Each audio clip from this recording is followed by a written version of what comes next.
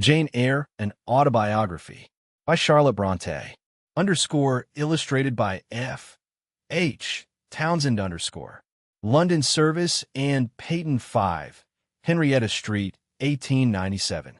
The illustrations in this volume are the copyright of Service and Peyton, London Tovu, Mtekere, Esku.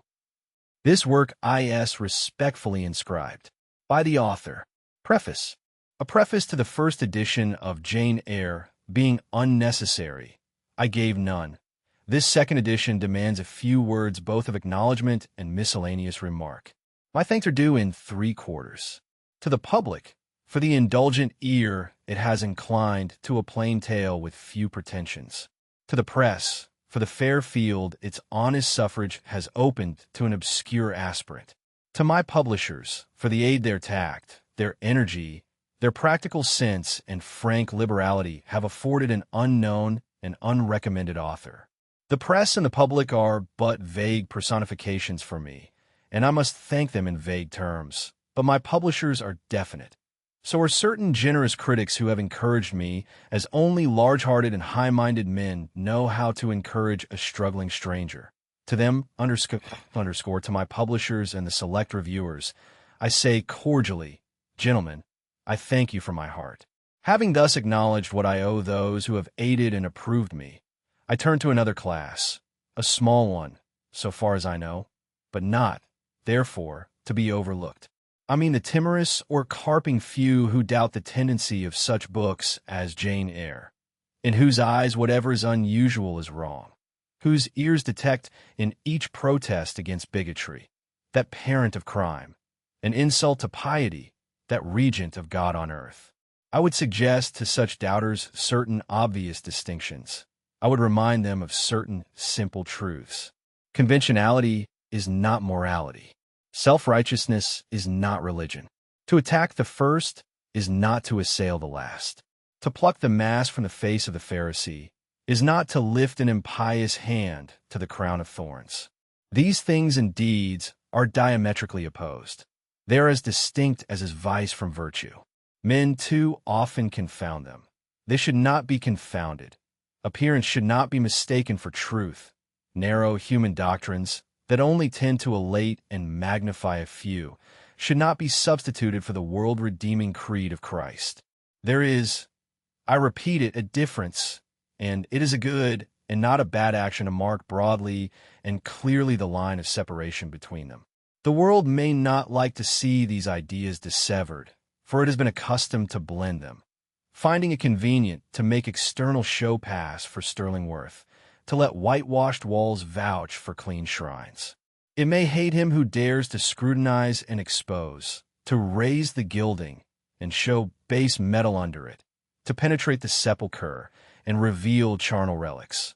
But hate as it will, it is indebted to him. Ahab did not like Micaiah, because he never prophesied good concerning him, but evil. Probably he liked the sycophant son of Shenanah better. Yet might Ahab have escaped a bloody death, had he but stopped his ears to flattery and opened them to faithful counsel. There is a man in our own days whose words are not framed to tickle delicate ears, who, to my thinking, comes before the great ones of society, much as the son of Imlah came before the throned kings of Judah and Israel, and who speaks truth as deep, with a power as prophet-like and as vital, a mien as dauntless and as daring. Is the satirist of Vanity Fair admired in high places? I cannot tell, but I think if some of those amongst whom he hurls the Greek fire of his sarcasm, and over whom he flashes the leaven brand of his denunciation, were to take his warnings in time, they or their seed might yet escape a fatal Ramoth-Gilead. Why have I alluded to this man? I have alluded to him, reader, because I think I see in him an intellect profounder and more unique than his contemporaries have yet recognized, because I regard him as the first social regenerator of the day, as the very master of that working corps who would restore to rectitude the warped system of things, because I think no commentator on his writings has yet found the comparison that suits him, the terms which rightly characterize his talent. They say he's like Fielding. They talk of his wit, humor, comic powers. He resembles Fielding as an eagle does a vulture. Fielding could stoop on carrion, but Thackeray never does. His wit is bright, his humor attractive, but both bear the same relation to his serious genius that the mere lambent sheet lightning playing under the edge of the summer cloud does to the electric death spark hid in its womb. Finally, I have alluded to Mr. Thackeray because to him, if he will accept the tribute of a total stranger, I have dedicated this second edition of Jane Eyre. Curabell, December 21 ST 1847. Note to the third edition. I avail myself of the opportunity which a third edition of Jane Eyre affords me, of again addressing a word to the public, to explain that my claim to the title of novelist rests on this one work alone. If, therefore, the authorship of other works of fiction has been attributed to me, an honor is awarded where it is not merited, and, consequently, denied where it is justly due. This explanation will serve to rectify mistakes which may already have been made and to prevent future errors. Curabell, April 13 th 1848. Chapter 1. There was no possibility of taking a walk that day. We had been wandering, indeed, in a leafless shrubbery an hour in the morning. But since dinner, Mrs. Reed, when there was no company, dined early. The cold winter wind had brought with it clouds so somber and a rain so penetrating that further outdoor exercise was now out of the question. I was glad of it. I never liked long walks, especially on chilly afternoons. Dreadful to me was the coming home in the raw twilight, with nipped fingers and toes, and a heart saddened by the chidings of Bessie, the nurse, and humbled by the consciousness of my physical inferiority to Eliza, John, and Georgiana Reed. The said Eliza, John, and Georgiana were now clustered round their mamma in the drawing-room. She lay reclined on a sofa by the fireside, and with her darlings about her, for the time, neither quarreling nor crying, looked perfectly happy. Me, she had dispensed from joining the group, saying she regretted to be under the necessity of keeping me at a distance, but that until she heard from Bessie and could discover by her own observation that I was endeavoring in good earnest to acquire a more sociable and childlike disposition, a more attractive and sprightly manner, something lighter, franker, more natural, as it were, she really must exclude me from privileges intended only for contented, happy little children. What does Bessie say I have done? I asked. Jane, I don't like cavillers or questioners. Besides, there is something truly forbidding in a child taking up her elders in that manner. Be seated somewhere, and until you can speak pleasantly, remain silent. A breakfast room adjoined the drawing room. I slipped in there. It contained a bookcase. I soon possessed myself of a volume, taking care that it should be one stored with pictures. I mounted into the window seat. Gathering up my feet, I sat cross-legged like a Turk, and, having drawn the red moreen curtain nearly close, I was shrined in double retirement. Folds of scarlet drapery shut in my view to the right hand. To the left were the clear panes of glass, protecting but not separating me from the drear November day.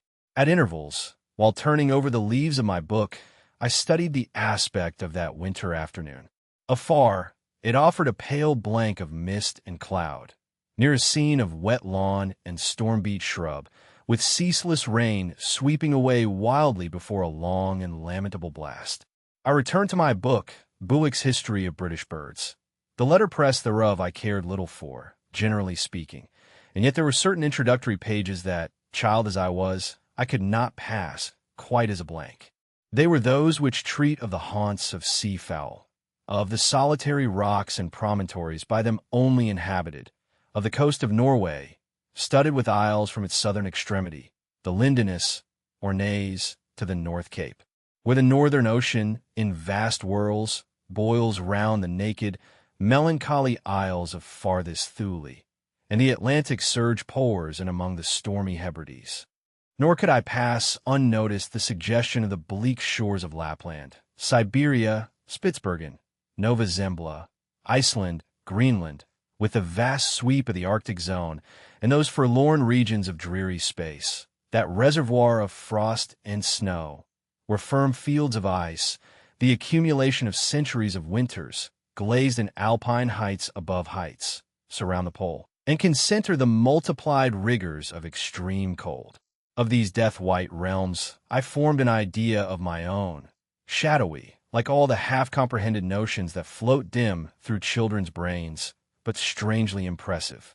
The words in these introductory pages connected themselves with the succeeding vignettes and gave significance to the rocks standing up alone in a sea of billow and spray, to the broken boat stranded on a desolate coast, to the cold and ghastly moon glancing through bars of cloud at a wreck just sinking.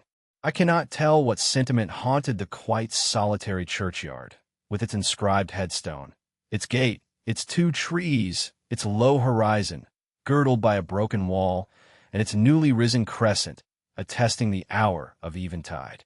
The 2 ships becalmed on a torpid sea, I believed to be marine phantoms. The fiend pinning down the thief's pack behind him, I passed over quickly. It was an object of terror. So was the black-horned thing seated aloof on a rock, surveying a distant crowd surrounding a gallows. Each picture told a story, mysterious often to my undeveloped understanding and imperfect feelings, yet ever profoundly interesting. As interesting as the tales Bessie sometimes narrated on winter evenings, when she chanced to be in good humor, and when, having brought her ironing table to the nursery hearth, she allowed us to sit about it, and while she got up Mrs. Reed's lace frills and crimp her nightcap borders, fed our eager attention with passages of love and adventure taken from old fairy tales and other ballads, or, as at a later period I discovered, from the pages of Pamela and Henry, Earl of Morland. With Buick on my knee, I was then happy at least in my way. I feared nothing but interruption, and that came too soon. The breakfast-room door opened. "Bo, Madam Mope," cried the voice of John Reed. Then he paused. He found the room apparently empty. "Where the dickens is she?" he continued. "Lizzie, Georgie," calling to his sisters, "Joan is not here. Tell Mamma she is run out into the rain. Bad animal." It is well I drew the curtain, thought I, and I wished fervently he might not discover my hiding place. Nor would John Reed have found it out himself.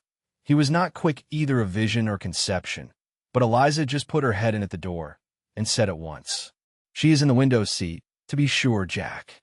And I came out immediately, for I trembled at the idea of being dragged forth by the said Jack. "What do you want?"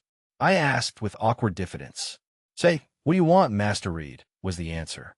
"I want you to come here." And seating himself in an armchair, he intimated by a gesture that I was to approach and stand before him.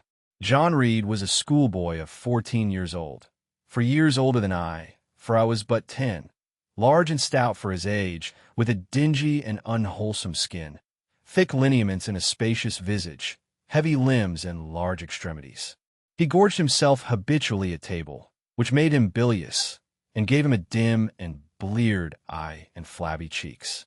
He ought now to have been at school, but his mamma had taken him home for a month or 2 on account of his delicate health. Mr. Miles, the master, affirmed that he would do very well if he had fewer cakes and sweetmeats sent him from home.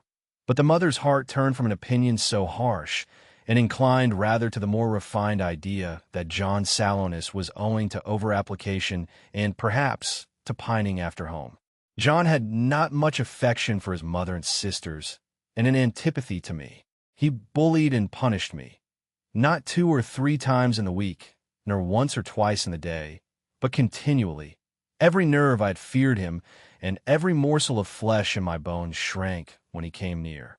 There were moments when I was bewildered by the terror he inspired, because I had no appeal whatever against either his menaces or his inflictions. The servants did not like to offend their young master by taking my part against him, and Mrs. Reed was blind and deaf on the subject.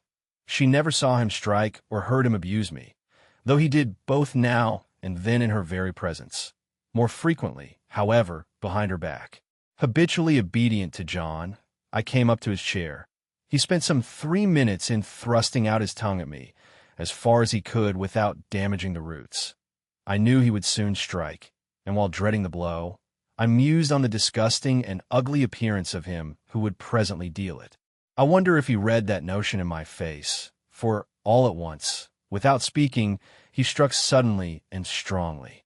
I tottered, and on regaining my equilibrium retired back a step or two from his chair. "That is for your impudence in answering Mama a while since," said he, "and for your sneaking way of getting behind curtains, and for the look you had in your eyes 2 minutes since, you rat." Accustomed to John Reed's abuse, I never had an idea of replying to it. My care was how to endure the blow, which would certainly follow the insult. "What were you doing behind the curtain?" he asked. "I was reading." "Show the book." I returned to the window and fetched it thence. "You have no business to take our books. You are a dependent. Mamma says, you have no money. Your father left you none. You ought to beg, and not to live here with gentlemen's children like us, and eat the same meals we do, and wear clothes at our mamma's expense. Now, I'll teach you to rummage my bookshelves, for they are mine. All the house belongs to me, or will do in a few years. Go and stand by the door, out of the way of the mirror and the windows." I did so, not at first aware what was his intention, but when I saw him lift and poise the book and stand and act to hurl it, I instinctively started aside with a cry of alarm. Not soon enough, however, the volume was flung, it hit me, and I fell, striking my head against the door and cutting it.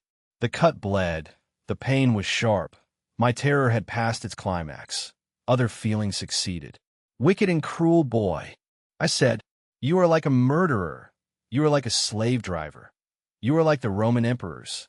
I had read Goldsmith's History of Rome, and had formed my opinion of Nero, Caligula, and C. Also I had drawn parallels in silence, which I never thought thus to have declared aloud. "What? What?" he cried. "Did she say that to me? Did you hear her, Eliza and Georgiana? When I tell Mamma? But first—" He ran headlong at me. I felt him grasp my hair and my shoulder. He had closed with a desperate thing. I really saw in him a tyrant, a murderer. I felt a drop or two of blood from my head trickle down my neck, and was sensible of somewhat pungent suffering. These sensations for the time predominated over fear, and I received him in frantic sort. I don't very well know what I did with my hands, but he called me rat, rat, and bellowed out aloud. Aid was near him. Eliza and Georgiana had run for Mrs. Reed, who was gone upstairs. She now came upon the scene, followed by Bessie and her maid Abbott. We were parted. I heard the words, "Dear, dear." What a fury to fly at Master John. Did ever anybody see such a picture of passion? Then Mrs. Reed subjoined, "Take her away to the Red Room, and lock her in there." For hands were immediately laid upon me, and I was borne upstairs. Chapter 2. I resisted all the way, a new thing for me, and a circumstance which greatly strengthened the bad opinion Bessie and Miss Abbott were disposed to entertain of me. The fact is, I was a trifle beside myself, or rather underscore of myself, as the French would say. I was conscious that a moment's mutiny had already rendered me liable to strange penalties, and, like any other rebel slave, I felt resolved, in my desperation, to go all lengths. "Hold her arms, Miss Abbott. She's like a mad cat." "For shame, for shame," cried the lady's maid. "What shocking conduct, Miss Eyre, to strike a young gentleman, your benefactress's son, your young master." "Master? How is he my master? Am I a servant?" "No, you are less than a servant, for you do nothing for your keep. There, sit down, and think over your wickedness." They had got me by this time into the apartment indicated by Mrs. Reed, and had thrust me upon a stool. My impulse was to rise from it like a spring. Their 2 pair of hands arrested me instantly. "If you don't sit still, you must be tied down," said Bessie. "Miss Abbott, lend me your garters. She would break mine directly." Miss Abbott turned to divest a stout leg of the necessary ligature. This preparation for bonds, and the additional ignominy it inferred, took a little of the excitement out of me. "Don't take them off," I cried. "I will not stir," in guarantee whereof I attached myself to my seat by my hands. "Mind you don't," said Bessie, and when she had ascertained that I was really subsiding, she loosened her hold of me. Then she and Miss Abbott stood with folded arms, looking darkly and doubtfully on my face, as incredulous of my sanity. "She never did so before," at last said Bessie, turning to the Abigail. "But it was always in her," was the reply. I've told Mrs. often my opinion about the child, and Mrs. agreed with me. She's an underhand little thing. I never saw a girl of her age with so much cover. Bessie answered not, but ere long, addressing me, she said, "You ought to be aware, miss, that you are under obligations to Mrs. Reed. She keeps you. If she were to turn you off, you would have to go to the poorhouse." I had nothing to say to these words. They were not new to me. My very first recollections of existence included hints of the same kind. This reproach of my dependence had become a vague sing-song in my ear, very painful and crushing, but only half intelligible. Miss Abbott joined in. "And you ought not to think yourself on an equality with the Mrs. Reed and Master Reed, because Mrs. kindly allows you to be brought up with them. They will have a great deal of money, and you will have none. It is your place to be humble, and to try to make yourself agreeable to them. What we tell you is for your good," added Bessie, in no harsh voice. "You should try to be useful and pleasant, then, perhaps, you would have a home here.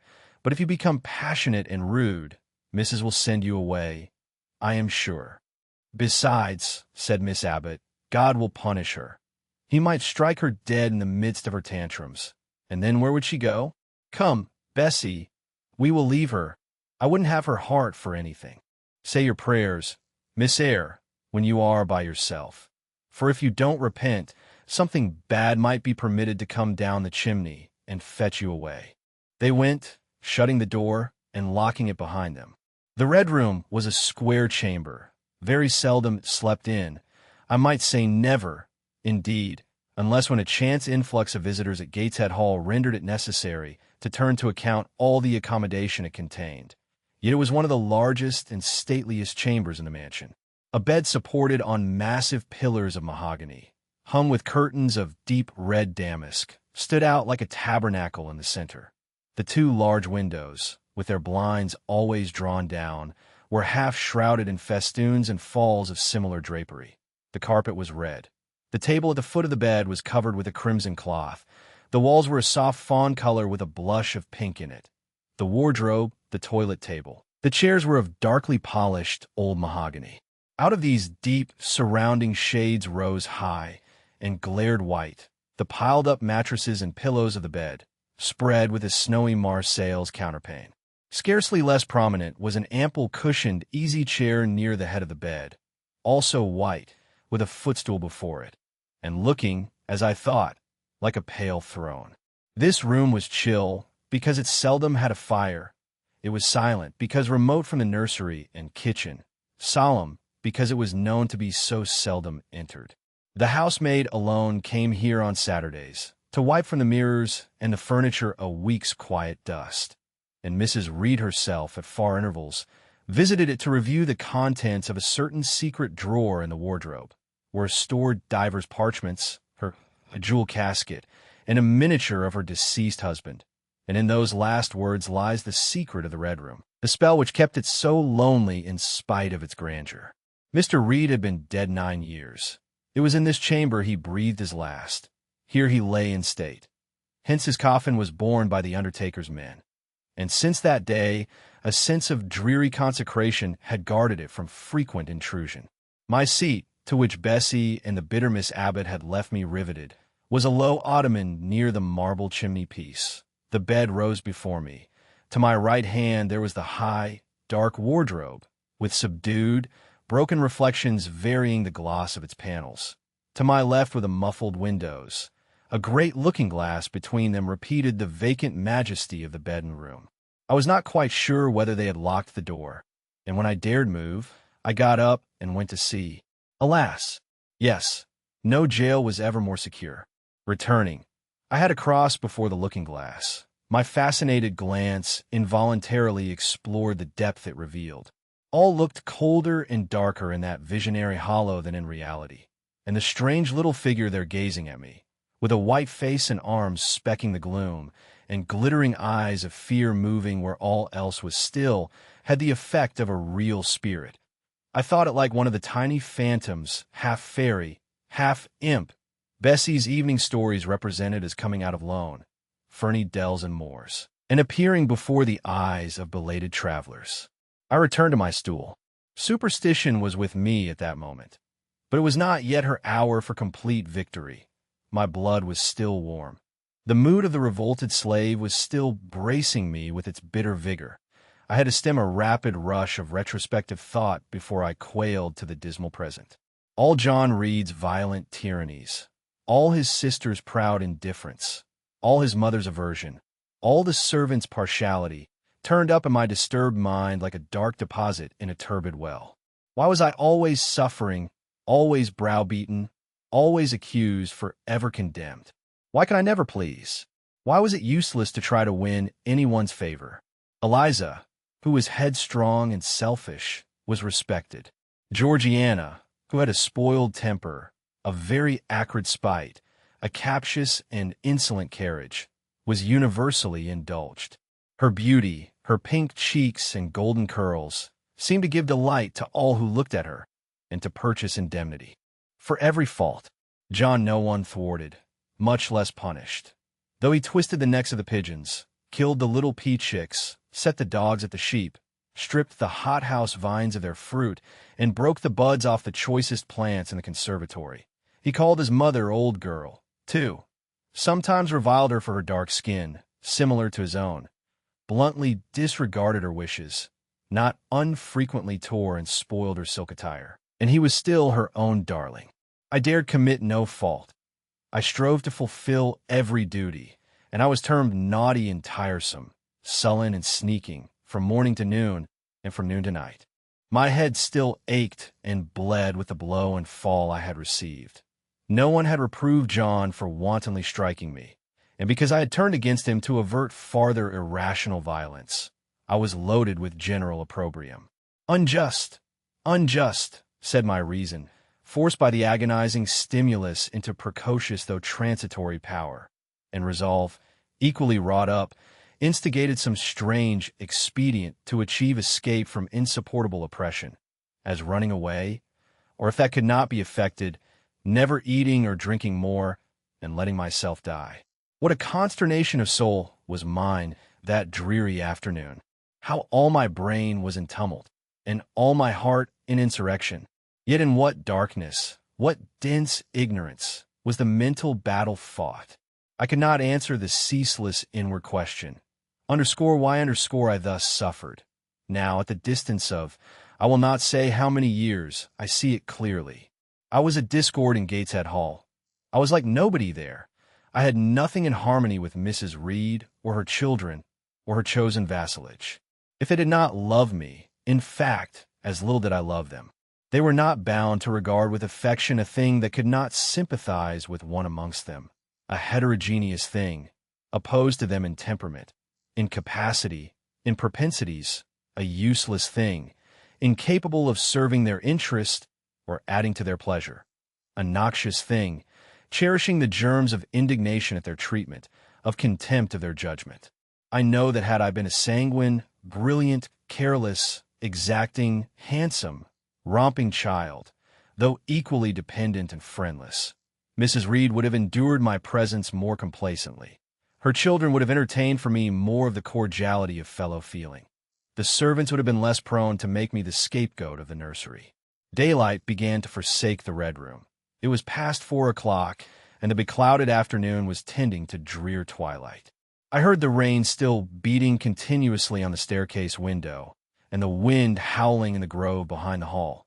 I grew by degrees cold as a stone, and then my courage sank. My habitual mood of humiliation, self-doubt, forlorn depression, fell damp on the embers of my decaying ire. All said I was wicked, and perhaps I might be so. What thought had I been but just conceiving of starving myself to death? That certainly was a crime. And was I fit to die? Or was the vault under the chancel of Gateshead Church an inviting bourne? In such vault, I had been told, did Mr. Reed lie buried, and led by this thought to recall his idea, I dwelled on it with gathering dread. I could not remember him, but I knew that he was my own uncle, my mother's brother, that he had taken me when a parentless infant to his house, and that in his last moments he had required a promise of Mrs. Reed that she would rear and maintain me as one of her own children.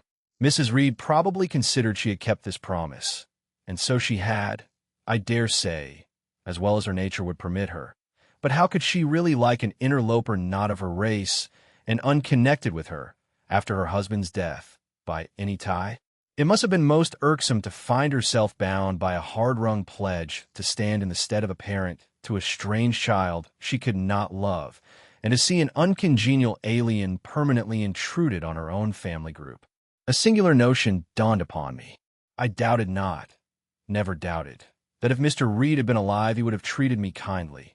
And now, as I sat looking at the white bed and overshadowed walls, occasionally also turning a fascinated eye towards the dimly gleaming mirror, I began to recall what I had heard of dead men, troubled in their graves by the violation of their last wishes, revisiting the earth to punish the perjured and avenge the oppressed. And I thought Mr. Reed's spirit, harassed by the wrongs of his sister's child, might quit its abode, whether in the church vault or in the unknown world of the departed, and rise before me in this chamber. I wiped my tears and hushed my sobs, fearful lest any sign of violent grief might waken a preternatural voice to comfort me, or elicit from the gloom some haloed face, bending over me with strange pity. This idea, consolatory in theory, I felt would be terrible if realized. With all my might, I endeavored to stifle it. I endeavored to be firm. Shaking my hair from my eyes, I lifted my head and tried to look boldly round the dark room. At this moment, a light gleamed on the wall. Was it, I asked myself, a ray from the moon penetrating some aperture in the blind? No. Moonlight was still, and this stirred. While I gazed, it glided up to the ceiling and quivered over my head. I can now conjecture readily that this streak of light was, in all likelihood, a gleam from a lantern carried by some one across the lawn. But then, prepared as my mind was for horror, shaken as my nerves were by agitation, I thought the swift darting beam was a herald of some coming vision from another world. My heart beat thick, my head grew hot. A sound filled my ears, which I deemed the rushing of wings. Something seemed near me. I was oppressed, suffocated. Endurance broke down.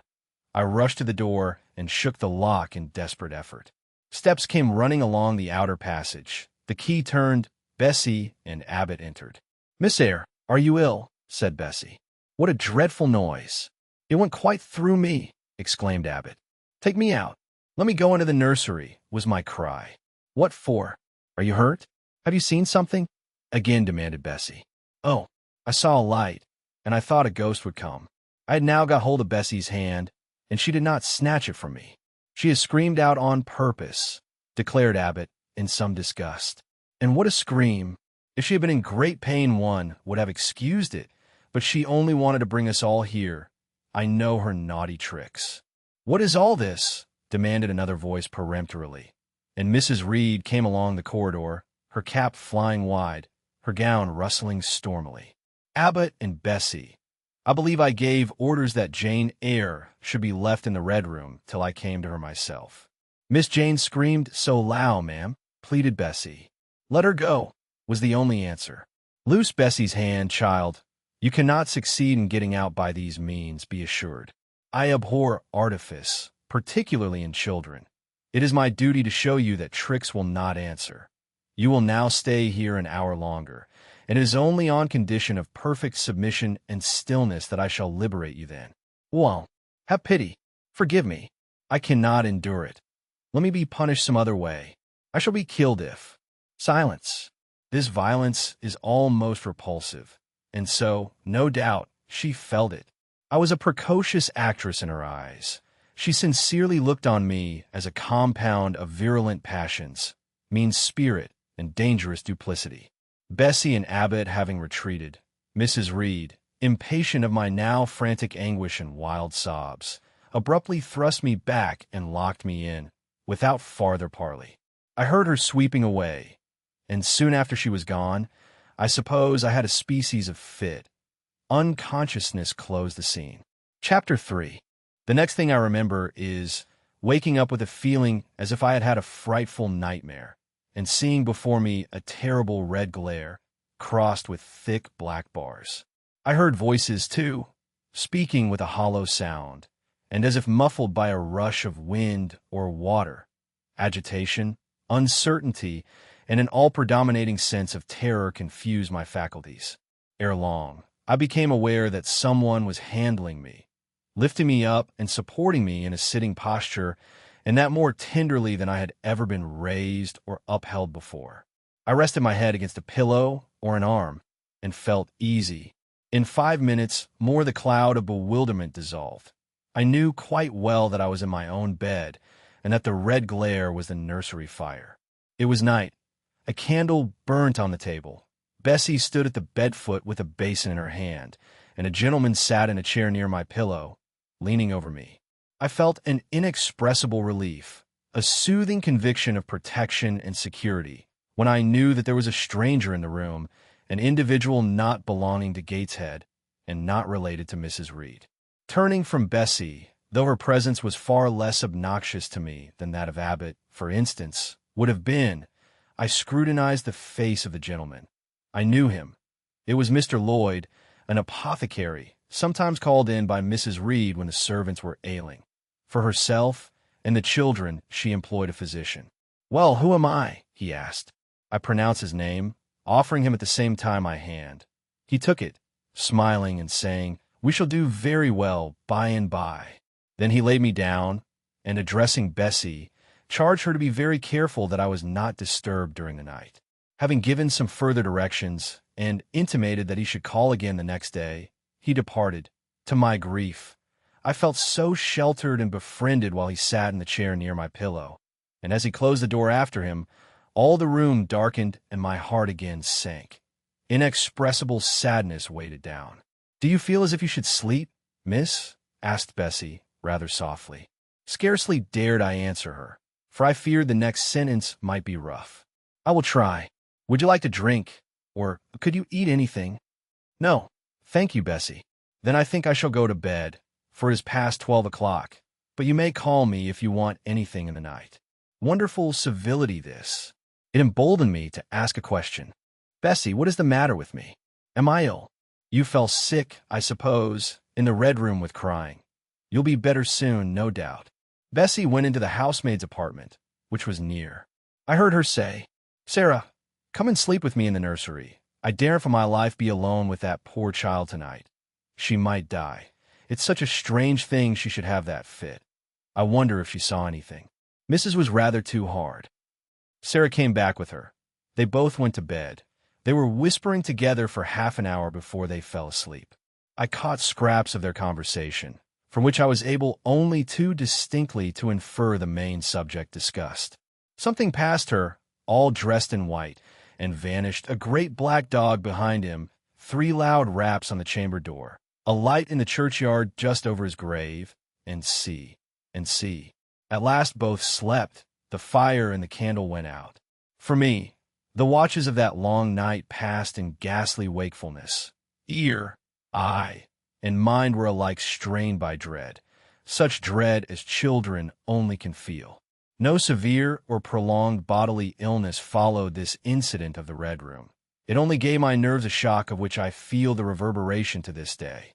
Yes, Mrs. Reed, to you I owe some fearful pangs of mental suffering, but I ought to forgive you, for you knew not what you did.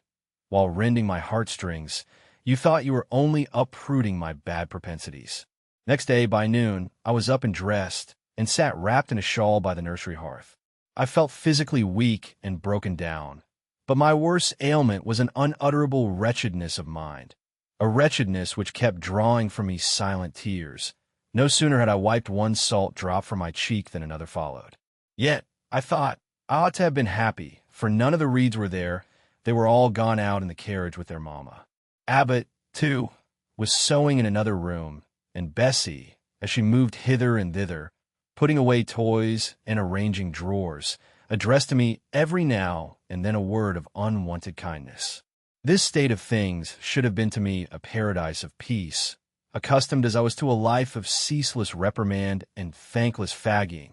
But, in fact, my racked nerves were now in such a state that no calm could soothe and no pleasure excite them agreeably. Bessie had been down into the kitchen, and she brought up with her a tart on a certain brightly painted china plate, whose bird of paradise, nestling in a wreath of convolvuli and rosebuds, had been wont to stir in me a most enthusiastic sense of admiration, and which plate I had often petitioned to be allowed to take in my hand in order to examine it more closely, but had always hitherto been deemed unworthy of such a privilege.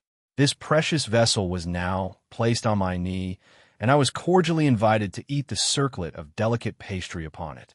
Vain favor, coming, like most other favors long deferred and often wished for, too late. I could not eat the tart, and the plumage of the bird, the tints of the flowers, seemed strangely faded. I put both plate and tart away. Bessie asked if I would have a book. The word _book_ acted as a transient stimulus, and I begged her to fetch Gulliver's Travel from the library. This book I had again and again perused with delight. I considered it a narrative of facts, and discovered in it a vein of interest deeper than what I found in fairy tales. For as to the elves, having sought them in vain among foxglove leaves and bells, under mushrooms, and beneath the ground ivy mantling old wall nooks, I had at length made up my mind to the sad truth that they were all gone out of England to some savage country where the woods were wilder and thicker, and the population more scant, whereas Lilliput and Brobdingnag being, in my creed, solid parts of the earth's surface, I doubted not that I might one day, by taking a long voyage, see with my own eyes the little fields, houses, and trees, the diminutive people, the tiny cows, sheep, and birds of the one realm, and the cornfields forest high, the mighty mastiffs, the monster cats, the tower-like men and women of the other. Yet when this cherished volume was now placed in my hand, when I turned over its leaves and sought in its marvelous pictures the charm I had, till now, never failed to find, all was eerie and dreary. The giants were gaunt goblins, the pygmies malevolent and fearful imps, Gulliver a most desolate wanderer in most dread and dangerous regions. I closed the book which I dared no longer peruse, and put it on the table, beside the untasted tart. Bessie had now finished dusting and tidying the room, and having washed her hands, she opened a certain little drawer, full of splendid shreds of silk and satin, and began making a new bonnet for Georgiana's doll. Meantime she sang. Her song was, "In the days when we went gypsying a long time ago." I had often heard the song before, and always with lively delight, for Bessie had a sweet voice, at least I thought so. But now, though her voice was still sweet, I found in its melody an indescribable sadness. Sometimes, preoccupied with her work, she sang the refrain very low, very lingeringly. A long time ago came out like the saddest cadence of a funeral hymn. She passed into another ballad, this time a really doleful one. My feet they are sore, and my limbs they are weary. Long is the way, and the mountains are wild. Soon will the twilight close moonless and dreary over the path of the poor orphan child. Why did they send me so far and so lonely, up where the moors spread and gray rocks are piled? Men are hard-hearted, and kind angels only watch o'er the steps of a poor orphan child. Yet distant and soft the night breeze is blowing, clouds there are none, and clear stars beam mild. God, in his mercy, protection is showing, comfort and hope to the poor orphan child. E'en should I fall o'er the broken bridge passing, or stray in the marshes, by false lights beguiled, still will my Father, with promise and blessing, take to his bosom the poor orphan child. There's a thought that for strength should avail me, though both of shelter and kindred despoiled. Heaven is a home, and a rest will not fail me. God is a friend to the poor orphan child. Come, Miss Jane, don't cry, said Bessie as she finished. She might as well have said to the fire, don't burn, but how could she divine the morbid suffering to which I was a prey? In the course of the morning, Mr. Lloyd came again. What, already up? Said he, as he entered the nursery. Well, nurse, how is she? Bessie answered that I was doing very well. Then she ought to look more cheerful. Come here, Miss Jane. Your name is Jane, is it not? Yes, sir, Jane Eyre. Well, you have been crying, Miss Jane Eyre. Can you tell me what about? Have you any pain? No, sir. Oh, I dare say she is crying because she could not go out with Mrs. in the carriage, interposed Bessie. Surely not. Why, she is too old for such pettishness. I thought so too, and my self-esteem being wounded by the false charge, I answered promptly, I never cried for such a thing in my life. I hate going out in the carriage. I cry because I am miserable. Oh, fie, miss, said Bessie. The good apothecary appeared a little puzzled. I was standing before him. He fixed his eyes on me very steadily. His eyes were small and gray. Not very bright, but I dare say I should think them shrewd now. He had a hard-featured yet good-natured looking face. Having considered me at leisure, he said, What made you ill yesterday? She had a fall, said Bessie, again putting in her word. Fall? Why, that is like a baby again. Can't she manage to walk at her age? She must be 8 or 9 years old. I was knocked down, was the blunt explanation, jerked out of me by another pang of mortified pride, but that did not make me ill, I added, while Mr. Lloyd helped himself to a pinch of snuff. As he was returning the box to his waistcoat pocket, a loud bell rang for the servants' dinner. He knew what it was. That's for you, nurse, said he. You can go down. I'll give Miss Jane a lecture till you come back. Bessie would rather have stayed, but she was obliged to go, because punctuality at meals was rigidly enforced at Gateshead Hall. The fall did not make you ill. What did, then? Pursued Mr. Lloyd when Bessie was gone. I was shut up in a room where there is a ghost till after dark. I saw Mr. Lloyd smile and frown at the same time. Ghost? What? You're a baby after all. You're afraid of ghosts. Of Mr. Reed's ghost I am. He died in that room, and was laid out there. Neither Bessie nor anyone else will go into it at night, if they can help it, and it was cruel to shut me up alone without a candle. So cruel that I think I shall never forget it. Nonsense. And is it that makes you so miserable? Are you afraid now in daylight? No, but night will come again before long. And besides, I am unhappy, very unhappy, for other things. What other things? Can you tell me some of them? How much I wish to reply fully to this question. How difficult it was to frame any answer. Children can feel, but they cannot analyze their feelings. And if the analysis is partially effected in thought, they know not how to express the result of the process in words. Fearful, however, of losing this first and only opportunity of relieving my grief by imparting it, I, after a disturbed pause, contrived to frame a meager, though, as far as it went, true response. For one thing, I have no father or mother, brothers or sisters. You have a kind aunt and cousins. Again I paused, then bunglingly announced, But John Reed knocked me down, and my aunt shut me up in the Red Room. Mr. Lloyd a second time produced his snuff-box. Don't you think Gateshead Hall a very beautiful house? Asked he. Are you not very thankful to have such a fine place to live at? It is not my house, sir, and Abbott says I have less right to be here than a servant. Pooh! You can't be silly enough to wish to leave such a splendid place. If I had anywhere else to go, I should be glad to leave it, but I can never get away from Gateshead till I am a woman. Perhaps you may, who knows? Have you any relations besides Mrs. Reed? I think not, sir. None belonging to your father? I don't know. I asked Aunt Reed once, and she said possibly I might have some poor, low relations called Eyre, but she knew nothing about them. If you had such, would you like to go to them? I reflected. Poverty looks grim to grown people, still more so to children. They have not much idea of industrious, working, respectable poverty. They think of the word only as connected with ragged clothes, scanty food, fireless grates, rude manners, and debasing vices. Poverty for me was synonymous with degradation. No, I should not like to belong to poor people, was my reply. Not even if they were kind to you. I shook my head. I could not see how poor people had the means of being kind. And then to learn to speak like them, to adopt their manners, to be uneducated, to grow up like one of the poor women I saw sometimes nursing their children or washing their clothes at the cottage doors of the village of Gateshead. No, I was not heroic enough to purchase liberty at the price of caste. But are your relatives so very poor?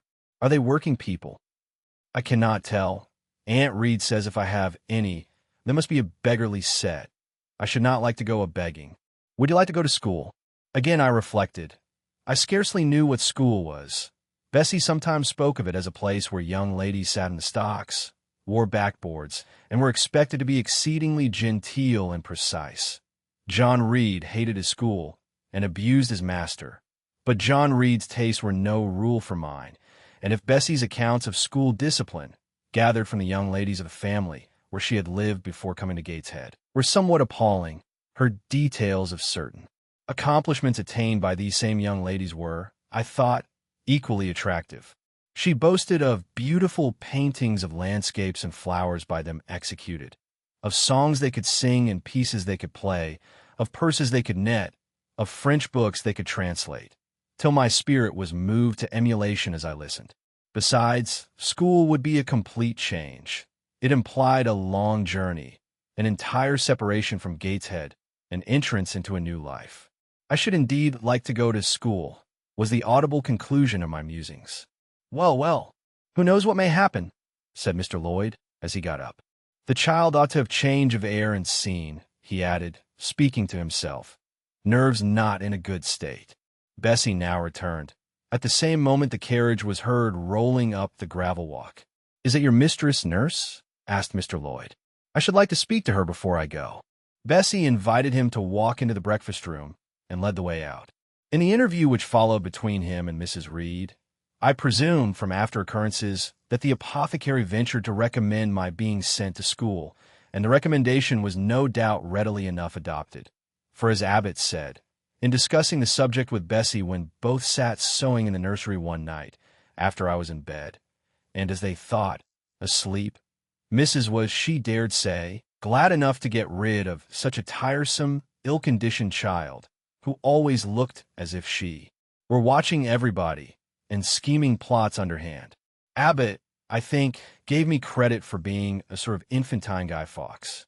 On that same occasion I learned, for the first time, from Miss Abbott's communications to Bessie, that my father had been a poor clergyman, that my mother had married him against the wishes of her friends, who considered the match beneath her, that my grandfather Reed was so irritated at her disobedience, he cut her off without a shilling, that after my mother and father had been married a year, the latter caught the typhus fever while visiting among the poor of a large manufacturing town where his curacy was situated and where that disease was then prevalent, that my mother took the infection from him, and both died within a month of each other. Bessie, when she heard this narrative, sighed and said, Poor Miss Jane is to be pitied, too, Abbott. Yes, responded Abbott. If she were a nice, pretty child, one might compassionate her forlornness, but one really cannot care for such a little toad as that. Not a great deal, to be sure, agreed Bessie. At any rate, a beauty like Miss Georgiana would be more moving in the same condition. Yes, I dote on Miss Georgiana, cried the fervent Abbott. Little darling, with her long curls and her blue eyes, and such a sweet color as she has, just as if she were painted. Bessie, I could fancy a Welsh rabbit for supper. So could I, with a roast onion. Come, we'll go down. They went. Chapter 4. From my discourse with Mr. Lloyd, and from the above reported conference between Bessie and Abbott, I gathered enough of hope to suffice as a motive for wishing to get well. A change seemed near.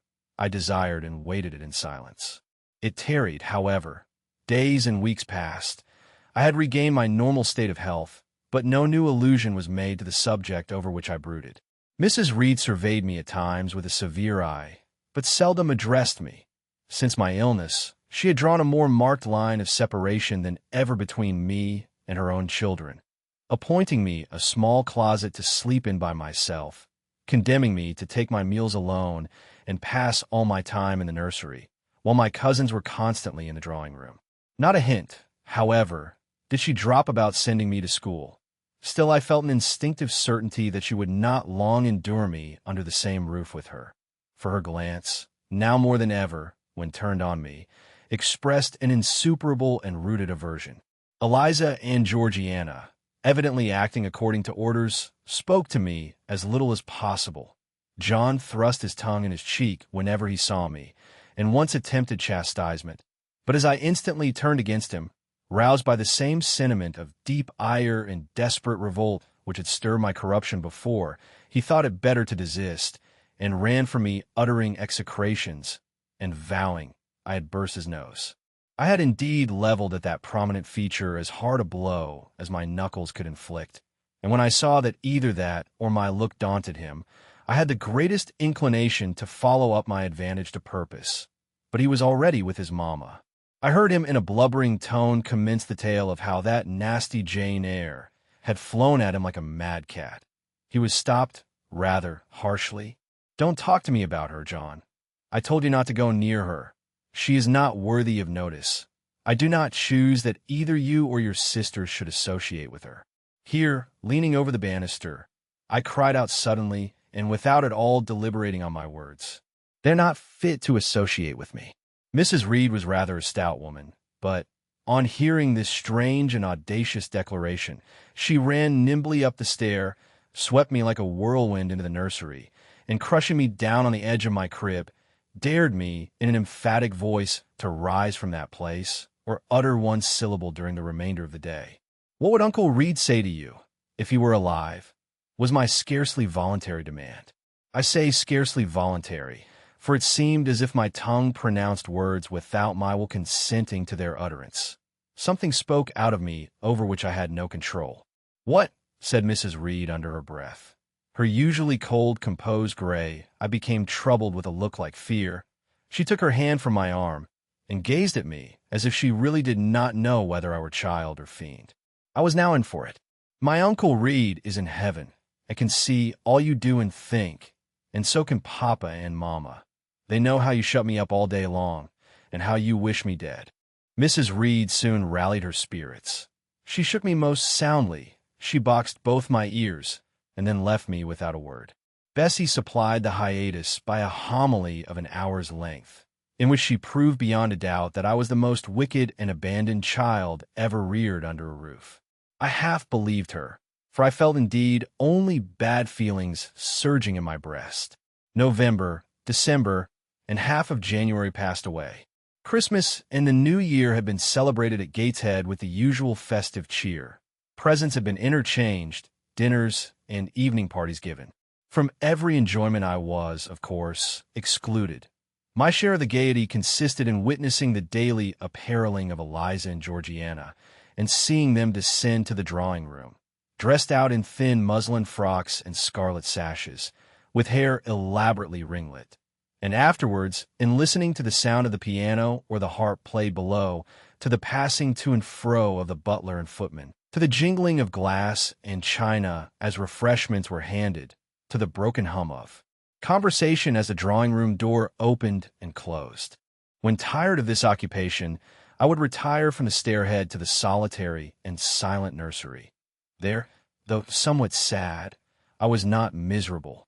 To speak truth, I had not the least wish to go into company, for in company I was very rarely noticed, and if Bessie had but been kind and companionable, I should have deemed it a treat to spend the evenings quietly with her, instead of passing them under the formidable eye of Mrs. Reed in a room full of ladies and gentlemen.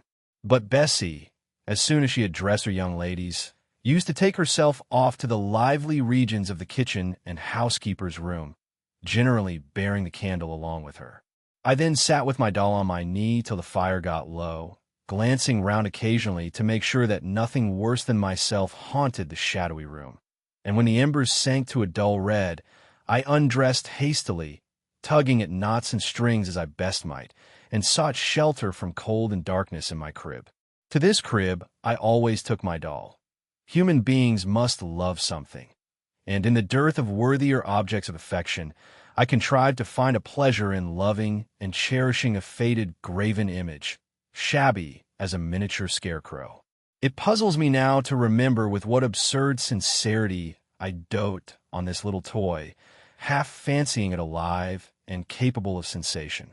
I could not sleep unless it was folded in my nightgown, and when it lay there safe and warm, I was comparatively happy, believing it to be happy likewise. Long did the hours seem while I waited the departure of the company, and listened for the sound of Bessie's step on the stairs. Sometimes she would come up in the interval to seek her thimble or her scissors, or perhaps to bring me something by way of supper, a bun or a cheesecake. Then she would sit on the bed while I ate it, and when I had finished, she would tuck the clothes round me, and twice she kissed me, and said, "Good night, Miss Jane." When thus gentle, Bessie seemed to me the best, prettiest, kindest being in the world, and I wished most intensely that she would always be so pleasant and amiable and never push me about or scold, or task me unreasonably, as she was too often wont to do. Bessie Lee must, I think, have been a girl of good natural capacity, for she was smart in all she did, and had a remarkable knack of narrative. So, at least, I judge from the impression made on me by her nursery tales. She was pretty, too, if my recollections of her face and person are correct. I remember her as a slim young woman, with black hair, dark eyes, very nice features, and good, clear complexion.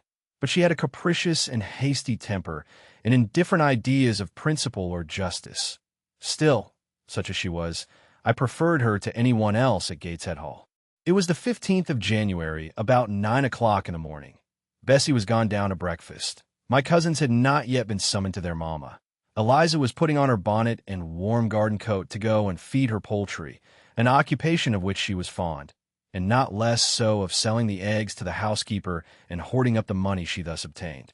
She had a turn for traffic, and a marked propensity for saving, shown not only in the vending of eggs and chickens, but also in driving hard bargains with the gardener about flower roots, seeds, and slips of plants. That functionary having orders from Mrs. Reed to buy of his young lady all the products of her parterre she wished to sell, and Eliza would have sold the hair off her head if she could have made a handsome profit thereby. As to her money, she first secreted it in odd corners, wrapped in a rag or an old curl paper. But some of these hoards having been discovered by the housemaid, Eliza, fearful of one day losing her valued treasure, consented to entrust it to her mother at a usurious rate of interest, 50 or 60%, which interest she exacted every quarter, keeping her accounts in a little book with anxious accuracy.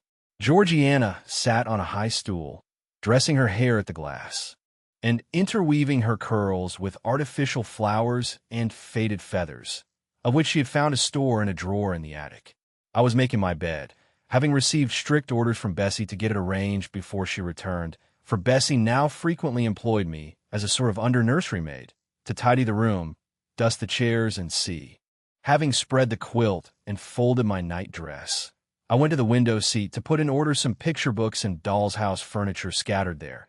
An abrupt command from Georgiana to let her playthings alone, for the tiny chairs and mirrors, the fairy plates and cups, were her property, stopped my proceedings, and then, for lack of other occupation, I fell to breathing on the frost flowers with which the window was fretted, and thus clearing a space in the glass through which I might look out on the grounds, where all was still and petrified under the influence of a hard frost. From this window were visible the porter's lodge and the carriage road, and just as I had dissolved so much of the silver-white foliage veiling the panes as left room to look out, I saw the gates thrown open and a carriage roll through. I watched it ascending the drive with indifference. Carriages often came to Gateshead, but none ever brought visitors in whom I was interested. It stopped in front of the house. The doorbell rang loudly. The newcomer was admitted. All this being nothing to me, my vacant attention soon found livelier attraction in the spectacle of a little hungry robin, which came and chirruped on the twigs of the leafless cherry tree nailed against the wall near the casement. The remains of my breakfast of bread and milk stood on the table, and having crumbled a morsel of roll, I was tugging at the sash to put out the crumbs on the window-sill, when Bessie came running upstairs into the nursery. "Miss Jane, take off your pinafore. What are you doing there? Have you washed your hands and face this morning?" I gave another tug before I answered, for I wanted the bird to be secure of its bread. The sash yielded. I scattered the crumbs, some on the stone sill, some on the cherry tree bough. Then, closing the window, I replied, "No, Bessie, I've only just finished dusting." "Troublesome, careless child. And what are you doing now? You look quite red, as if you had been about some mischief. What were you opening the window for?" I was spared the trouble of answering, for Bessie seemed in too great a hurry to listen to explanations. She hauled me to the washstand, inflicted a merciless but happily brief scrub on my face and hands with soap, water, and a coarse towel, disciplined my head with a bristly brush, denuded me of my pinafore, and then hurrying me to the top of the stairs, bid me go down directly, as I was wanted in the breakfast room. I would have asked who wanted me. I would have demanded if Mrs. Reed was there, but Bessie was already gone and had closed the nursery door upon me. I slowly descended. For nearly 3 months, I had never been called to Mrs. Reed's presence, restricted so long to the nursery. The breakfast, dining, and drawing rooms were become for me awful regions on which it dismayed me to intrude. I now stood in the empty hall. Before me was the breakfast room door, and I stopped, intimidated and trembling. What a miserable little poltroon had fear, engendered of unjust punishment, made of me in those days. I feared to return to the nursery, and feared to go forward to the parlor. 10 minutes I stood in agitated hesitation. The vehement ringing of the breakfast-room bell decided me. I must enter. Who could want me? I asked inwardly, as with both hands I turned the stiff door handle, which for a second or two resisted my efforts. What should I see besides Aunt Reed in the apartment? A man or a woman? The handle turned, the door unclosed, and passing through and curtsying low, I looked up at a black pillar. Such, at least, appeared to me at first sight the straight, narrow, sable-clad shape standing erect on the rug. The grim face at the top was like a carved mask, placed above the shaft by way of capital. Mrs. Reed occupied her usual seat by the fireside. She made a signal to me to approach. I did so, and she introduced me to the stony stranger with the words, "This is the little girl respecting whom I applied to you." For it was a man, turned his head slowly towards where I stood, and having examined me with the two inquisitive-looking gray eyes which twinkled under a pair of bushy brows, said solemnly, and in a bass voice, "Her size is small." "What is her age?" 10 years. "So much," was the doubtful answer, and he prolonged his scrutiny for some minutes. Presently he addressed me. "Your name, little girl?" "Jane Eyre, sir." In uttering these words I looked up. He seemed to me a tall gentleman, but then I was very little. His features were large, and then all the lines of his frame were equally harsh and prim. "Well, Jane Eyre, and are you a good child?" Impossible to reply to this in the affirmative. My little world held a contrary opinion. I was silent. Mrs. Reed answered for me by an expressive shake of the head, adding soon, "Perhaps the less said on that subject the better, Mr. Brocklehurst. Sorry indeed to hear it. She and I must have some talk." And bending from the perpendicular, he installed his person in the armchair opposite Mrs. Reed's. "Come here," he said.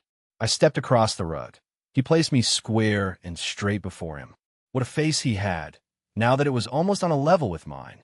What a great nose, and what a mouth, and what large prominent teeth. "No sight so sad as that of a naughty child," he began, "especially a naughty little girl. Do you know where the wicked go after death?"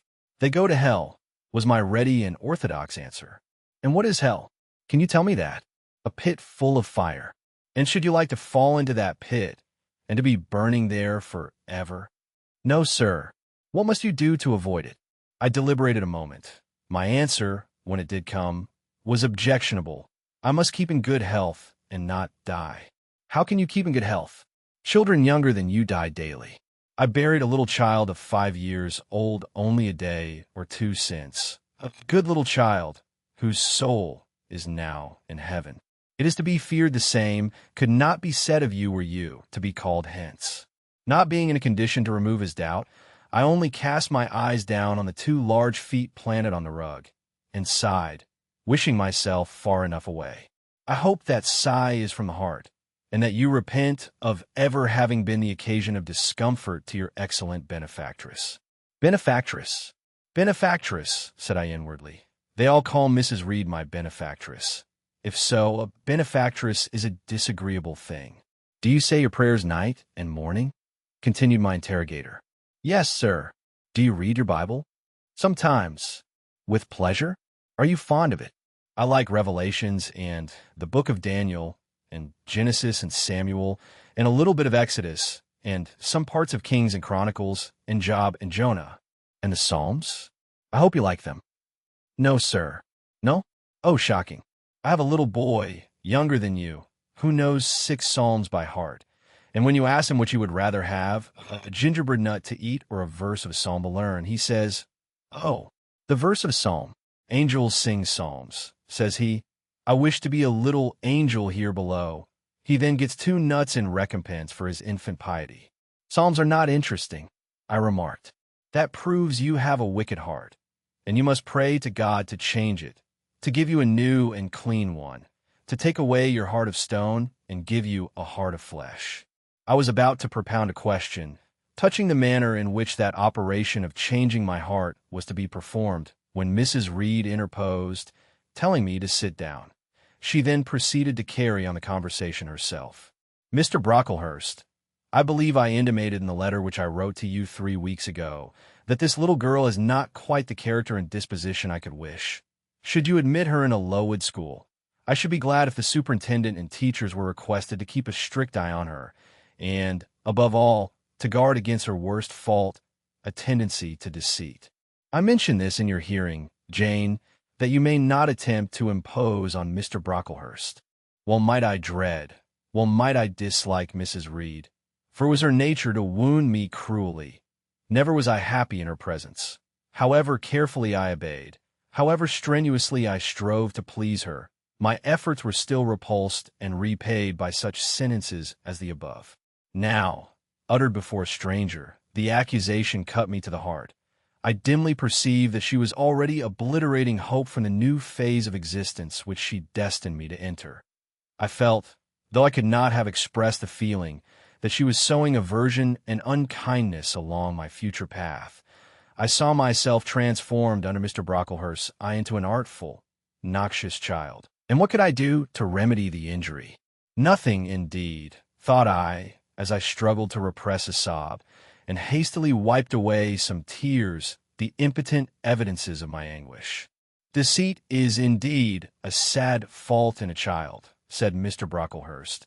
"It is akin to falsehood, and all liars will have their portion in the lake burning with fire and brimstone. She shall, however, be watched, Mrs. Reed.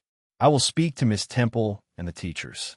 I should wish her to be brought up in a manner suiting her prospects," continued my benefactress, "to be made useful, to be kept humble.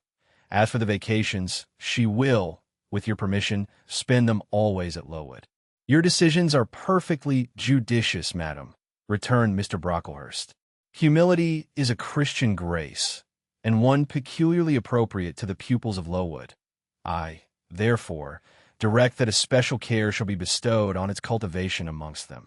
I have studied how best to mortify in them the worldly sentiment of pride, and only the other day I had a pleasing proof of my success.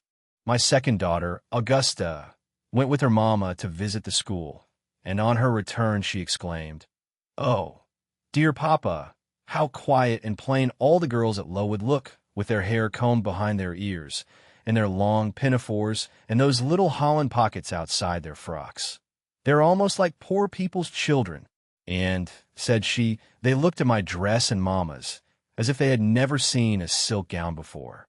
"This is the state of things I quite approve," returned Mrs. Reed. "Had I sought all England over, I could scarcely have found a system more exactly fitting a child like Jane Eyre. Consistency, my dear Mr. Brocklehurst. I advocate consistency in all things.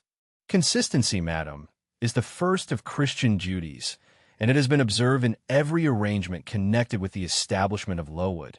Plain fare, simple attire, unsophisticated accommodations, hearty and active habits, such as the order of the day in the house and its inhabitants." "Quite right, sir. I may then depend upon this child being received as a pupil at Lowood, and their being trained in conformity to her position and prospects." "Madam, you may. She shall be placed in that nursery of chosen plants, and I trust she will show herself grateful for the inestimable privilege of her election. I will send her, then, as soon as possible, Mr. Brocklehurst, for, I assure you, I feel anxious to be relieved of a responsibility that was becoming too irksome." No doubt, madam. And now I wish you good morning. I shall return to Brocklehurst Hall in the course of a week or 2. My good friend, the Archdeacon, will not permit me to leave him sooner. I shall send Miss Temple notice that she is to expect a new girl, so that there will be no difficulty about receiving her. Goodbye, Mr. Brocklehurst. Remember me to Mrs. and Miss Brocklehurst, and to Augusta and Theodore, and Master Broughton Brocklehurst. I will, madam. Little girl, here is a book entitled The Child's Guide. Read it with prayer, especially that part containing an account of the awfully sudden death of Martha G., a naughty child addicted to falsehood and deceit. With these words, Mr. Brocklehurst put into my hand a thin pamphlet sewn in a cover, and having rung for his carriage, he departed. Mrs. Reed and I were left alone. Some minutes passed in silence. She was sewing. I was watching her. Mrs. Reed might be at that time some 6 or 7 and 30. She was a woman of robust frame, square-shouldered and strong-limbed, not tall, and though stout, not obese. She had a somewhat large face, the underjaw being much developed and very solid. Her brow was low, her chin large and prominent, mouth and nose sufficiently regular.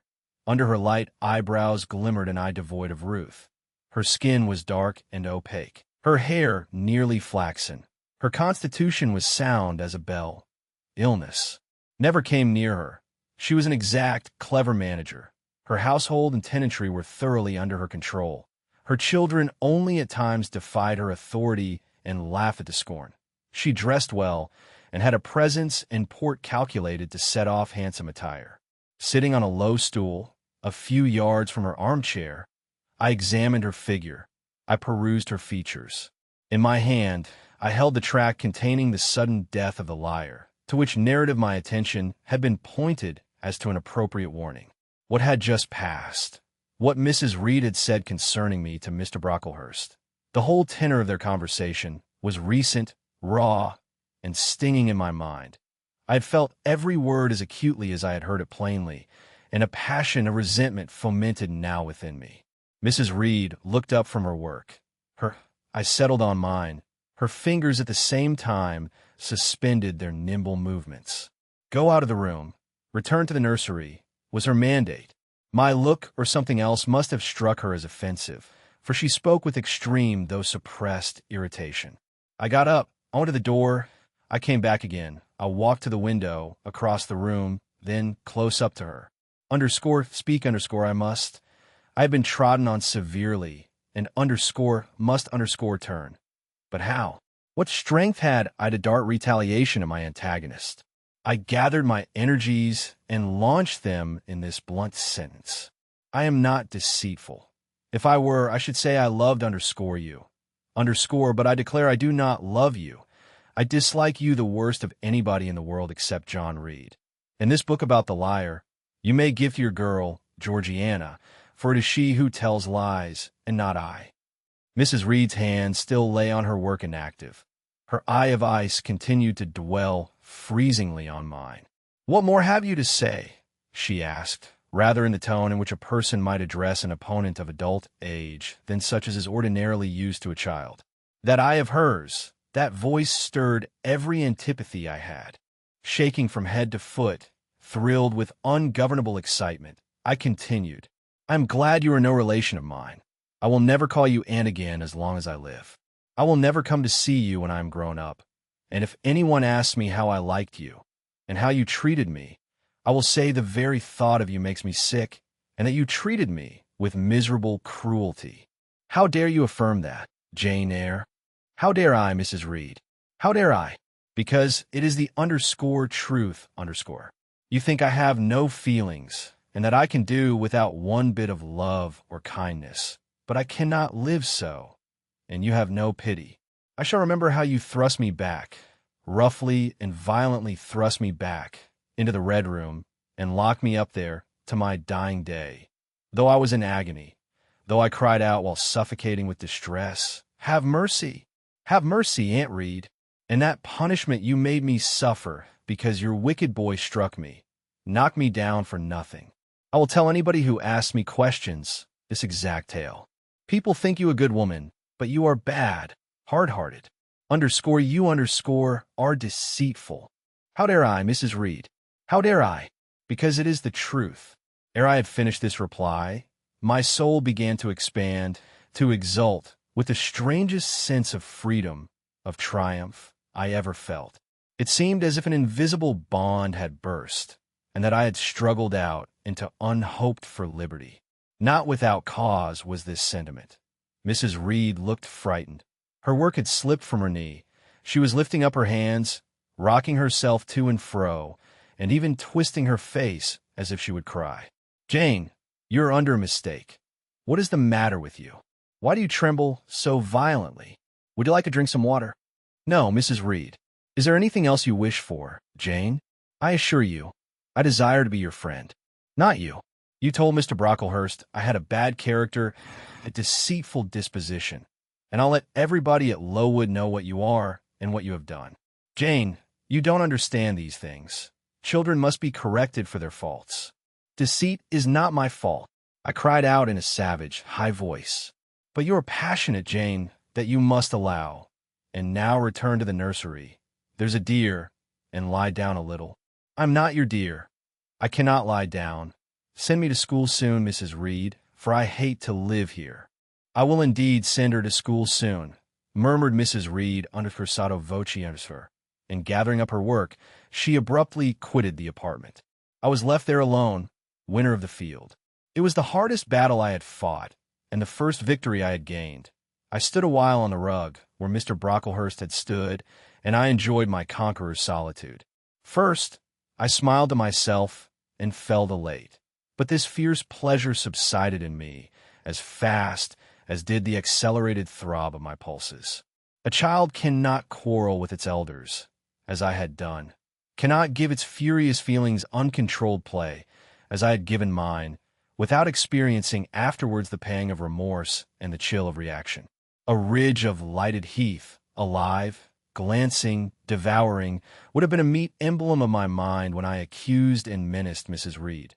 The same ridge, black and blasted after the flames are dead, would have represented as meetly my subsequent condition, when half an hour's silence and reflection had shown me the madness of my conduct and the dreariness of my hated and hating position. Something of vengeance I had tasted for the first time, as aromatic wine it seemed, on swallowing, warm and racy. Its after flavor, metallic and corroding, gave me a sensation as if I had been poisoned. Willingly would I now have gone and asked Mrs. Reed's pardon, but I knew, partly from experience and partly from instinct, that was the way to make her repulse me with double scorn, thereby re-exciting every turbulent impulse of my nature. I would fain exercise some better faculty than that of fierce speaking, fain find nourishment for some less fiendish feeling than that of somber indignation. I took a book, some Arabian tales. I sat down and endeavored to read. I could make no sense of the subject. My own thoughts swam always between me and the page I had usually found fascinating. I opened the glass door in the breakfast room. The shrubbery was quite still. The black frost reigned, unbroken by sun or breeze, through the grounds. I covered my head and arms with the skirt of my frock, and went out to walk in a part of the plantation which was quite sequestrated. But I found no pleasure in the silent trees, the falling fir cones, the congealed relics of autumn, russet leaves, swept by past winds in heaps, and now stiffened together. I leaned against the gate and looked into an empty field where no sheep were feeding, where the short grass was nipped and blanched.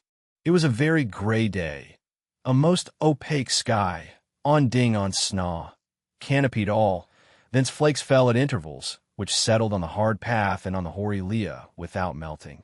I stood, a wretched child enough, whispering to myself over and over again, "What shall I do? What shall I do?" All at once I heard a clear voice call, "Miss Jane, where are you? Come to lunch." It was Bessie, I knew well enough, but I did not stir. Her light step came tripping down the path. "You naughty little thing," she said. "Why don't you come when you are called?" Bessie's presence, compared with the thoughts over which I had been brooding, seemed cheerful, even though, as usual, she was somewhat cross. The fact is, after my conflict with and victory over Mrs. Reed, I was not disposed to care much for the nursemaid's transitory anger, and I was disposed to bask in her youthful lightness of heart. I just put my 2 arms round her and said, "Come, Bessie, don't scold." The action was more frank and fearless than any I was habituated to indulge in. Somehow it pleased her. "You are a strange child, Miss Jane," she said, as she looked down at me. "A little roving, solitary thing. And you're going to school, I suppose?" I nodded. "And won't you be sorry to leave poor Bessie?" "What does Bessie care for me?" She is always scolding me. Because you're such a queer, frightened, shy little thing. You should be bolder. What? To get more knocks? Nonsense. But you're rather put upon, that's certain. My mother said, when she came to see me last week, that she would not like a little one of her own to be in your place. Now, come in, and I've some good news for you. I don't think you have, Bessie. Child, what do you mean? What sorrowful eyes you fix on me? Well, but Mrs. and the young ladies and Master John are going out to tea this afternoon, and you shall have tea with me. I'll ask cook to bake you a little cake, and then you shall help me to look over your drawers, for I am soon to pack your trunk. Mrs. intends you to leave Gateshead in a day or two, and you shall choose what toys you like to take with you. Bessie, you must promise not to scold me any more till I go. Well, I will, but mind you are a very good girl, and don't be afraid of me. Don't start when I chance to speak rather sharply. It's so provoking. I don't think I shall ever be afraid of you again, Bessie, because I have got used to you, and I shall soon have another set of people to dread. If you dread them, they'll dislike you. As you do, Bessie. I don't dislike you, miss. I believe I am fonder of you than of all the others. You don't show it. You little sharp thing. You got quite a new way of talking. What makes you so venturesome and hardy? Why, I shall soon be away from you. And besides, I was going to say something about what had passed between me and Mrs. Reed, but on second thoughts I considered it better to remain silent on that head. And so you're glad to leave me? Not at all, Bessie. Indeed, just now I'm rather sorry. Just now. And rather. How coolly my little lady says it. I dare say now, if I were to ask you for a kiss, you wouldn't give it me. You'd say you'd underscore rather underscore not. I'll kiss you and welcome. Bend your head down. Bessie stooped. We mutually embraced, and I followed her into the house, quite comforted. That afternoon lapsed in peace and harmony, and in the evening Bessie told me some of her most enchanting stories and sang me some of her sweetest songs. Even for me life had its gleams of sunshine. Chapter 5 o'clock had hardly struck on the morning of the 19th of January, when Bessie brought a candle into my closet and found me already up and nearly dressed. I had risen half an hour before her entrance, and had washed my face and put on my clothes by the light of a half-moon just setting, whose rays streamed through the narrow window near my crib.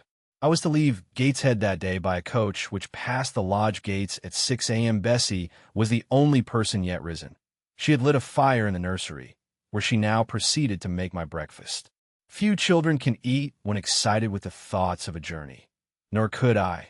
Bessie, having pressed me in vain to take a few spoonfuls of the boiled milk and bread she had prepared for me, wrapped up some biscuits in a paper and put them into my bag. Then she helped me on with my pelisse and bonnet, and wrapping herself in a shawl, she and I left the nursery. As we passed Mrs. Reed's bedroom, she said, "Will you go in and bid Mrs. goodbye?" "No, Bessie. She came to my crib last night when you were gone down to supper, and said I need not disturb her in the morning, or my cousins either, and she told me to remember that she had always been my best friend, and to speak of her and be grateful to her accordingly." "What did you say, miss?" "Nothing. I covered my face with the bedclothes, and turned from her to the wall." "That was wrong, Miss Jane." "It was quite right, Bessie. Your missus has not been my friend. She has been my foe." "Oh, Miss Jane, don't say so." "Goodbye to Gateshead," cried I, as we passed through the hall and went out at the front door. The moon was set, and it was very dark. Bessie carried a lantern, whose light glanced on wet steps and gravel roads sodden by a recent thaw. Raw and chill was the winter morning. My teeth chattered as I hastened down the drive. There was a light in the porter's lodge. When we reached it, we found the porter's wife just kindling her fire. My trunk, which had been carried down the evening before, stood corded at the door. It wanted but a few minutes of 6, and shortly after that hour had struck, the distant roll of wheels announced the coming coach. I went to the door and watched its lamps approach rapidly through the gloom. "Is she going by herself?" asked the porter's wife. "Yes." "And how far is it?" 50 miles. "What a long way. I wonder Mrs. Reed is not afraid to trust her so far alone." The coach drew up. There it was at the gates with its 4 horses and its top laden with passengers. The guard and coachman loudly urged haste. My trunk was hoisted up. I was taken from Bessie's neck, to which I clung with kisses.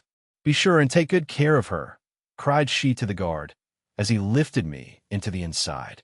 Aye, aye, was the answer. The door was slapped to, a voice exclaimed, all right, and on we drove. Thus was I severed from Bessie and Gateshead, thus whirled away to unknown, and, as I then deemed, remote and mysterious regions. I remember but little of the journey. I only know that the day seemed to me of a preternatural length, and that we appeared to travel over hundreds of miles of road. We passed through several towns, and in one, a very large one, the coach stopped. The horses were taken out, and the passengers alighted to dine. I was carried into an inn, where the guard wanted me to have some dinner, but, as I had no appetite, he left me in an immense room with a fireplace at each end, a chandelier pendant from the ceiling, and a little red gallery high up against the wall filled with musical instruments. Here I walked about for a long time, feeling very strange, and mortally apprehensive of someone coming in and kidnapping me. For I believed in kidnappers, their exploits having frequently figured in Bessie's fireside chronicles. At last the guard returned. Once more I was stowed away in the coach.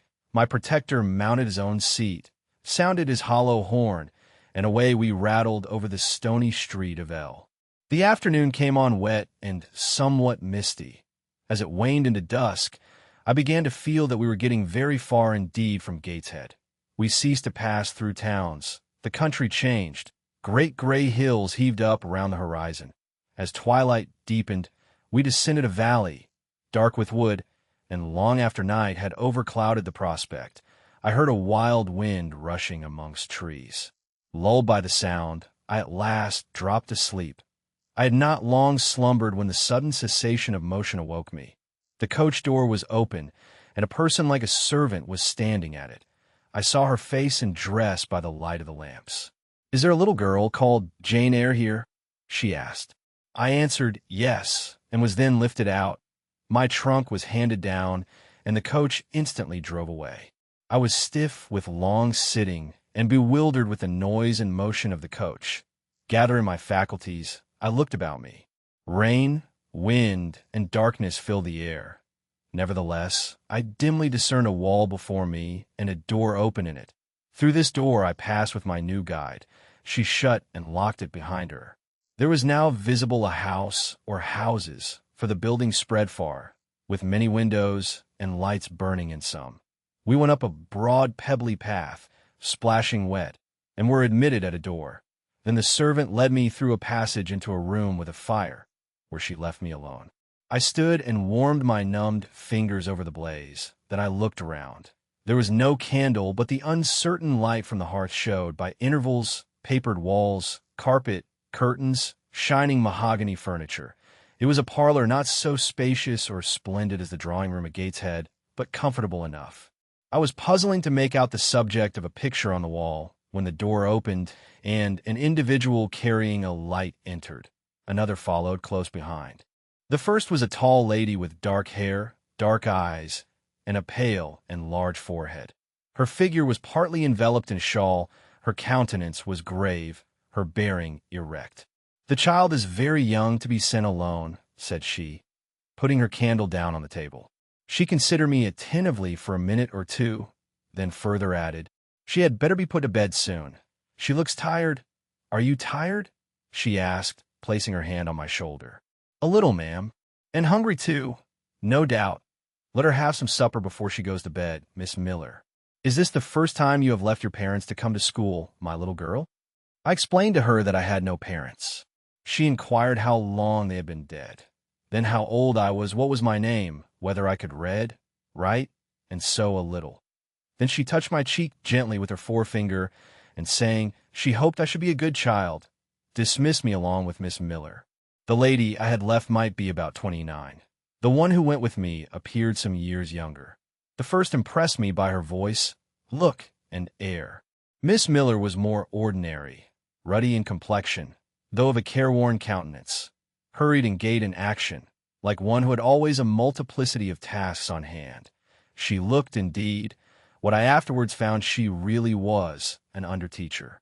Led by her, I passed from compartment to compartment, from passage to passage, of a large and irregular building, till, Emerging from the total and somewhat dreary silence pervading that portion of the house we had traversed, we came upon the hum of many voices, and presently entered a wide, long room, with great deal tables, 2 at each end, on each of which burned a pair of candles, and seated all round on benches. A congregation of girls of every age, from 9 or 10 to 20. Seen by the dim light of the dips, their number to me appeared countless, though not in reality exceeding 80. They were uniformly dressed in brown stuff frocks of quaint fashion and long holland pinafores. It was the hour of study. They were engaged in conning over their tomorrow's task, and the hum I had heard was the combined result of their whispered repetitions. Miss Miller signed to me to sit on a bench near the door. Then, walking up to the top of the long room, she cried out, "Monitors, collect the lesson books and put them away." For tall girls arose from different tables, and going round, gathered the books and removed them. Miss Miller again gave the word of command. "Monitors, fetch the supper trays." The tall girls went out and returned presently, each bearing a tray, with portions of something I knew not what, arranged thereon, and a pitcher of water and mug in the middle of each tray. The portions were handed round. Those who liked took a draught of the water, the mug being common to all. When it came to my turn, I drank, for I was thirsty, but did not touch the food, excitement and fatigue rendering me incapable of eating. I now saw, however, that it was a thin oaten cake shared into fragments. The meal over, prayers were read by Miss Miller, and the classes filed off, 2 and 2, upstairs. Overpowered by this time with weariness, I scarcely noticed what sort of a place the bedroom was, except that, like the schoolroom, I saw it was very long. Tonight, I was to be Miss Miller's bedfellow. She helped me to undress. When laid down, I glanced at the long rows of beds, each of which was quickly filled with 2 occupants. In 10 minutes, the single light was extinguished, and amidst silence and complete darkness, I fell asleep. The night passed rapidly. I was too tired even to dream. I only once awoke to hear the wind rave in furious gusts, and the rain fall in torrents, and to be sensible that Miss Miller had taken her place by my side. When I again unclosed my eyes, a loud bell was ringing. The girls were up and dressing. Day had not yet begun to dawn, and a rushlight or 2 burned in the room. I too rose reluctantly. It was bitter cold, and I dressed as well as I could for shivering, and washed when there was a basin at liberty, which did not occur soon, as there was but 1 basin to 6 girls on the stands down the middle of the room. Again the bell rang.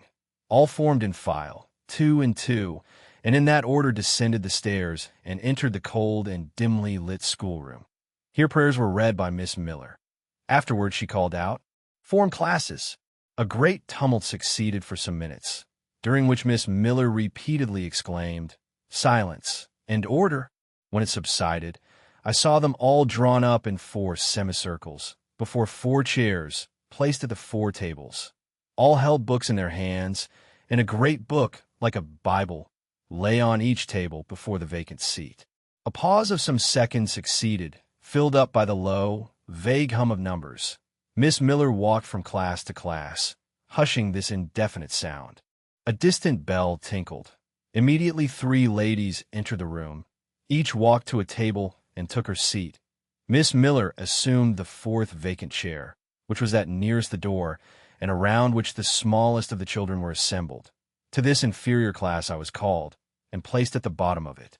Business now began. The day's collect was repeated. Then certain texts of Scripture were said, and to these succeeded a protracted reading of chapters in the Bible, which lasted an hour. By the time that exercise was terminated, day had fully dawned. The indefatigable bell now sounded for the 4th time. The classes were marshaled and marched into another room to breakfast. How glad I was to behold a prospect of getting something to eat. I was now nearly sick from inanition, having taken so little the day before. The refectory was a great, low-ceiled, gloomy room. On 2 long tables smoked basins of something hot, which, however, to my dismay, sent forth an odor far from inviting. I saw a universal manifestation of discontent when the fumes of the repast met the nostrils of those destined to swallow it. From the van of the procession, the tall girls of the first class, rose the whispered words. "Disgusting. The porridge is burnt again." "Silence," ejaculated a voice. Not that of Miss Miller, but one of the upper teachers, a little and dark personage, smartly dressed, but of somewhat morose aspect, who installed herself at the top of one table, while a more buxom lady presided at the other. I looked in vain for her I had first seen the night before. She was not visible. Miss Miller occupied the foot of the table where I sat, and a strange, foreign-looking, elderly lady, the French teacher, as I afterwards found, took the corresponding seat at the other board. A long grace was said and a hymn sung. Then a servant brought in some tea for the teachers, and the meal began. Ravenous and now very faint, I devoured a spoonful or two of my portion without thinking of its taste. But the first edge of hunger blunted, I perceived I got in hand a nauseous mess. Burnt porridge is almost as bad as rotten potatoes. Famine itself soon sickens over it. The spoons were moved slowly. I saw each girl taste her food and try to swallow it, but in most cases the effort was soon relinquished. Breakfast was over, and none had breakfasted. Thanks being returned for what we had not got, and a second enchanted, the refectory was evacuated for the schoolroom. I was one of the last to go out, and in passing the tables, I saw one teacher take a basin of the porridge and taste it. She looked at the others. All their countenances expressed displeasure, and one of them, the stout one, whispered, "Abominable stuff! How shameful!" A quarter of an hour passed before lessons again began, during which the schoolroom was in a glorious tumult. For that space of time, it seemed to be permitted to talk loud and more freely, and they used their privilege. The whole conversation ran on the breakfast, which one and all abused roundly. Poor things! It was the sole consolation they had. Miss Miller was now the only teacher in the room. A group of great girls standing about her spoke with serious and sullen gestures. I heard the name of Mr. Brocklehurst pronounced by some lips, at which Miss Miller shook her head disapprovingly, but she made no great effort to check the general wrath. Doubtless she shared in it. A clock in the schoolroom struck 9. Miss Miller left her circle and, standing in the middle of the room, cried, "Silence! To your seats!" Discipline prevailed. In 5 minutes the confused throng was resolved into order, and comparative silence quelled the babble-clamor of tongues. The upper teachers now punctually resumed their posts, but still all seemed to wait. Ranged on benches down the sides of the room, the 80 girls sat motionless and erect. A quaint assemblage they appeared, all with plain locks combed from their faces, not a curl visible, in brown dresses, made high and surrounded by a narrow tucker about the throat, with little pockets of holland, shaped something like a Highlander's purse, tied in front of their frocks and destined to serve the purpose of a work-bag. All, too, wearing woolen stockings and country-made shoes, fastened with brass buckles. Above 20 of those clad in this costume were full-grown girls, or rather young women. It suited them ill, and gave an air of oddity even to the prettiest. I was still looking at them, and also at intervals examining the teachers, none of whom precisely pleased me, for the stout one was a little coarse, the dark one not a little fierce, the foreigner harsh and grotesque, and Miss Miller, poor thing, looked purple, weather-beaten, and overworked, when, as my eye wandered from face to face, the whole school rose simultaneously, as if moved by a common spring. What was the matter? I had heard no order given. I was puzzled. Ere I had gathered my wits, the classes were again seated.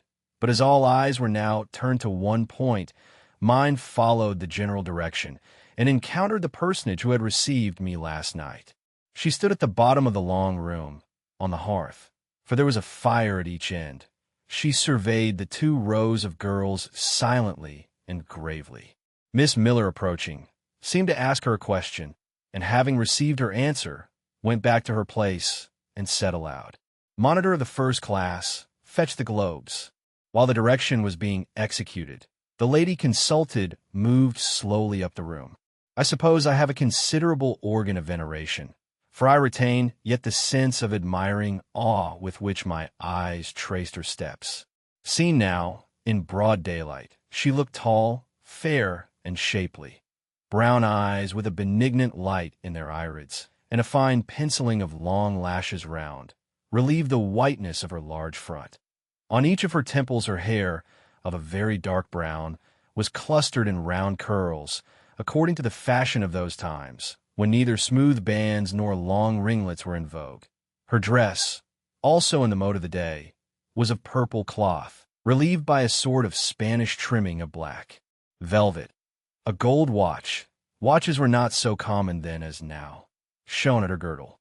Let the reader add, to complete the picture, refined features, a complexion, if pale, clear, and a stately air and carriage, and he will have, at least, as clearly as words can give it, a correct idea of the exterior of Miss Temple, Maria Temple, as I afterwards saw the name written in a prayer book entrusted to me to carry to church.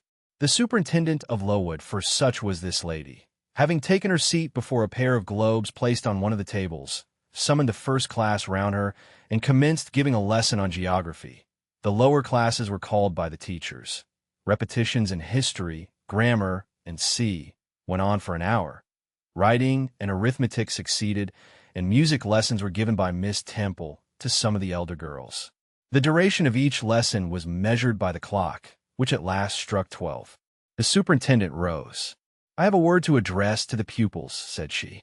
The tumult of cessation from lessons was already breaking forth, but it sank at her voice. She went on, "You had this morning a breakfast which you could not eat. You must be hungry. I have ordered that a lunch of bread and cheese shall be served to all." The teachers looked at her with a sort of surprise. "It is to be done on my responsibility," she added, in an explanatory tone to them, and immediately afterwards left the room. The bread and cheese was presently brought in and distributed, to the high delight and refreshment of the whole school. The order was now given to the garden. Each put on a coarse straw bonnet, with strings of colored calico, and a cloak of gray frieze. I was similarly equipped, and, following the stream, I made my way into the open air. The garden was a wide enclosure, surrounded with walls so high as to exclude every glimpse of prospect. A covered veranda ran down one side, and broad walks bordered a middle space divided into scores of little beds.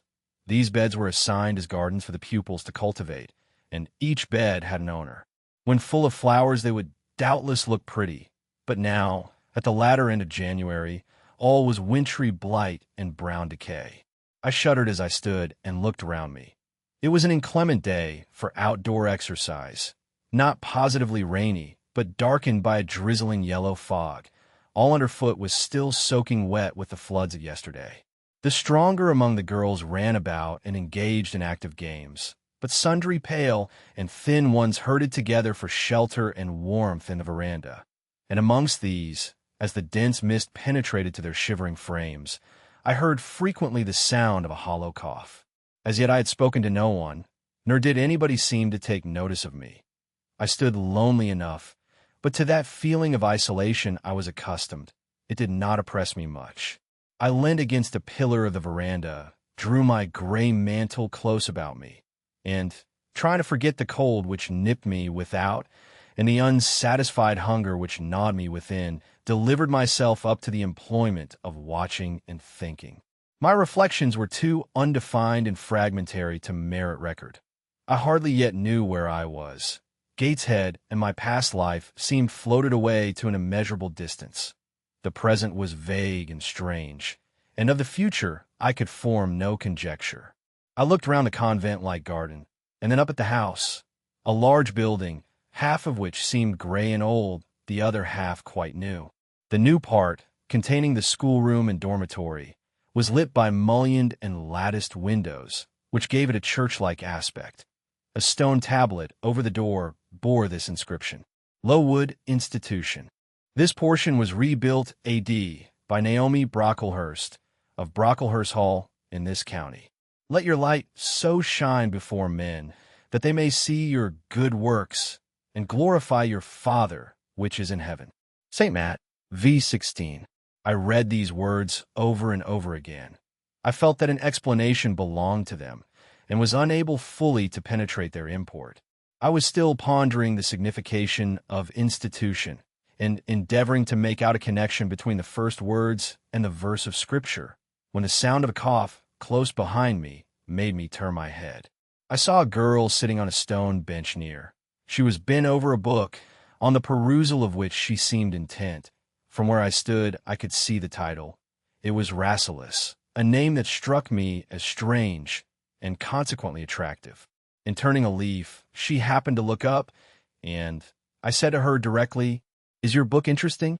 I had already formed the intention of asking her to lend it to me someday. "I like it," she answered, after a pause of a second or two, during which she examined me. "What is it about?" I continued. I hardly know where I found the hardihood thus to open a conversation with a stranger. The step was contrary to my nature and habits, but I think her occupation touched a chord of sympathy somewhere. For I too liked reading, though of a frivolous and childish kind. I could not digest or comprehend the serious or substantial. "You may look at it," replied the girl, offering me the book. I did so. A brief examination convinced me that the contents were less taking than the title. Rasselas looked dull to my trifling taste. I saw nothing about fairies, nothing about genii. No bright variety seemed spread over the closely printed pages. I returned it to her. She received it quietly, and without saying anything she was about to relapse into her former studious mood. Again I ventured to disturb her. "Can you tell me what the writing on that stone over the door means? What is Lowood Institution?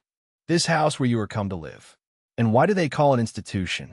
Is it in any way different from other schools?" "It is partly a charity school. You and I, and all the rest of us, are charity children. I suppose you are an orphan. Are not either your father or your mother dead?" "Both died before I can remember." "Well, all the girls here have lost either one or both parents, and this is called an institution for educating orphans." "Do we pay no money? Do they keep us for nothing?"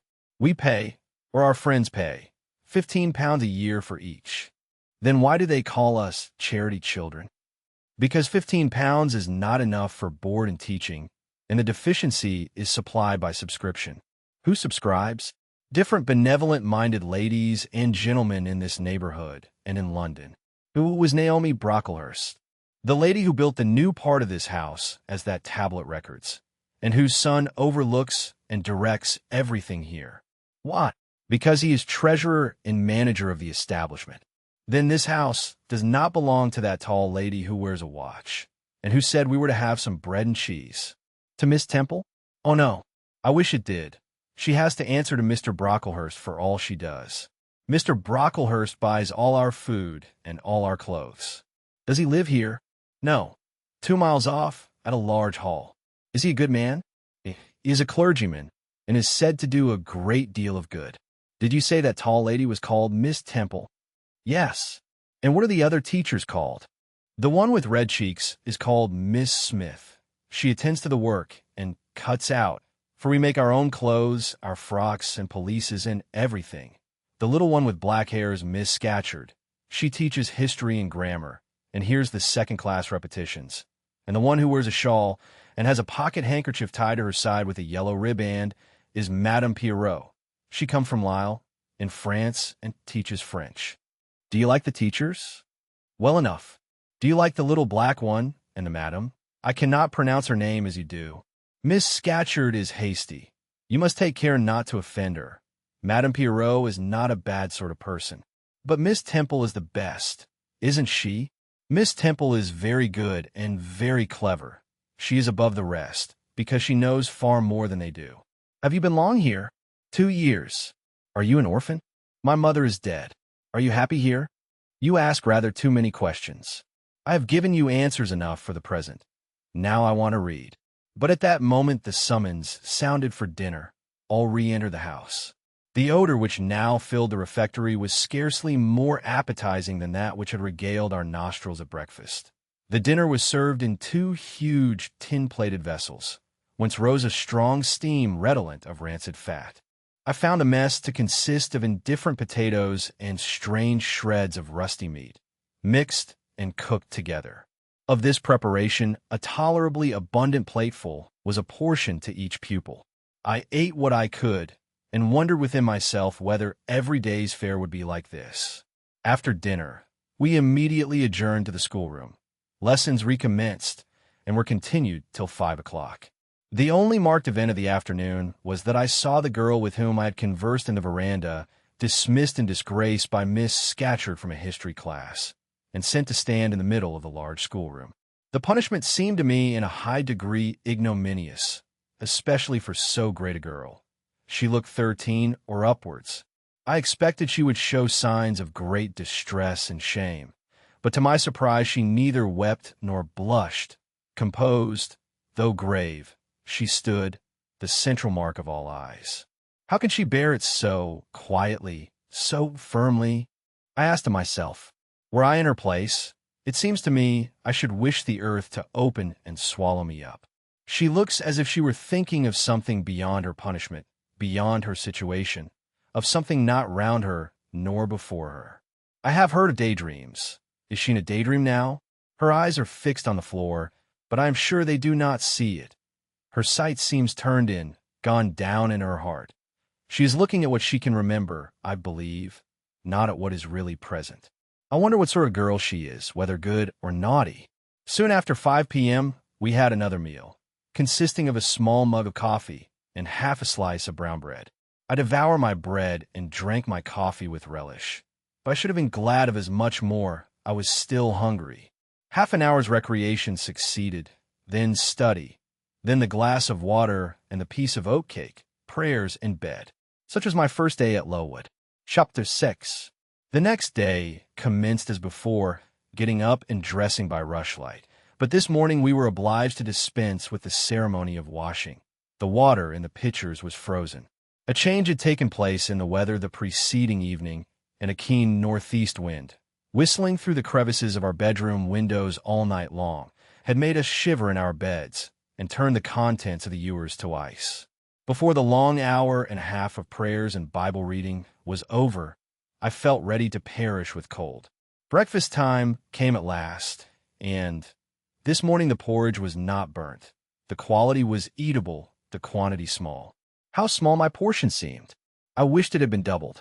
In the course of the day, I was enrolled a member of the 4th class, and regular tasks and occupations were assigned me. Hitherto, I had only been a spectator of the proceedings at Lowood. I was now to become an actor therein. At first, being little accustomed to learn by heart, the lessons appeared to me both long and difficult.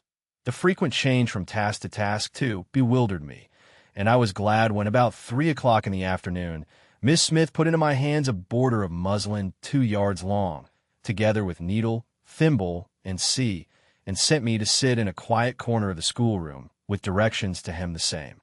At that hour most of the others were sewing likewise, but one class still stood round Miss Scatcherd's chair reading, and as all was quiet, the subject of their lessons could be heard, together with the manner in which each girl acquitted herself, and the animadversions or commendations of Miss Scatcherd on the performance. It was English history. Among the readers I observed my acquaintance of the veranda. At the commencement of the lesson, her place had been at the top of the class, but for some error of pronunciation or some inattention to stops, she was suddenly sent to the very bottom. Even in that obscure position, Miss Scatcherd continued to make her an object of constant notice. She was continually addressing to her such phrases as the following. Burns, such it seems, was her name. The girls here were all called by their surnames, as boys are elsewhere. Burns, you're standing on the side of your shoe. Turn your toes out immediately. Burns, you poke your chin most unpleasantly. Draw it in. Burns, I insist on your holding your head up. I will not have you before me in that attitude. And see. A chapter having been read through twice. The books were closed and the girls examined. The lesson had comprised part of the reign of Charles I, and there were sundry questions about tonnage and poundage and ship money, which most of them appeared unable to answer. Still, every little difficulty was solved instantly when it reached Burns.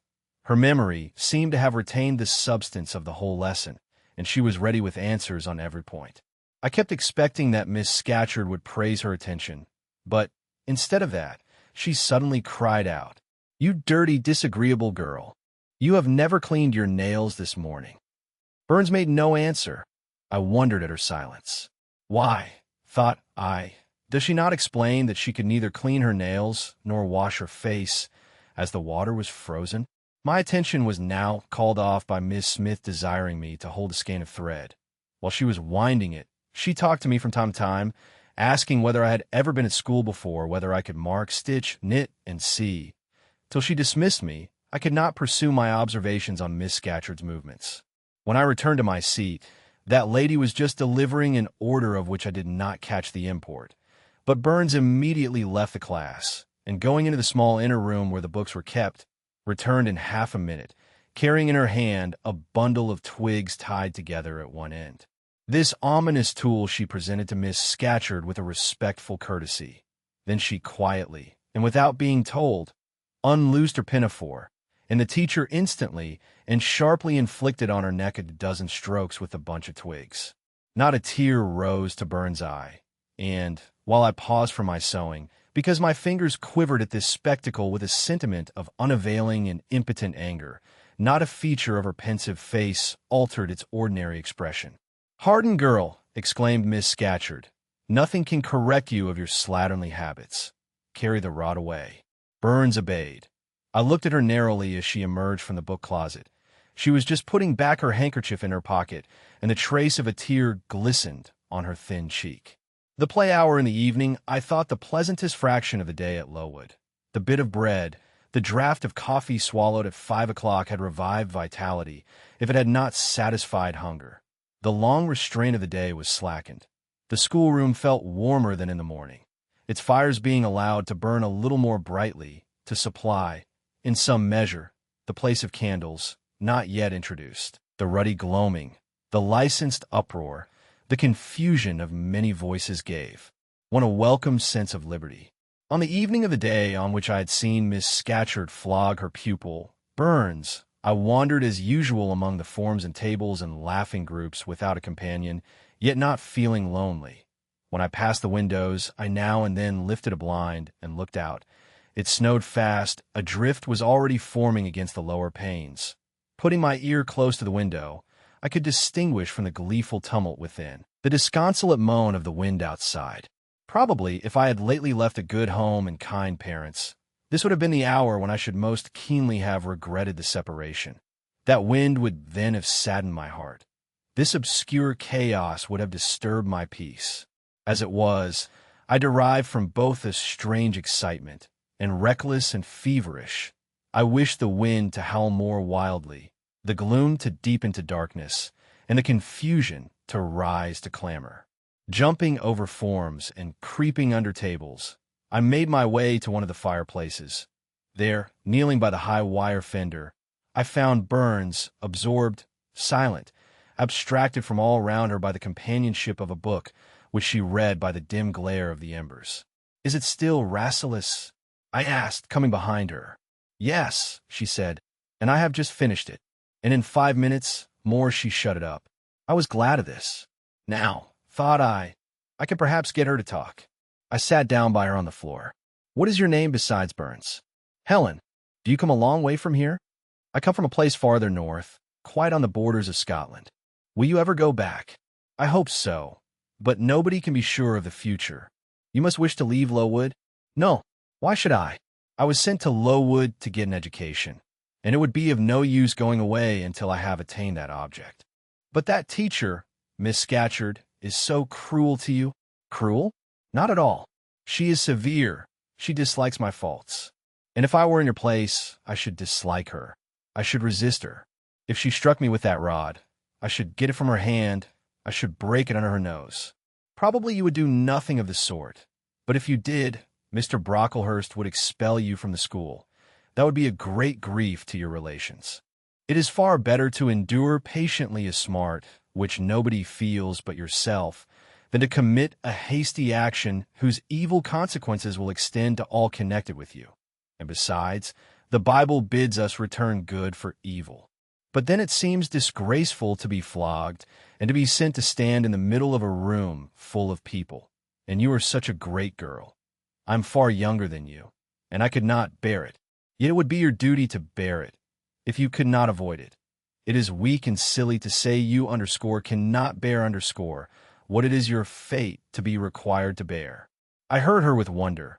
I could not comprehend this doctrine of endurance, and still less could I understand or sympathize with the forbearance she expressed for her chastiser. Still I felt that Helen Burns considered things by a light invisible to my eyes. I suspected she might be right and I wrong, but I would not ponder the matter deeply. Like Felix, I put it off to a more convenient season. You say you have faults, Helen. What are they? To me you seem very good. Then learn from me, not to judge by appearances. I am, as Miss Scatcherd said, slatternly. I seldom put, and never keep, things in order. I am careless. I forget rules. I read when I should learn my lessons. I have no method, and sometimes I say, like you, I cannot bear to be subjected to systematic arrangements. This is all very provoking to Miss Scatcherd, who is naturally neat, punctual, and particular, and cross and cruel. I added, but Helen Burns would not admit my addition. She kept silence. Is Miss Temple as severe to you as Miss Scatcherd? At the utterance of Miss Temple's name, a soft smile flitted over her grave face. Miss Temple is full of goodness. It pains her to be severe to anyone, even the worst in the school. She sees my errors and tells me of them gently, and if I do anything worthy of praise, she gives me my meed liberally.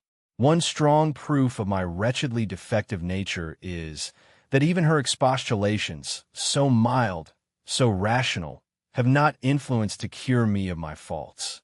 And even her praise, though I value it most highly, cannot stimulate me to continued care and foresight. That is curious, said I. It is so easy to be careful. For I have no doubt it is. I observed you in your class this morning, and saw you were closely attentive. Your thoughts never seemed to wander while Miss Miller explained the lesson and questioned you. Now, mine continually rove away, when I should be listening to Miss Scatcherd and collecting all she says with assiduity. Often I lose the very sound of her voice. I fall into a sort of dream. Sometimes I think I am in Northumberland, and that the noises I hear round me are the bubbling of a little brook which runs through Deepden, near our house. Then, when it comes to my turn to reply, I have to be awakened, and having heard nothing of what was read for listening to the visionary brook, I have no answer ready. Yet how well you replied this afternoon. It was mere chance. The subject on which we had been reading had interested me. This afternoon, instead of dreaming of Deepden, I was wondering how a man who wished to do right could act so unjustly and unwisely as Charles I sometimes did. And I thought what a pity it was that, with his integrity and conscientiousness, he could see no farther than the prerogatives of the crown. If he had but been able to look to a distance, and see how what they call the spirit of the age was tending. Still, I like Charles. I respect him. I pity him, poor murdered king. Yes, his enemies were the worst. They shed blood they had no right to shed. How dare they kill him? Helen was talking to herself now. She had forgotten I could not very well understand her, that I was ignorant, or nearly so, of the subject she discussed. I recalled her to my level. And when Miss Temple teaches you, do your thoughts wander then? No, certainly, not often, because Miss Temple has generally something to say which is newer than my own reflections. Her language is singularly agreeable to me, and the information she communicates is often just what I wish to gain. Well, then, with Miss Temple you are good? Yes, in a passive way. I make no effort. I follow as inclination guides me. There is no merit in such goodness. A great deal. You are good to those who are good to you. It is all I ever desire to be. If people were always kind and obedient to those who are cruel and unjust, the wicked people would have it all their own way. They would never feel afraid, and so they would never alter, but would grow worse and worse. When we are struck at without a reason, we should strike back again very hard. I am sure we should, so hard as to teach the person who struck us never to do it again. You will change your mind, I hope, when you grow older. As yet you are but a little untaught girl. But I feel this, Helen. I must dislike those who, whatever I do to please them, persist in disliking me. I must resist those who punish me unjustly. It is as natural as that I should love those who show me affection, or submit to punishment when I feel it is deserved. Heathens and savage tribes hold that doctrine, but Christians and civilized nations disown it. How? I don't understand. It is not violence that best overcomes hate, nor vengeance that most certainly heals injury. What then? Read the New Testament and observe what Christ says and how he acts. Make his word your rule and his conduct your example. What does he say? Love your enemies. Bless them that curse you. Do good to them that hate you and despitefully use you. Then I should love Mrs. Reed, which I cannot do. I should bless her son John, which is impossible. In her turn, Helen Burns asked me to explain, and I proceeded forthwith to pour out, in my own way, the tale of my sufferings and resentments. Bitter and truculent when excited, I spoke as I felt, without reserve or softening. Helen heard me patiently to the end. I expected she would then make a remark, but she said nothing. Well, I asked impatiently, is not Mrs. Reed a hard-hearted, bad woman? She has been unkind to you, no doubt, because you see, she dislikes your cast of character as Miss Scatcherd does mine. But how minutely you remember all she has done and said to you. What a singularly deep impression her injustice seems to have made on your heart. No ill usage so brands its record on my feelings. Would you not be happier if you tried to forget her severity, together with the passionate emotions it excited? Life appears to me too short to be spent in nursing animosity or registering wrongs. We are, and must be, one and all, burdened with faults in this world. But the time will soon come when, I trust, we shall put them off in putting off our corruptible bodies, when debasement and sin will fall from us with this cumbrous frame of flesh, and only the spark of the Spirit will remain, the impalpable principle of light and thought, pure as when it left the Creator to inspire the creature. Whence it came it will return, perhaps again to be communicated to some being higher than man, perhaps to pass through gradations of glory, from the pale human soul to brighten to the seraph. Surely it will never, on the contrary, be suffered to degenerate from man to fiend? No, I cannot believe that. I hold another creed, which no one ever taught me, and which I seldom mention, but in which I delight, and to which I cling. For it extends hope to all. It makes eternity a rest, a mighty home, not a terror in an abyss. Besides, with this creed, I can so clearly distinguish between the criminal and his crime. I can so sincerely forgive the first while I abhor the last. With this creed, revenge never worries my heart. Degradation never too deeply disgusts me. Injustice never crushes me too low. I live in calm, looking to the end. Helen's head, always drooping, sank a little lower as she finished this sentence. I saw by her look she wished no longer to talk to me, but rather to converse with her own thoughts. She was not allowed much time for meditation. A monitor, a great rough girl, presently came up, exclaiming in a strong Cumberland accent, "Helen Burns, if you don't go, and put your drawer in order, and fold up your work this minute, I'll tell Miss Scatcherd to come and look at it." Helen sighed as her reverie fled, and getting up, obeyed the monitor without reply as without delay. Chapter 7. My first quarter at Lowood seemed an age, and not the golden age either. It comprised an irksome struggle with difficulties in habituating myself to new rules and unwanted tasks. The fear of failure in these points harassed me worse than the physical hardships of my lot, though these were no trifles. During January, February, and part of March, the deep snows, and after their melting, the almost impassable roads, prevented our stirring beyond the garden walls, except to go to church. But within these limits we had to pass an hour every day in the open air. Our clothing was insufficient to protect us from the severe cold. We had no boots, the snow got into our shoes and melted there. Our unloved hands became numbed and covered with chilblains, as were our feet. I remember well the distracting irritation I endured from this cause every evening, when my feet inflamed, and the torture of thrusting the swelled, raw, and stiff toes into my shoes in the morning. Then the scanty supply of food was distressing. With the keen appetites of growing children, we had scarcely sufficient to keep alive a delicate invalid. From this deficiency of nourishment resulted an abuse, which pressed hardly on the younger pupils. Whenever the famished great girls had an opportunity, they would coax or menace the little ones out of their portion. Many a time I have shared between two claimants the precious morsel of brown bread distributed at tea time. And after relinquishing to a third half the contents of my mug of coffee, I have swallowed the remainder with an accompaniment of secret tears, forced from me by the exigency of hunger. Sundays were dreary days in that wintry season. We had to walk 2 miles to Brocklebridge Church, where our patron officiated. We set out cold, we arrived at church colder. During the morning service, we became almost paralyzed. It was too far to return to dinner, and an allowance of cold meat and bread, in the same penurious proportion observed in our ordinary meals, was served round between the services. At the close of the afternoon service, we returned by an exposed and hilly road, where the bitter winter wind, blowing over a range of snowy summits to the north, almost flayed the skin from our faces. I can remember Miss Temple walking lightly and rapidly along our drooping line, her plaid cloak, which the frosty wind fluttered, gathered close about her, and encouraging us by precept and example to keep up our spirits and march forward, as she said, like stalwart soldiers. The other teachers, poor things, were generally themselves too much dejected to attempt the task of cheering others. How we longed for the light and heat of a blazing fire when we got back.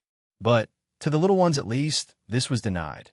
Each hearth in the schoolroom was immediately surrounded by a double row of great girls, and behind them the younger children crouched in groups, wrapping their starved arms in their pinafores.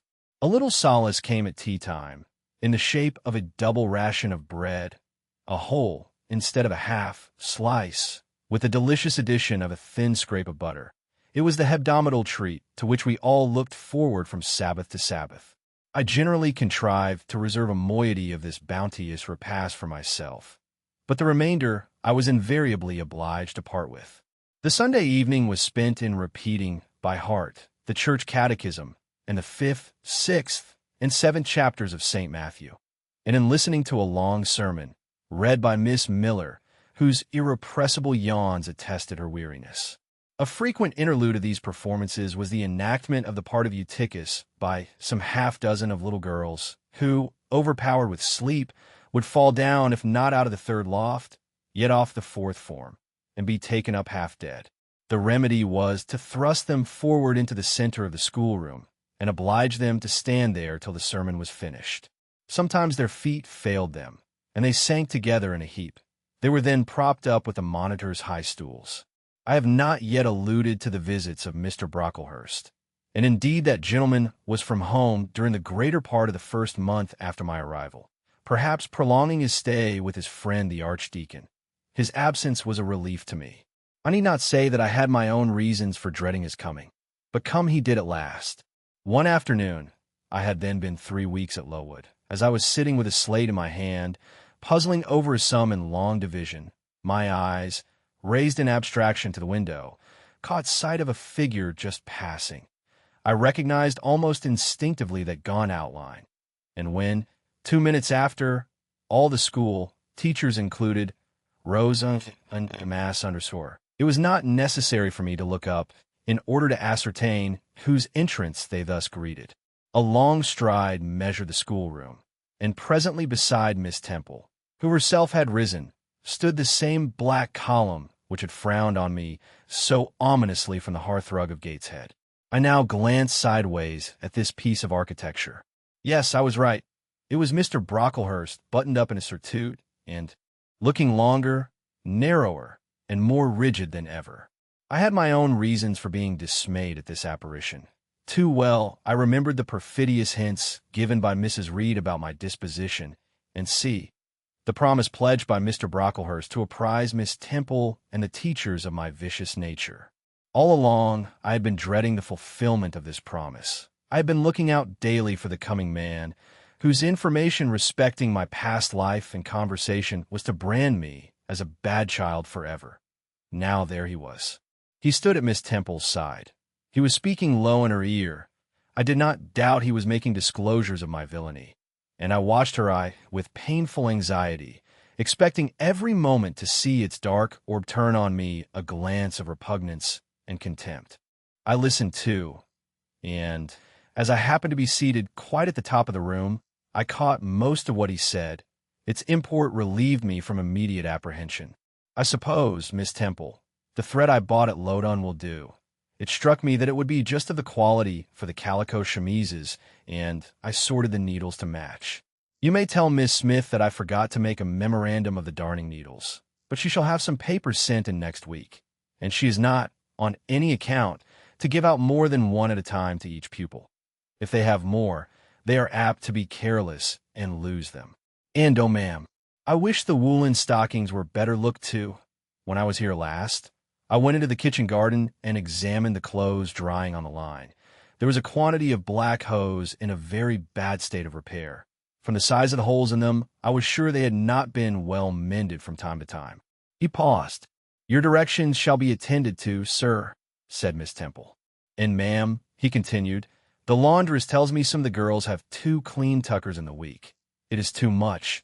The rules limit them to 1. I think I can explain that circumstance, sir. Agnes and Catherine Johnstone were invited to take tea with some friends at Lodon last Thursday, and I gave them leave to put on clean tuckers for the occasion." Mr. Brocklehurst nodded. "Well, for once it may pass, but please not to let the circumstance occur too often. And there is another thing which surprised me.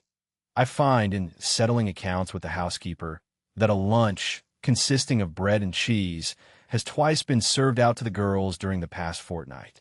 How is this? I looked over the regulations, and I find no such meal as lunch mentioned. Who introduced this innovation, and by what authority?"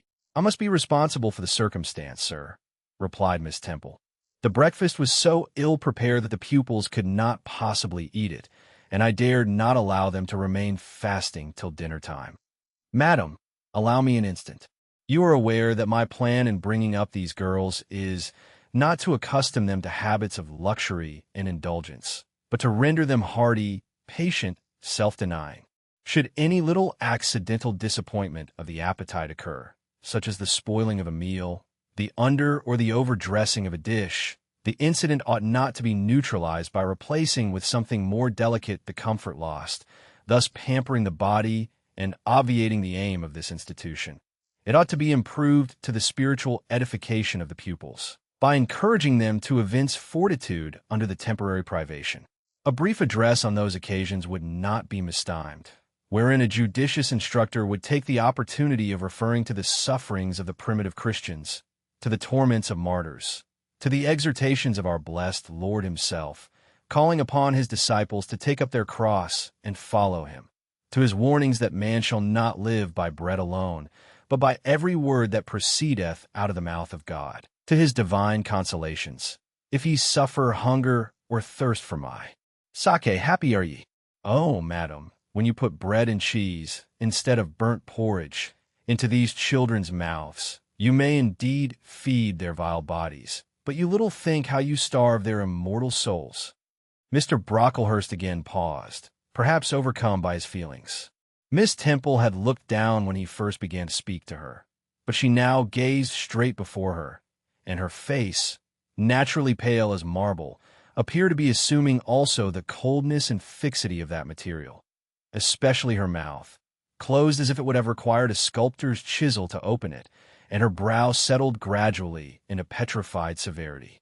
Meantime, Mr. Brocklehurst, standing on the hearth with his hands behind his back, majestically surveyed the whole school. Suddenly his eye gave a blink, as if it had met something that either dazzled or shocked its pupil. Turning, he said in more rapid accents than he had hitherto used, Miss Temple, what underscore is that girl with curled hair?" "Red hair, ma'am, curled all over?" And extending his cane, he pointed to the awful object, his hand shaking as he did so. "It is Julia Severn," replied Miss Temple, very quietly. "Julia Severn, ma'am. And why has she, or any other, curled hair? Why, in defiance of every precept and principle of this house, does she conform to the world so openly, here in an evangelical, charitable establishment, as to wear her hair one mass of curls? Julia's hair curls naturally, returned Miss Temple, still more quietly. Naturally, yes, but we're not to conform to nature. I wish these girls to be the children of grace. And why that abundance? I have again and again intimated that I desire the hair to be arranged closely, modestly, plainly. Miss Temple, that girl's hair must be cut off entirely. I will send a barber tomorrow, and I see others who have far too much of the excrescence. That tall girl, tell her to turn round.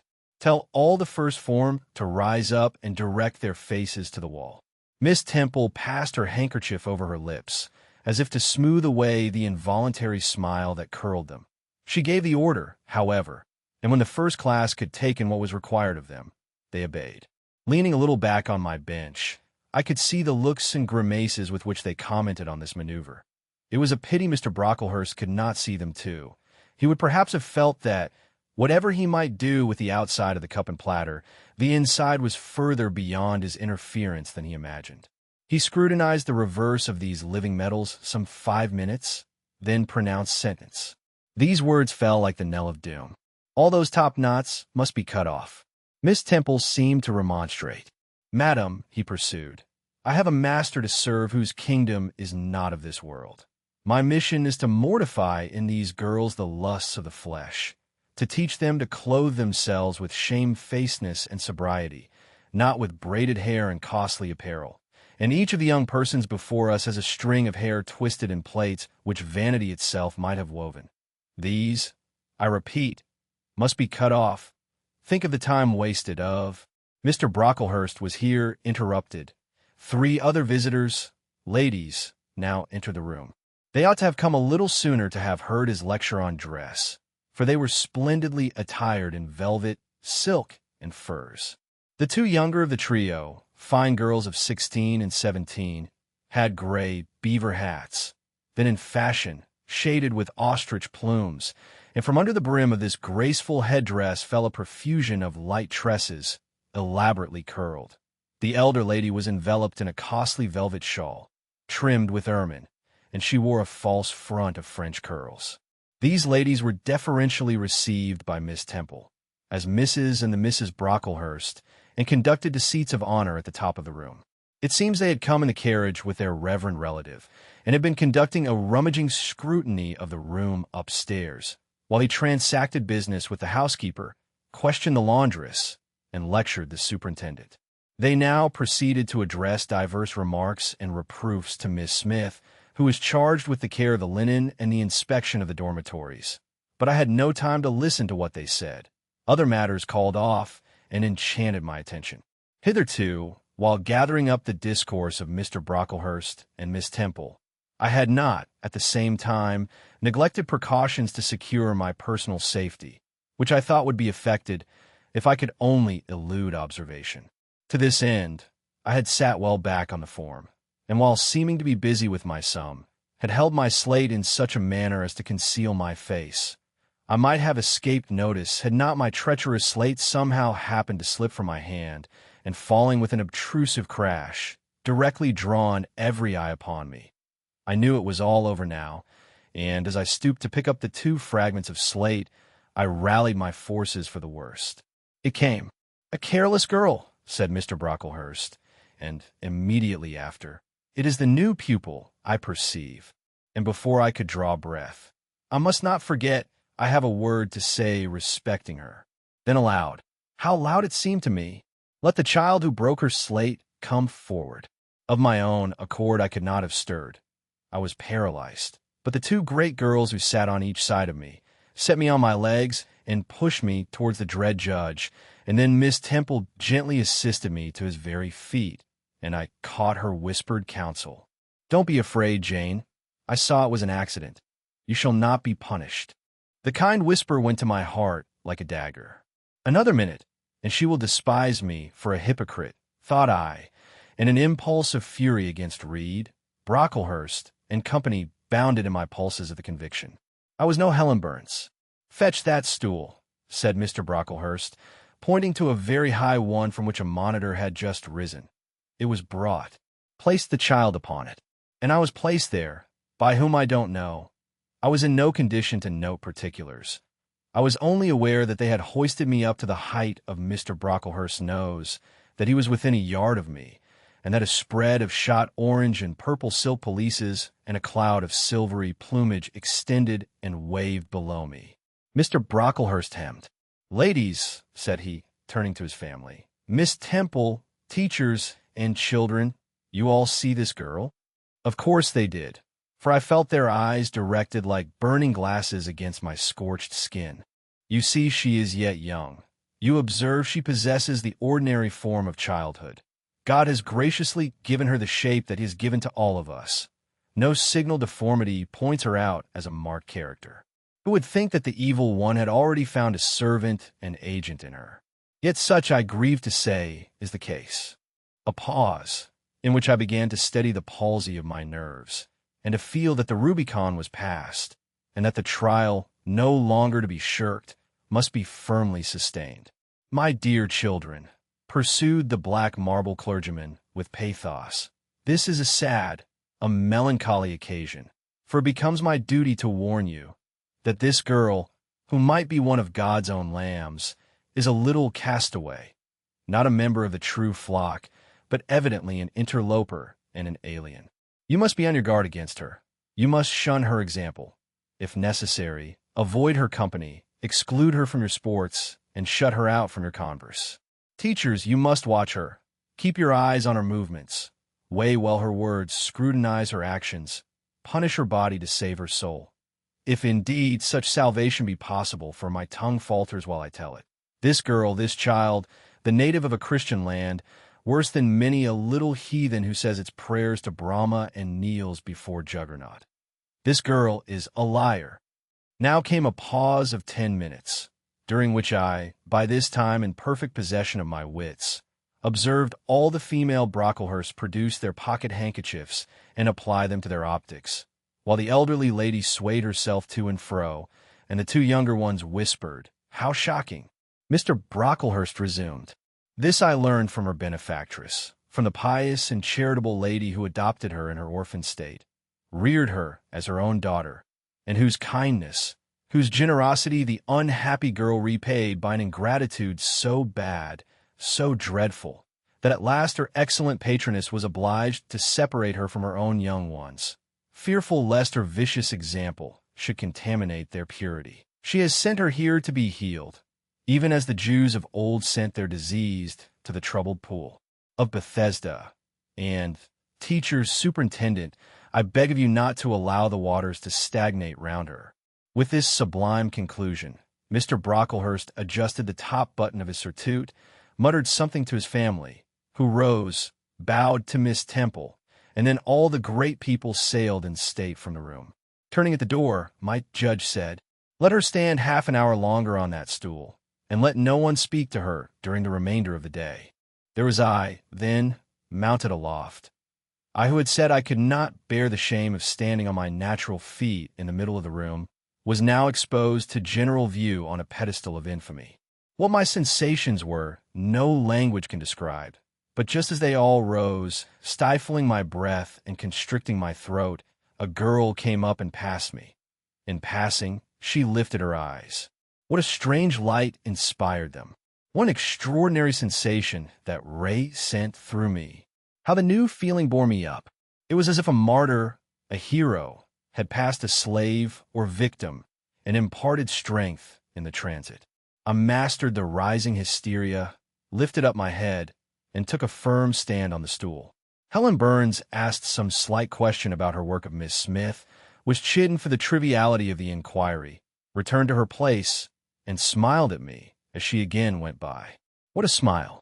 I remember it now, and I know that it was the effluence of fine intellect, of true courage. It lit up her marked lineaments, her thin face, her sunken gray eye, like a reflection from the aspect of an angel. Yet at that moment Helen Burns wore on her arm the untidy badge. Scarcely an hour ago, I had heard her condemned by Miss Scatcherd to a dinner of bread and water on the morrow, because she had blotted an exercise in copying it out. Such is the imperfect nature of man. Such spots are there on the disk of the clearest planet, and eyes like Miss Scatcherd's can only see those minute defects, and are blind to the full brightness of the orb. Chapter 8. Ere the half-hour ended, 5 o'clock struck. School was dismissed, and all were gone into the refectory to tea. I now ventured to descend. It was deep dusk. I retired into a corner and sat down on the floor. The spell by which I had been so far supported began to dissolve. Reaction took place, and soon, so overwhelming was the grief that seized me, I sank prostrate with my face to the ground. Now I wept. Helen Burns was not here. Nothing sustained me. Left to myself, I abandoned myself, and my tears watered the boards. I had meant to be so good, and to do so much at Lowood, to make so many friends, to earn respect and win affection. Already I had made visible progress. That very morning I had reached the head of my class. Miss Miller had praised me warmly. Miss Temple had smiled approbation. She had promised to teach me drawing, and to let me learn French if I continued to make similar improvement 2 months longer. And then I was well received by my fellow pupils, treated as an equal by those of my own age, and not molested by any. Now, here I lay again crushed and trodden on. And could I ever rise more? Never, I thought, and ardently I wished to die. While sobbing out this wish in broken accents, someone approached. I started up. Again Helen Burns was near me. The fading fires just showed her coming up the long, vacant room. She brought my coffee and bread. "Come, eat something," she said. But I put both away from me, feeling as if a drop or a crumb would have choked me in my present condition. Helen regarded me, probably with surprise. I could not now abate my agitation, though I tried hard. I continued to weep aloud. She sat down on the ground near me, embraced her knees with her arms, and rested her head upon them. In that attitude, she remained silent as an Indian. I was the first who spoke. "Helen, why do you stay with a girl whom everybody believes to be a liar?" "Everybody, Jane? Why, there are only 80 people who have heard you called so, and the world contains hundreds of millions. But what have I to do with millions? The 80 I know despise me. Jane, you are mistaken. Probably not one in the school either despises or dislikes you. Many, I am sure, pity you much. How can they pity me after what Mr. Brocklehurst has said? Mr. Brocklehurst is not a god, nor is he even a great and admired man. He is little liked here. He never took steps to make himself liked. Had he treated you as an especial favorite, you would have found enemies, declared or covert, all around you. As it is, the greater number would offer you sympathy if they dared. Teachers and pupils may look coldly on you for a day or two, but friendly feelings are concealed in their hearts. And if you persevere in doing well, these feelings will ere long appear so much the more evidently for their temporary suppression. Besides, Jane, she paused. "Well, Helen," said I, putting my hand into hers. She chafed my fingers gently to warm them, and went on, "If all the world hated you and believed you wicked, while your own conscience approved you and absolved you from guilt, you would not be without friends. No, I know I should think well of myself, but that is not enough. If others don't love me, I would rather die than live. I cannot bear to be solitary and hated, Helen. Look here, to gain some real affection from you, or Miss Temple, or any other whom I truly love, I would willingly submit to have the bone of my arm broken, or to let a bull toss me, or to stand behind a kicking horse, and let it dash its hoof at my chest. Hush, Jane. You think too much of the love of human beings. You are too impulsive, too vehement. The sovereign hand that created your frame and put life into it has provided you with other resources than your feeble self, or than creatures feeble as you. Besides this earth, and besides the race of men, there is an invisible world and a kingdom of spirits. That world is round us, for it is everywhere, and those spirits watch us, for they are commissioned to guard us. And if we were dying in pain and shame, if scorn smote us on all sides, and hatred crushed us, angels see our tortures, recognize our innocence, if innocent we be, as I know you are of this charge which Mr. Brocklehurst has weakly and pompously repeated at second hand for Mrs. Reed.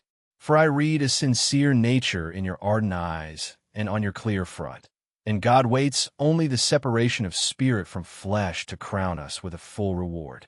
Why, Then, should we ever sink overwhelmed with distress, when life is so soon over, and death is so certain an entrance to happiness, to glory?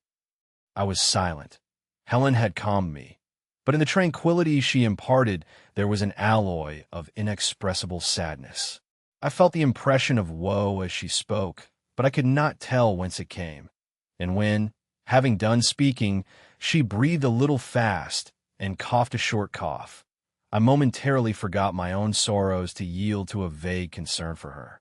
Resting my head on Helen's shoulder, I put my arms round her waist. She drew me to her, and we reposed in silence. We had not sat long thus when another person came in. Some heavy clouds, swept from the sky by a rising wind, had left the moon bare, and her light, streaming in through a window near, shone full both on us and on the approaching figure, which we at once recognized as Miss Temple. "I came on purpose to find you, Jane Eyre," said she. "I want you in my room, and as Helen Burns is with you, she may come too." We went, following the superintendent's guidance. We had to thread some intricate passages and mount a staircase before we reached her apartment. It contained a good fire and looked cheerful. Miss Temple told Helen Burns to be seated in a low armchair on one side of the hearth, and herself taking another, she called me to her side. "Is it all over?" she asked, looking down at my face. "Have you cried your grief away? I am afraid I never shall do that." "Why?" "Because I have been wrongly accused, and you, ma'am, and everybody else will now think me wicked." "We shall think you what you prove yourself to be, my child. Continue to act as a good girl, and you will satisfy us." "Shall I, Miss Temple?" "You will," said she, passing her arm round me.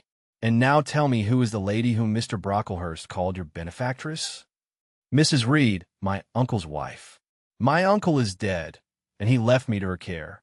"Did she not, then, adopt you of her own accord?" "No, ma'am. She was sorry to have to do it. But my uncle, as I've often heard the servants say, got her to promise before he died that she would always keep me. Well now, Jane, you know, or at least I will tell you, that when a criminal is accused, he is always allowed to speak in his own defense. You have been charged with falsehood. Defend yourself to me as well as you can. Say whatever your memory suggests is true, but add nothing and exaggerate nothing. I resolved, in the depth of my heart, that I would be most moderate, most correct, and, having reflected a few minutes in order to arrange coherently what I had to say, I told her all the story of my sad childhood. Exhausted by emotion, my language was more subdued than it generally was when it developed that sad theme, and mindful of Helen's warnings against the indulgence of resentment, I infused into the narrative far less of gall and wormwood than ordinary. Thus restrained and simplified, it sounded more credible. I felt as I went on that Miss Temple fully believed me. In the course of the tale, I had mentioned Mr. Lloyd as having come to see me after the fit, for I never forgot the, to me, frightful episode of the Red Room, in detailing which my excitement was sure, in some degree, to break bounds. For nothing could soften in my recollection the spasm of agony which clutched my heart when Mrs. Reed spurned my wild supplication for pardon, and locked me a second time in the dark and haunted chamber. I had finished. Miss Temple regarded me a few minutes in silence. She then said, "I know something of Mr. Lloyd. I shall write to him. If his reply agrees with your statement, you shall be publicly cleared from every imputation. To me, Jane, you are clear now." She kissed me, and still keeping me at her side, where I was well contented to stand, for I derived a child's pleasure from the contemplation of her face, her dress, her one or two ornaments, her white forehead, her clustered and shining curls, and beaming dark eyes. She proceeded to address Helen Burns. "How are you tonight, Helen? Have you coughed much today?" "Not quite so much, I think, ma'am." "And the pain in your chest?" "It is a little better." Miss Temple got up, took her hand, and examined her pulse. Then she returned to her own seat. As she resumed it, I heard her sigh low. She was pensive a few minutes. Then, rousing herself, she said cheerfully, "But you two are my visitors tonight. I must treat you as such." She rang her bell. "Barbara," she said to the servant who answered it, "I have not yet had tea. Bring the tray and place cups for these two young ladies." and a tray was soon brought. How pretty, to my eyes, did the china cups and bright teapot look placed on the little round table near the fire. How fragrant was the steam of the beverage and the scent of the toast, of which, however, I, to my dismay, for I was beginning to be hungry, discerned only a very small portion. Miss Temple discerned it too. "Barbara," said she, "can you not bring a little more bread and butter? There is not enough for 3. Barbara went out. She returned soon. "Madam, Mrs. Harden says she has sent up the usual quantity." Mrs. Harden, be it observed, was the housekeeper, a woman after Mr. Brocklehurst's own heart, made up of equal parts of whalebone and iron. "Oh, very well," returned Miss Temple. "We must make it do, Barbara, I suppose." And as the girl withdrew, she added, smiling, "Fortunately, I have it in my power to supply deficiencies for this once."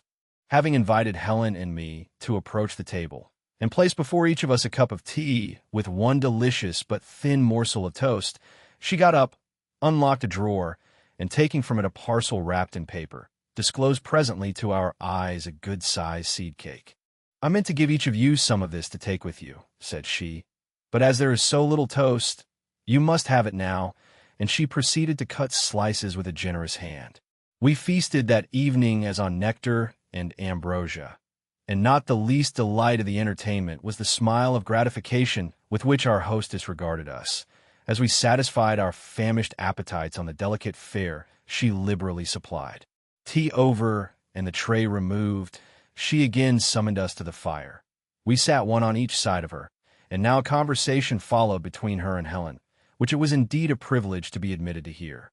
Miss Temple had always something of serenity in her air, of state in her mien, of refined propriety in her language, which precluded deviation into the ardent, the excited, the eager, something which chastened the pleasure of those who looked on her and listened to her, by a controlling sense of awe, and such was my feeling now. But as to Helen Burns, I was struck with wonder. The refreshing meal, the brilliant fire, the presence and kindness of her beloved instructress, or perhaps, more than all these, something in her own unique mind, had roused her powers within her. They woke, they kindled. First, they glowed in the bright tint of her cheek, which till this hour I had never seen but pale and bloodless. Then they shone in the liquid luster of her eyes, which had suddenly acquired a beauty more singular than that of Miss Temple's, a beauty neither of fine color nor long eyelash, nor penciled brow, but of meaning, of movement, of radiance. Then her soul sat on her lips, and language flowed, from what source I cannot tell. Has a girl of 14 a heart large enough, vigorous enough, to hold the swelling spring of pure, full, fervid eloquence? Such was the characteristic of Helen's discourse on that, to me, memorable evening. Her spirit seemed hastening to live within a very brief span as much as many live during a protracted existence. They conversed of things I had never heard of nations in times past, of countries far away, of secrets of nature discovered or guessed at. They spoke of books, how many they had read, what stores of knowledge they possessed. Then they seemed so familiar with French names and French authors. But my amazement reached its climax when Miss Temple asked Helen if she sometimes snatched a moment to recall the Latin her father had taught her, and taking a book from a shelf, bade her read and construe a page of Virgil. And Helen obeyed, my organ of veneration expanding at every sounding line. She had scarcely finished ere the bell announced bedtime. No delay could be admitted.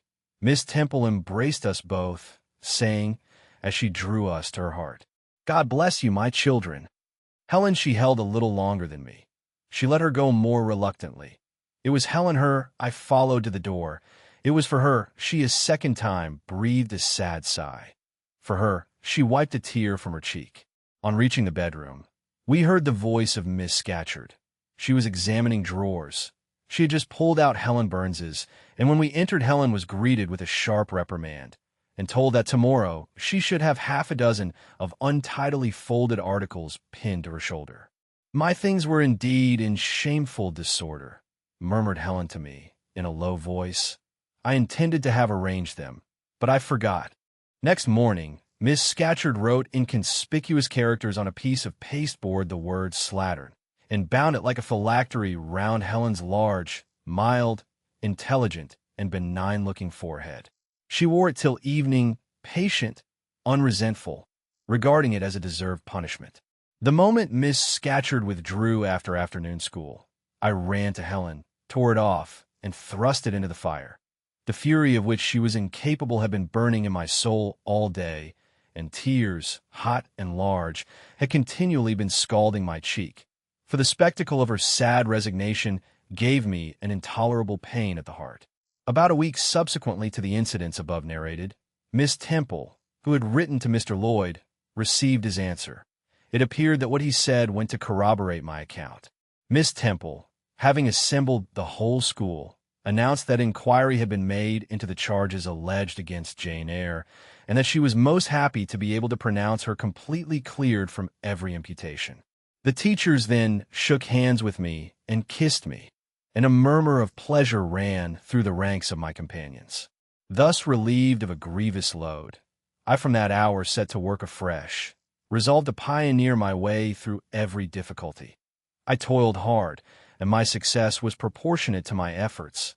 My memory, not naturally tenacious, improved with practice. Exercise sharpened my wits. In a few weeks I was promoted to a higher class. In less than 2 months I was allowed to commence French and drawing. I learned the first 2 tenses of the verb être underscore, and sketched my first cottage, whose walls, by the by, outrivaled in slope those of the Leaning Tower of Pisa on the same day. That night, on going to bed, I forgot to prepare in imagination the Barmecide supper of hot roast potatoes or white bread and new milk, with which I was wont to amuse my inward cravings. I feasted instead on the spectacle of ideal drawings, which I saw in the dark, all the work of my own hands, freely penciled houses and trees, picturesque rocks and ruins, quip-like groups of cattle, sweet paintings of butterflies hovering over unblown roses, of birds picking at ripe cherries, of wrens' nests, enclosing pearl-like eggs wreathed about with young ivy sprays. I examined, too, in thought, the possibility of my ever being able to translate currently a certain little French story which Madame Pierrot had that day shown me. Nor was that problem solved to my satisfaction ere I fell sweetly asleep. Well has Solomon said, "Better is a dinner of herbs where love is, than a stalled ox and hatred therewith." I would not now have exchanged Lowood with all its privations for Gateshead and its daily luxuries. Chapter 9. But the privations, or rather the hardships, of Lowood lessened. Spring drew on. She was indeed already come. The frosts of winter had ceased. Its snows were melted, its cutting winds ameliorated. My wretched feet, flayed and swollen to lameness by the sharp air of January, began to heal and subside under the gentler breathings of April. The nights and mornings no longer by their Canadian temperature froze the very blood in our veins. We could now endure the play hour passed in the garden. Sometimes on a sunny day it began even to be pleasant and genial, and a greenness grew over those brown beds, which, freshening daily, suggested the thought that hope traversed them at night and left. Each morning brighter traces of her steps. Flowers peeped out amongst the leaves, snowdrops, crocuses, purple auriculas, and golden-eyed pansies. On Thursday afternoons, half-holidays, we now took walks and found still sweeter flowers opening by the wayside under the hedges. I discovered, too, that a great pleasure, an enjoyment which the horizon only bounded, lay all outside the high and spike-guarded walls of our garden. This pleasure consisted in prospect of noble summits girdling a great hill hollow, rich in verdure and shadow, in a bright beck, full of dark stones and sparkling eddies. How different had the scene looked when I viewed it laid out beneath the iron sky of winter, stiffened in frost, shrouded with snow, when mists as chill as death wandered to the impulse of east winds along those purple peaks, and rolled down Ng and home till they blended with the frozen fog of the beck. That beck itself was then a torrent, turbid and curbless. It tore asunder the wood, and sent a raving sound through the air, often thickened with wild rain or whirling sleet, and for the forest on its banks, underscore that underscore showed only ranks of skeletons. April advanced to May. A bright, serene May it was. Days of blue sky, placid sunshine, and soft western or southern gales filled up its duration. And now vegetation matured with vigor. Lowood shook loose its tresses. It became all green, all flowery. Its great elm, ash, and oak skeletons were restored to majestic life. Woodland plants sprang up profusely in its recesses. Unnumbered varieties of moss filled its hollows, and it made a strange ground sunshine out of the wealth of its wild primrose plants. I have seen their pale gold gleam in overshadowed spots like scatterings of the sweetest luster. All this I enjoyed often and fully, free, unwatched, and almost alone. For this unwanted liberty and pleasure there was a cause, to which it now becomes my task to advert. Have I not described a pleasant sight for a dwelling, when I speak of it as bosomed in hill and wood, and rising from the verge of a stream? Assuredly, pleasant enough, but whether healthy or not is another question. That forest dell, where Lowood lay, was the cradle of fog and fog-bred pestilence, which, quickening with the quickening spring, crept into the orphan asylum, breathed typhus through its crowded schoolroom and dormitory, and, ere May arrived, transformed the seminary into an hospital. Semi-starvation and neglected colds had predisposed most of the pupils to receive infection. 45 out of the 80 girls lay ill at one time. Classes were broken up, rules relaxed.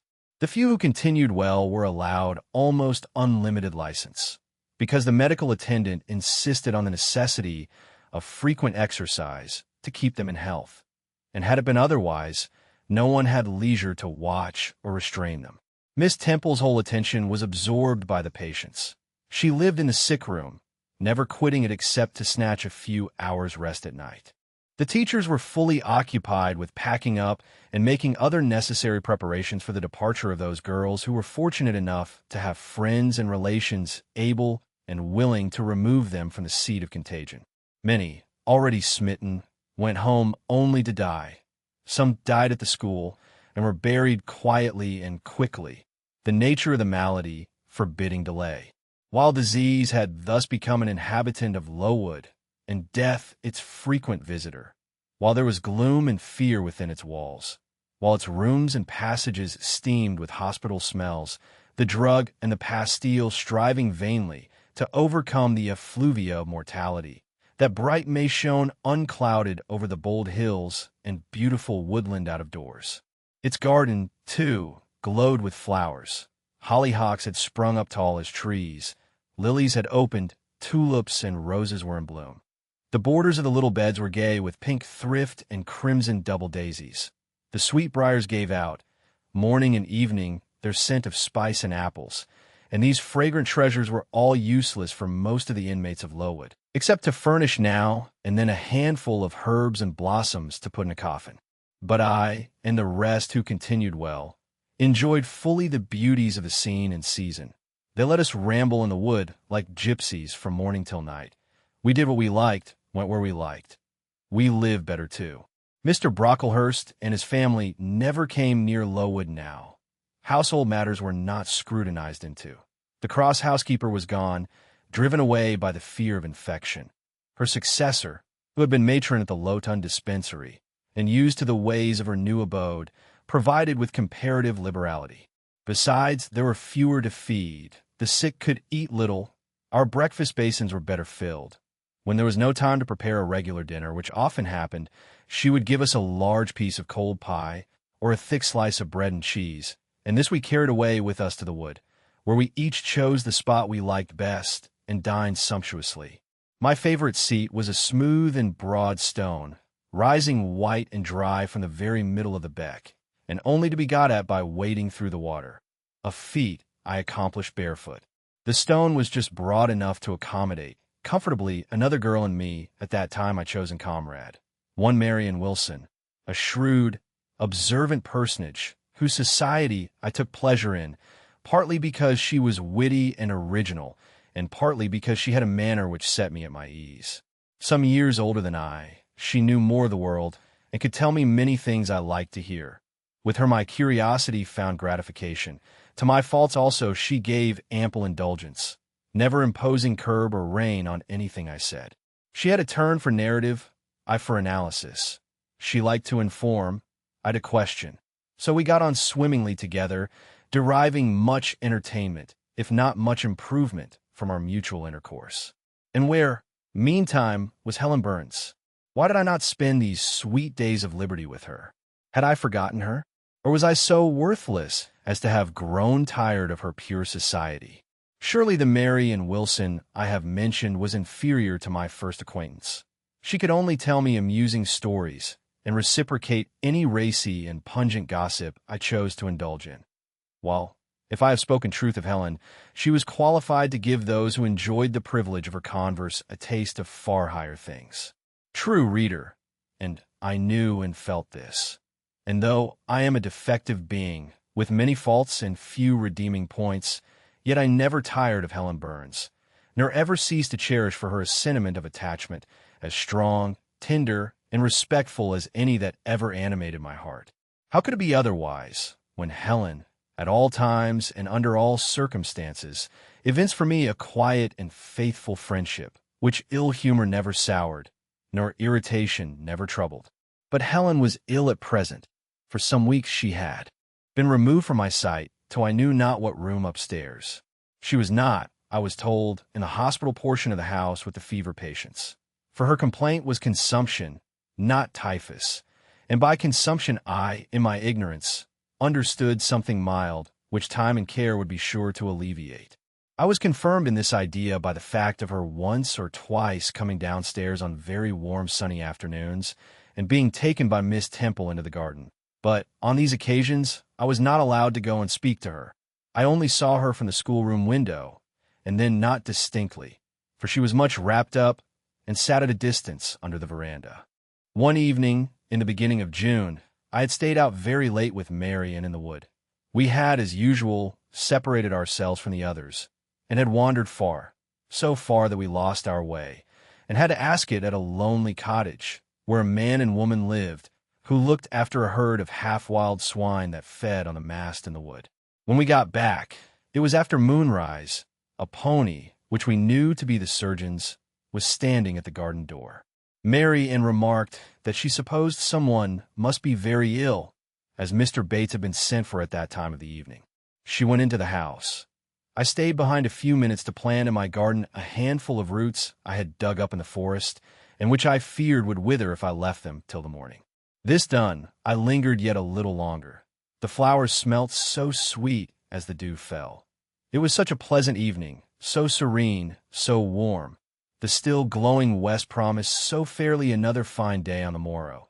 The moon rose with such majesty in the grave east. I was noting these things and enjoying them as a child might, when it entered my mind as it had never done before. How sad to be lying now on a sick bed, and to be in danger of dying. This world is pleasant. It would be dreary to be called from it, and to have to go who knows where. And then my mind made its first earnest effort to comprehend what had been infused into it concerning heaven and hell. And for the first time it recoiled baffled, and for the first time glancing behind on each side and before it, it saw all round an unfathomed gulf. It felt the one point where it stood, the present. All the rest was formless cloud and vacant depth, and it shuddered at the thought of tottering and plunging amid that chaos. While pondering this new idea, I heard the front door open. Mr. Bates came out, and with him was a nurse. After she had seen him mount his horse and depart, she was about to close the door, but I ran up to her. "How is Helen Burns?" "Very poorly," was the answer. "Is it her Mr. Bates has been to see?" "Yes." "And what does he say about her?" "He says she'll not be here long." This phrase, uttered in my hearing yesterday, would have only conveyed the notion that she was about to be removed to Northumberland, to her own home. I should not have suspected that it meant she was dying, but I knew instantly now.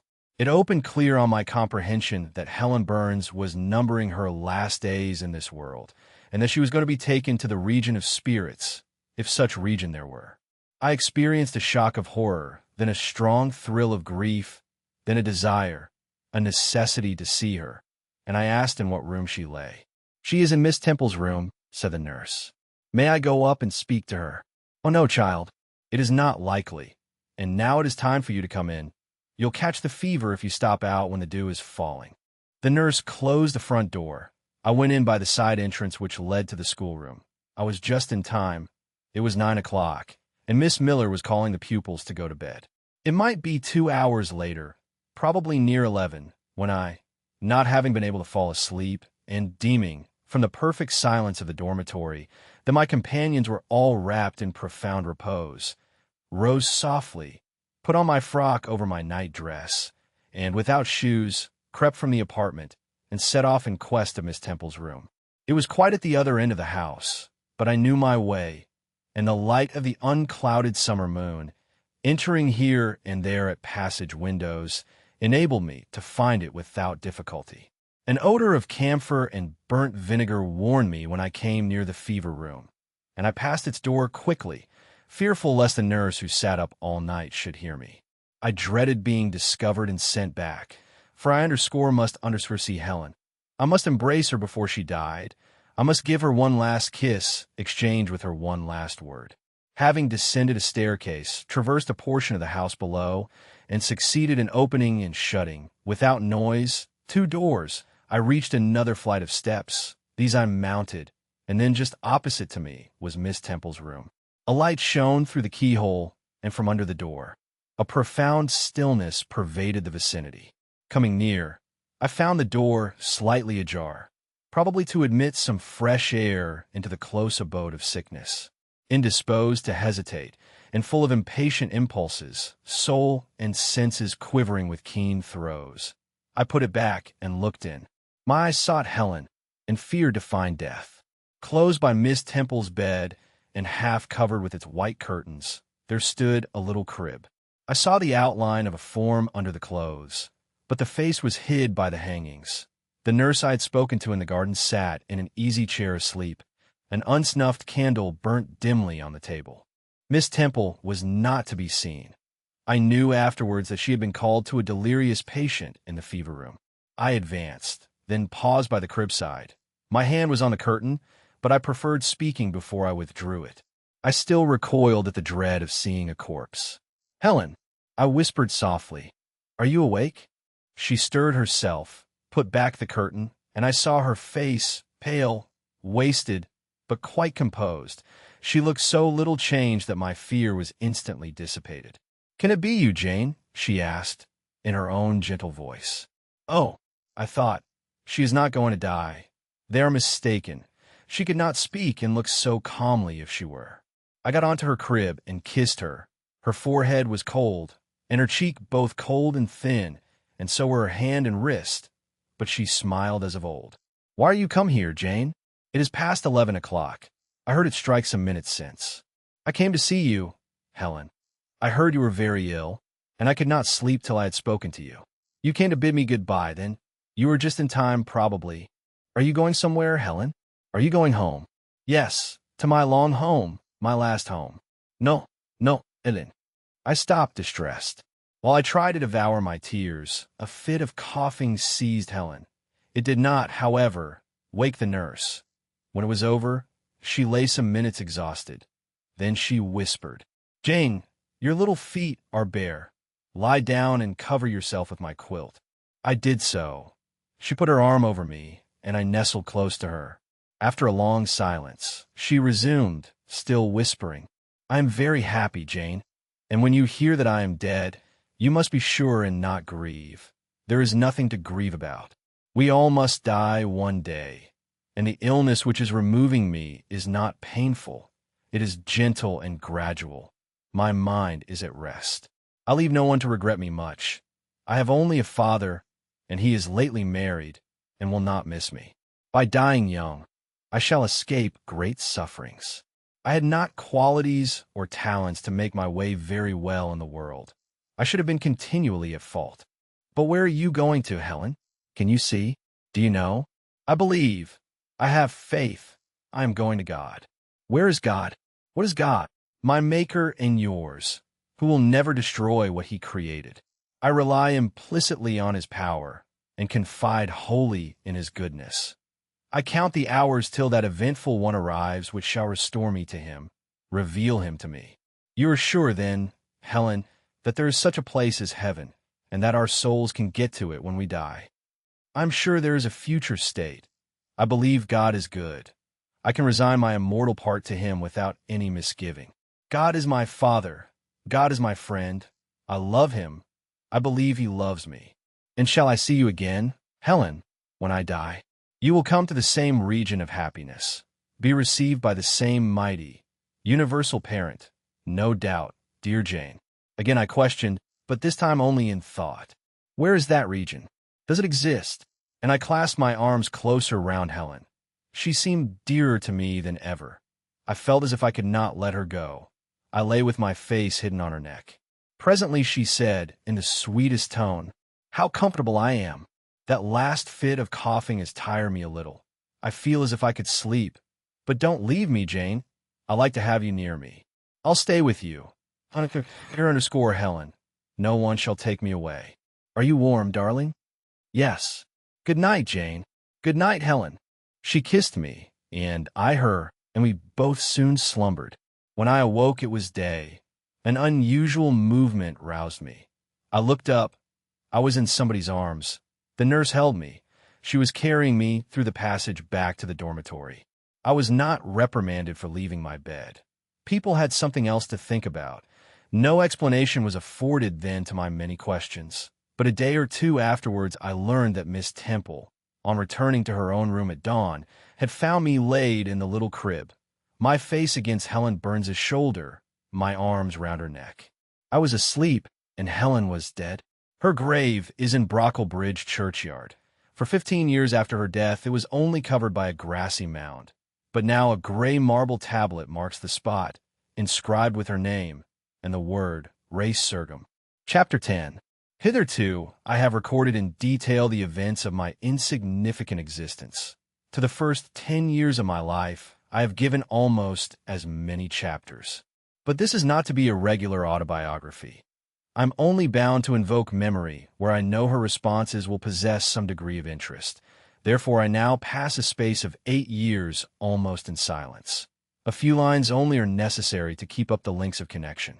When the typhus fever had fulfilled its mission of devastation at Lowood, it gradually disappeared from thence, but not till its virulence and the number of its victims had drawn public attention on the school.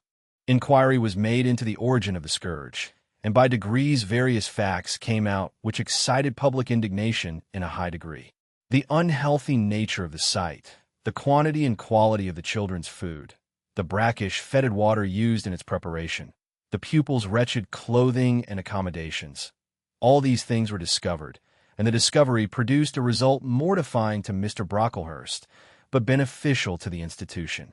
Several wealthy and benevolent individuals in the county subscribed largely for the erection of a more convenient building in a better situation. New regulations were made, improvements in diet and clothing introduced. The funds of the school were entrusted to the management of a committee. Mr. Brocklehurst, who, from his wealth and family connections, could not be overlooked, still retained the post of treasurer, but he was aided in the discharge of his duties by gentlemen of rather more enlarged and sympathizing minds.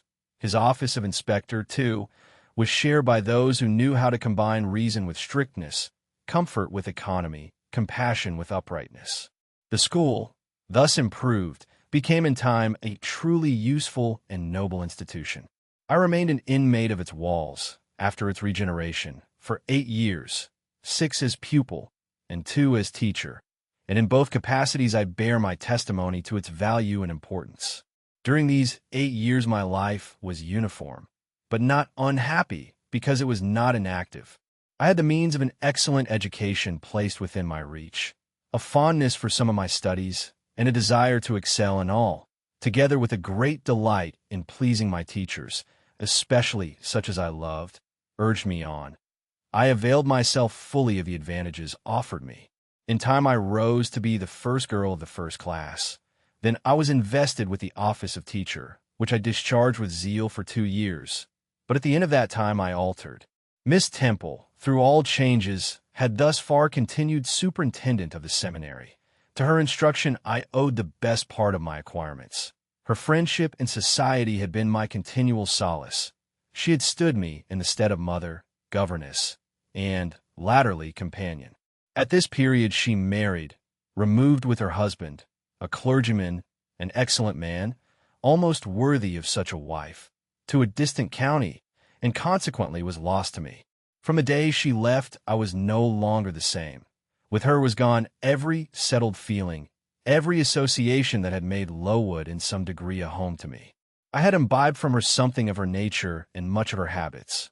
More harmonious thoughts, what seemed better regulated feelings had become the inmates of my mind.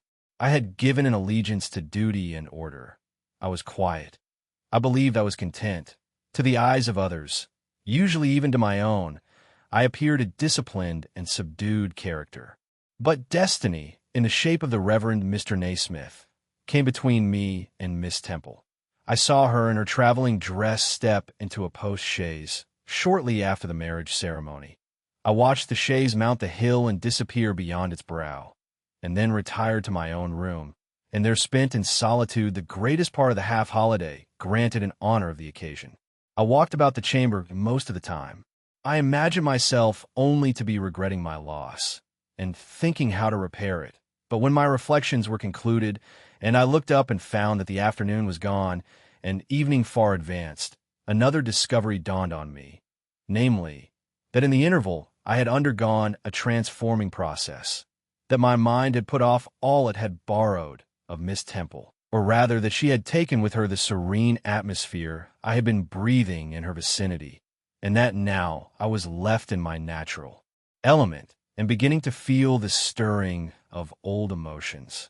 It did not seem as if a prop were withdrawn, but rather as if a motive were gone. It was not the power to be tranquil which had failed me, but the reason for tranquility was no more. My world had for some years been in Lowood. My experience had been of its rules and systems. Now I remembered that the real world was wide, and that a varied field of hopes and fears, of sensations and excitements, awaited those who had courage to go forth into its expanse, to seek real knowledge of life amidst its perils. I went to my window, opened it, and looked out. There were the two wings of the building. There was the garden. There were the skirts of Lowood. There was the hilly horizon. My eye passed all other objects to rest on those most remote, the blue peaks. It was those I longed to surmount. All within their boundary of rock and heath seemed prison ground, exile limits. I traced the white road winding round the base of one mountain and vanishing in a gorge between two. How I longed to follow it farther.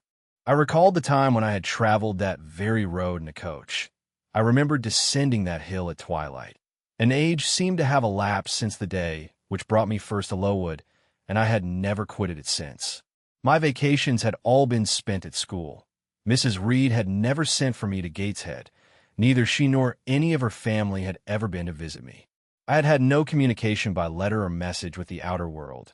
School rules, school duties, school habits and notions and voices and faces and phrases and costumes and preferences and antipathies, such was what I knew of existence. And now I felt that it was not enough. I tired of the routine of 8 years in one afternoon. I desired liberty. For liberty I gasped. For liberty I uttered a prayer. It seemed scattered on the wind, then faintly blowing. I abandoned it and framed a humbler supplication. For change, stimulus. That petition, too, seemed swept off into vague space. Then I cried, half desperate, "Grant me at least a new servitude." Here a bell, ringing the hour of supper, called me downstairs. I was not free to resume the interrupted chain of my reflections till bedtime. Even then a teacher who occupied the same room with me kept me from the subject to which I longed to recur by a prolonged effusion of small talk. How I wished sleep would silence her. It seemed as if, could I but go back to the idea which had last entered my mind as I stood at the window, some inventive suggestion would rise for my relief. Miss Gryce snored at last. She was a heavy Welshwoman. Until now her habitual nasal strains had never been regarded by me in any other light than as a nuisance. Tonight I hailed the first deep notes with satisfaction. I was debarrassed of interruption. My half-effaced thought instantly revived. A new servitude. There's something in that, I soliloquized, mentally be it understood. I did not talk aloud. I know there is, because it does not sound too sweet. It is not like such words as liberty, excitement, enjoyment. Delightful sounds truly, but no more than sounds for me, and so hollow and fleeting that it is mere waste of time to listen to them. But servitude, that must be matter of fact. Anyone may serve. I have served here 8 years. Now all I want is to serve elsewhere. Can I not get so much of my own will? Is not the thing feasible? Yes, the end is not so difficult.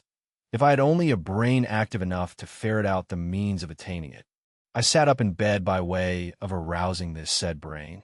It was a chilly night. I covered my shoulders with a shawl, and then I proceeded to think again with all my might. What do I want? A new place, in a new house, amongst new faces, under new circumstances.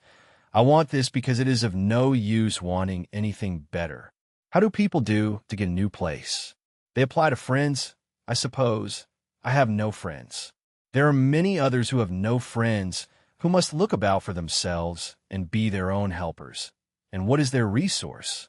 I could not tell. Nothing answered me. I then ordered my brain to find a response, and quickly. It worked and worked faster. I felt the pulses throb in my head and temples, but for nearly an hour it worked in chaos, and no result came of its efforts. Feverish with vain labor, I got up and took a turn in the room, undrew the curtain, noted a star or two, shivered with cold, and again crept to bed. A kind fairy, in my absence, had surely dropped the required suggestion on my pillow, for as I lay down, it came quietly and naturally to my mind. Those who want situations advertise. You must advertise in the Shire Herald. How? I know nothing about advertising.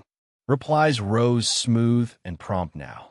You must enclose the advertisement and the money to pay for it under a cover directed to the editor of the Herald. You must put it the first opportunity you have into the post at Lowdon. Answers must be addressed to J. at the post office there.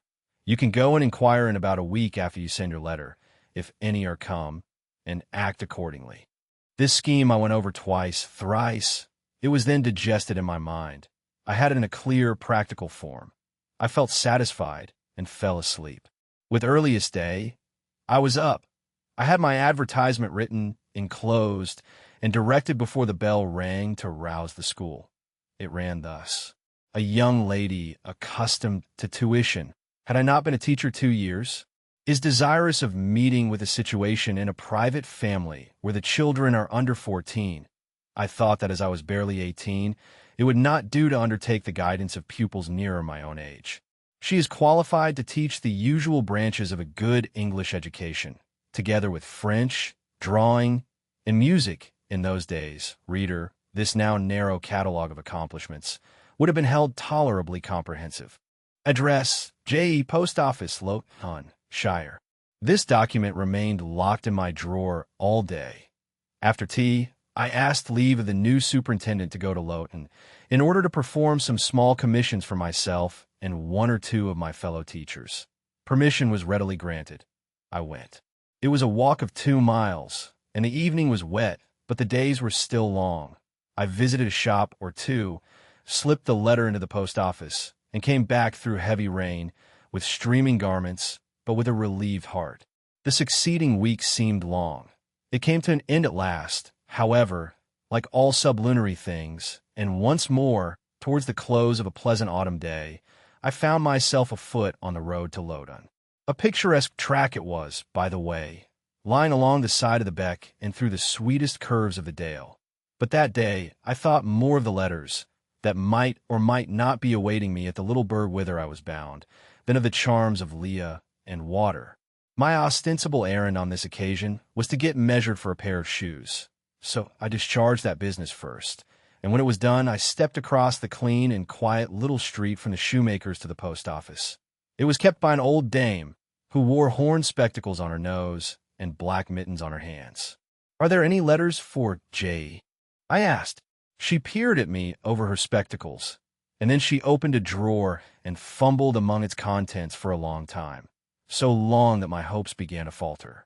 At last, Having held the document before her glasses for nearly 5 minutes, she presented it across the counter, accompanying the act by another inquisitive and mistrustful glance. "It was for J. Is there only one?" I demanded.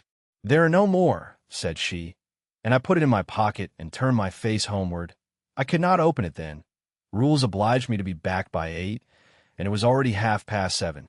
Various duties awaited me on my arrival. I had to sit with the girls during their hour of study.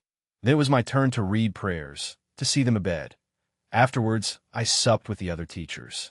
Even when we finally retired for the night, the inevitable Miss Gryce was still my companion.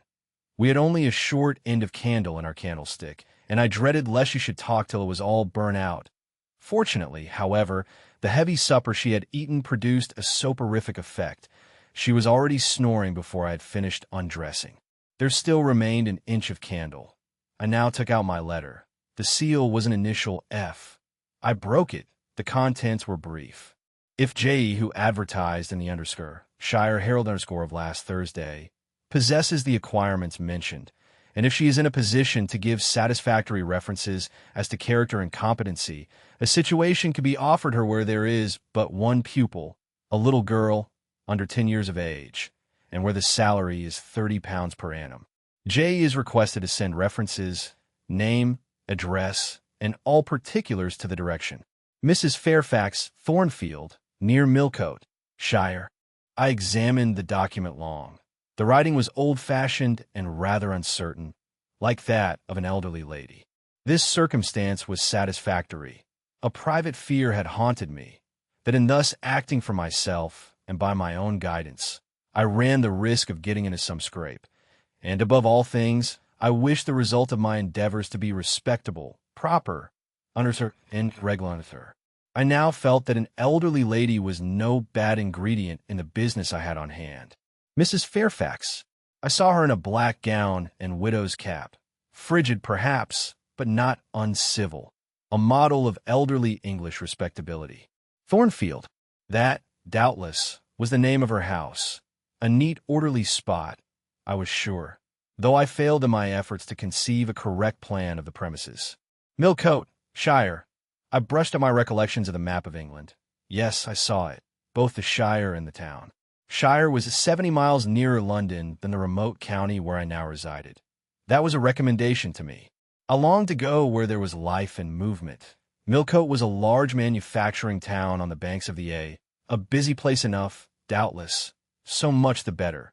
It would be a complete change at least. Not that my fancy was much captivated by the idea of long chimneys and clouds of smoke, but I argued, Thornfield will, probably, be a good way from the town. Here the socket of the candle dropped, and the wick went out. Next day, new steps were to be taken. My plans could no longer be confined to my own breast. I must impart them in order to achieve their success.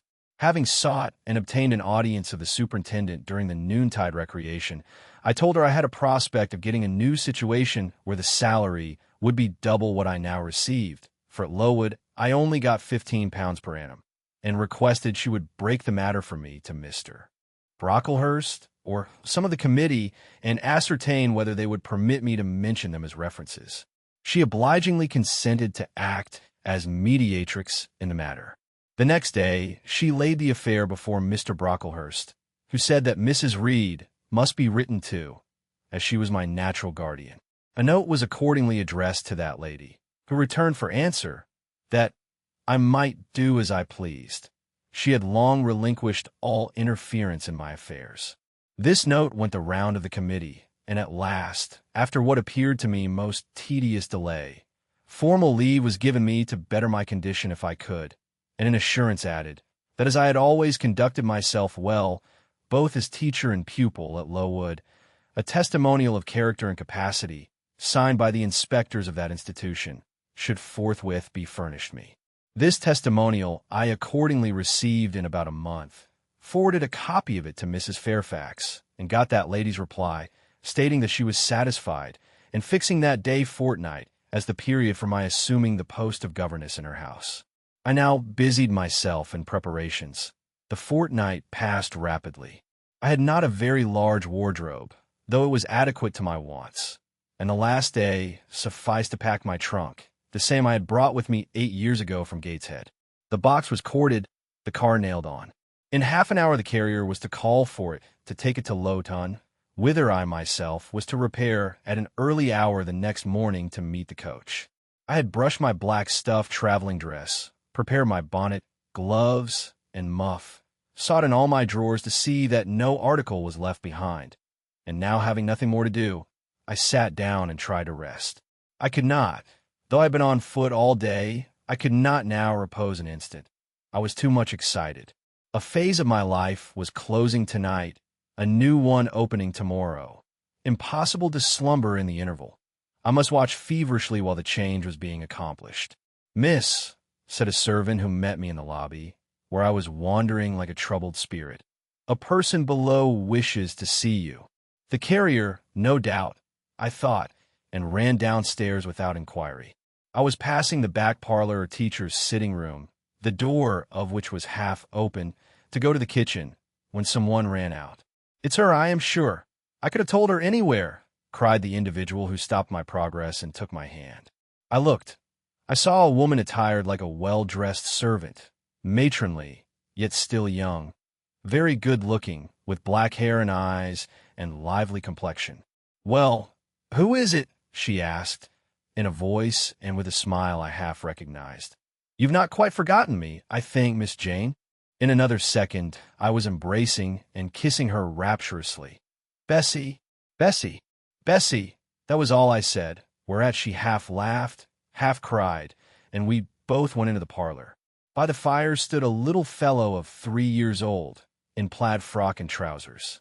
"That is my little boy," said Bessie directly. "Then you are married, Bessie?" "Yes, nearly 5 years since to Robert Levin, the coachman, and I've a little girl besides Bobby there that I've christened Jane." "And you don't live at Gateshead?" "I live at the lodge. The old porter has left." "Well, and how do they all get on? Tell me everything about them, Bessie. But sit down first, and, Bobby, come and sit on my knee, will you?" But Bobby preferred sidling over to his mother.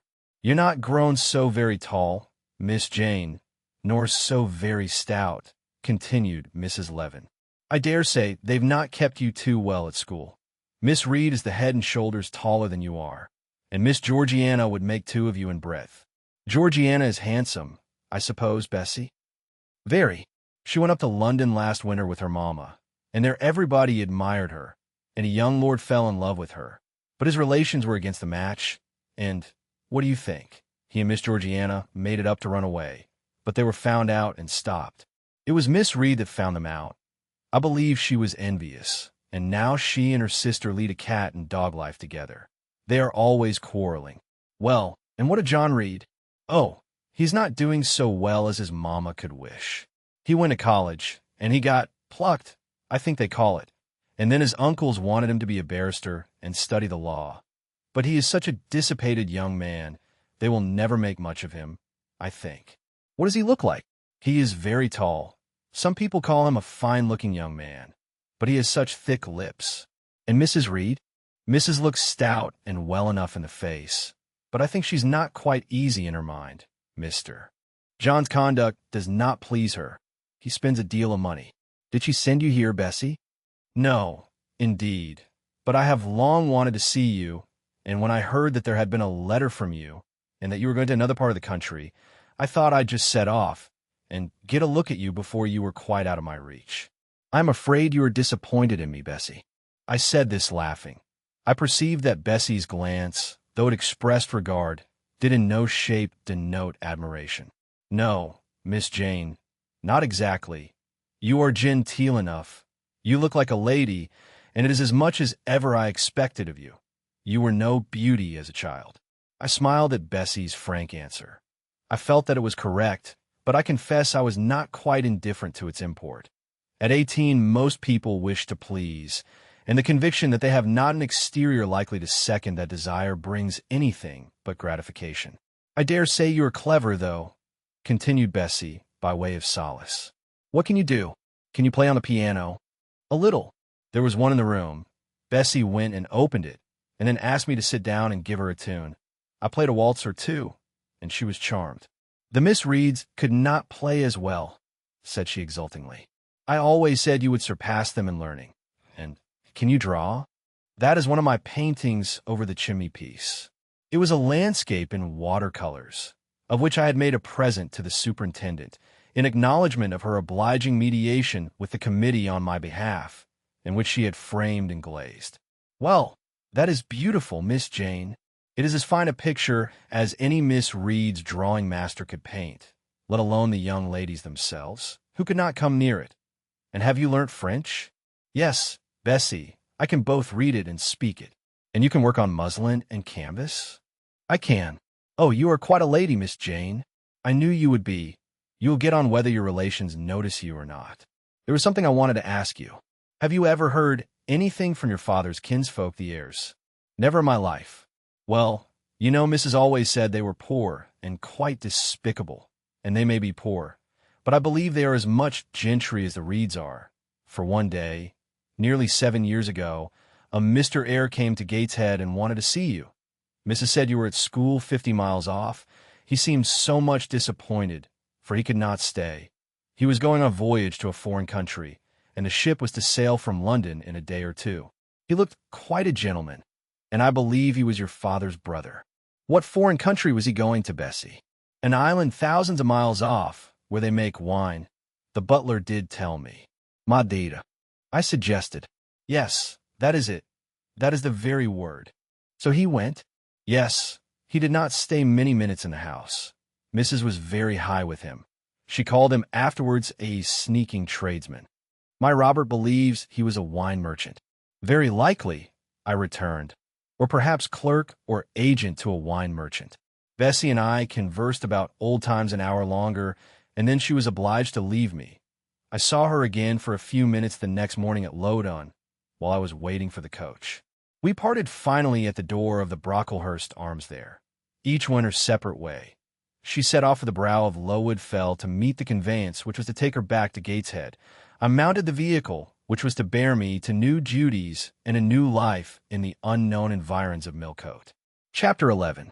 A new chapter in a novel is something like a new scene in a play, and when I draw up the curtain this time, reader, you must fancy you see a room in the George Inn at Millcote with such large figured papering on the walls as in rooms have, such a carpet, such furniture, such ornaments on the mantelpiece, such prints, including a portrait of George III and another of the Prince of Wales, and a representation of the death of Wolfe.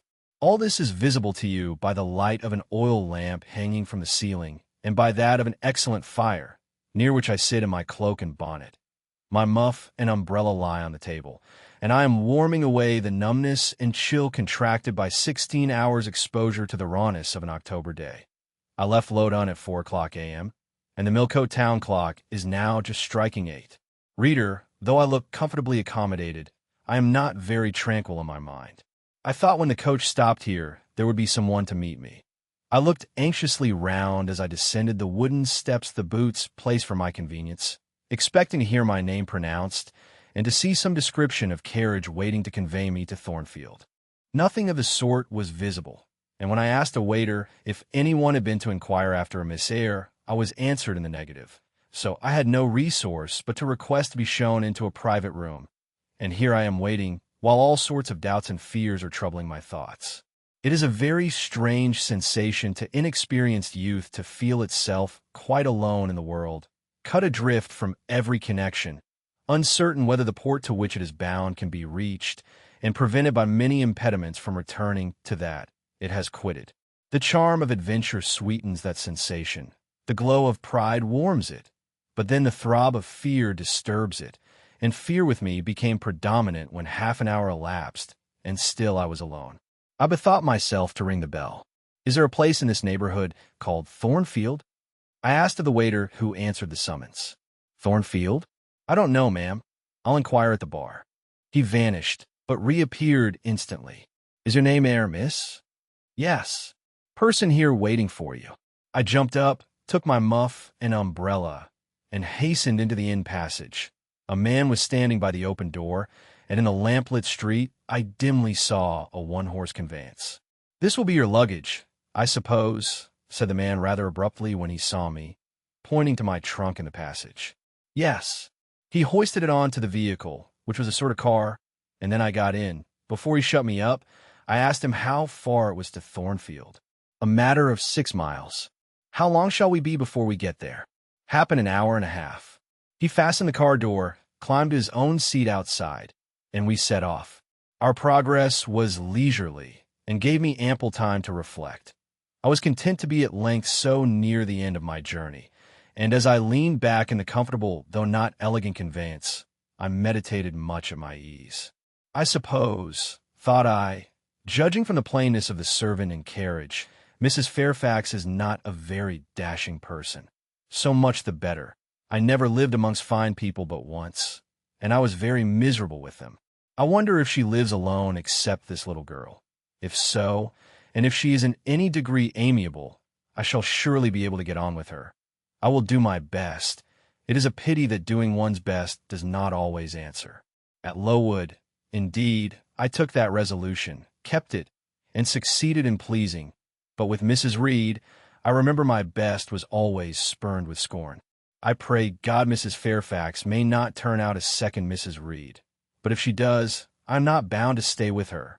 Let the worst come to the worst. I can advertise again. How far are we on our road now, I wonder? I let down the window and looked out. Millcote was behind us. Judging by the number of its lights, it seemed a place of considerable magnitude, much larger than Lowton. We were now, as far as I could see, on a sort of common, but there were houses scattered all over the district. I felt we were in a different region to Lowood, more populous, less picturesque, more stirring, less romantic. The roads were heavy, the night misty. My conductor let his horse walk all the way, and the hour and a half extended, I verily believe, to 2 hours. At last he turned in his seat and said, "You known so far fro Thornfield now." Again I looked out. We were passing a church. I saw its low, broad tower against the sky, and its bell was tolling a quarter. I saw a narrow galaxy of lights, too, on a hillside, marking a village or hamlet. About 10 minutes after, the driver got down and opened a pair of gates. We passed through, and they clashed behind us. We now slowly ascended a drive, and came upon the long front of a house. Candlelight gleamed from one curtained bow window. All the rest were dark. The car stopped at the front door. It was opened by a maidservant. I alighted and went in. "Will you walk this way, ma'am?" said the girl, and I followed her across a square hall with high doors all round. She ushered me into a room whose double illumination of fire and candle at first dazzled me, contrasting as it did with the darkness to which my eyes had been for 2 hours inured. When I could see, however, a cozy and agreeable picture presented itself to my view. A snug small room, a round table by a cheerful fire, an armchair high-backed and old-fashioned, wherein sat the neatest imaginable little elderly lady, in widow's cap, black silk gown, and snowy muslin apron, exactly like what I had fancied Mrs. Fairfax, only less stately and milder looking. She was occupied in knitting. A large cat sat demurely at her feet. Nothing, in short, was wanting to complete the beau ideal of domestic comfort. A more reassuring introduction for a new governess could scarcely be conceived. There was no grandeur to overwhelm, no stateliness to embarrass. And then, as I entered, the old lady got up and promptly and kindly came forward to meet me.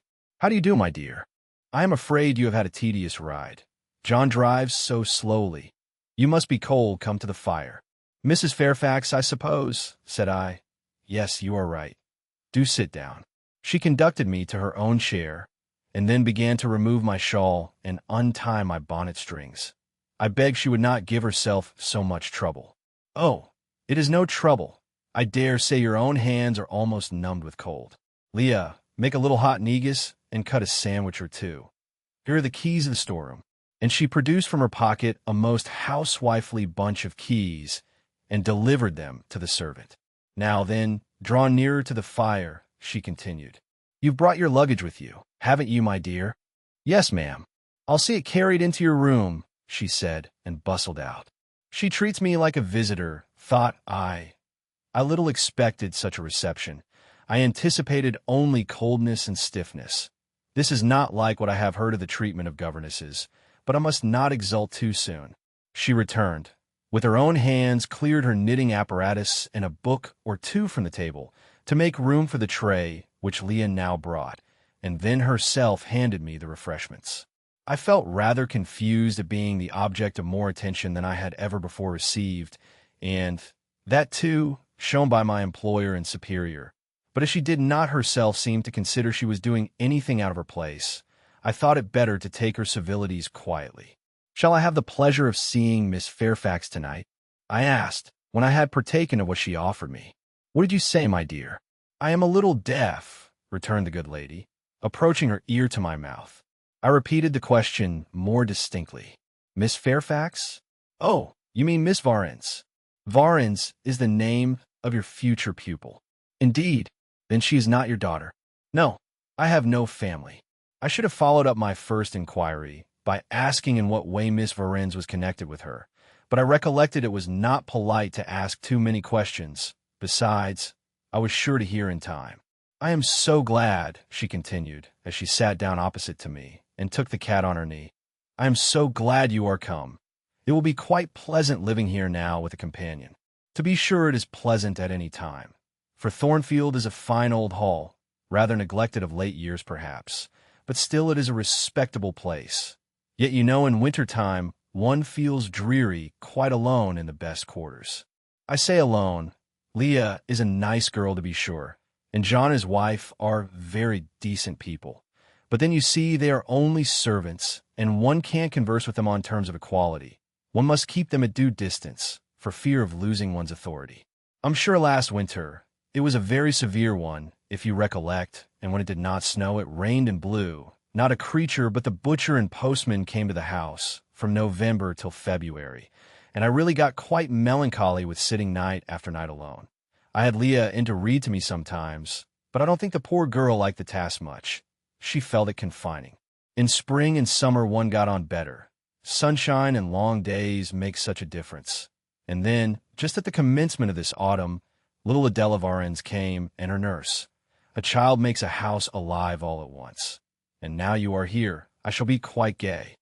My heart really warmed to the worthy lady as I heard her talk, and I drew my chair a little nearer to her, and expressed my sincere wish that she might find my company as agreeable as she anticipated.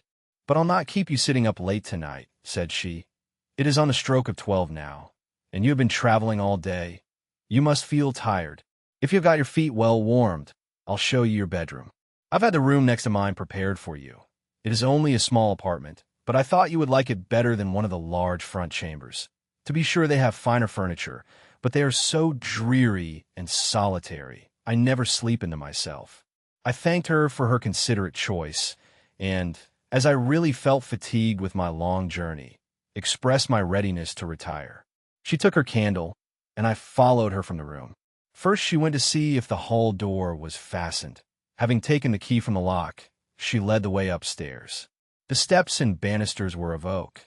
The staircase window was high and latticed. Both it and the long gallery into which the bedroom doors opened looked as if they belonged to a church rather than a house. A very chill and vault-like air pervaded the stairs and gallery, suggesting cheerless ideas of space and solitude, and I was glad, when finally ushered into my chamber, to find it of small dimensions, and furnished in ordinary, modern style. When Mrs. Fairfax had bidden me a kind good night, and I had fastened my door, gazed leisurely round, and in some measure effaced the eerie impression made by that wide hall, that dark and spacious staircase, and that long, cold gallery, by the livelier aspect of my little room, I remembered that, after a day of bodily fatigue and mental anxiety, I was now at last in safe haven. The impulse of gratitude swelled my heart, and I knelt down at the bedside, and offered up thanks where thanks were due, not forgetting, ere I rose, to implore aid on my further path, and the power of meriting the kindness which seemed so frankly offered me before it was earned.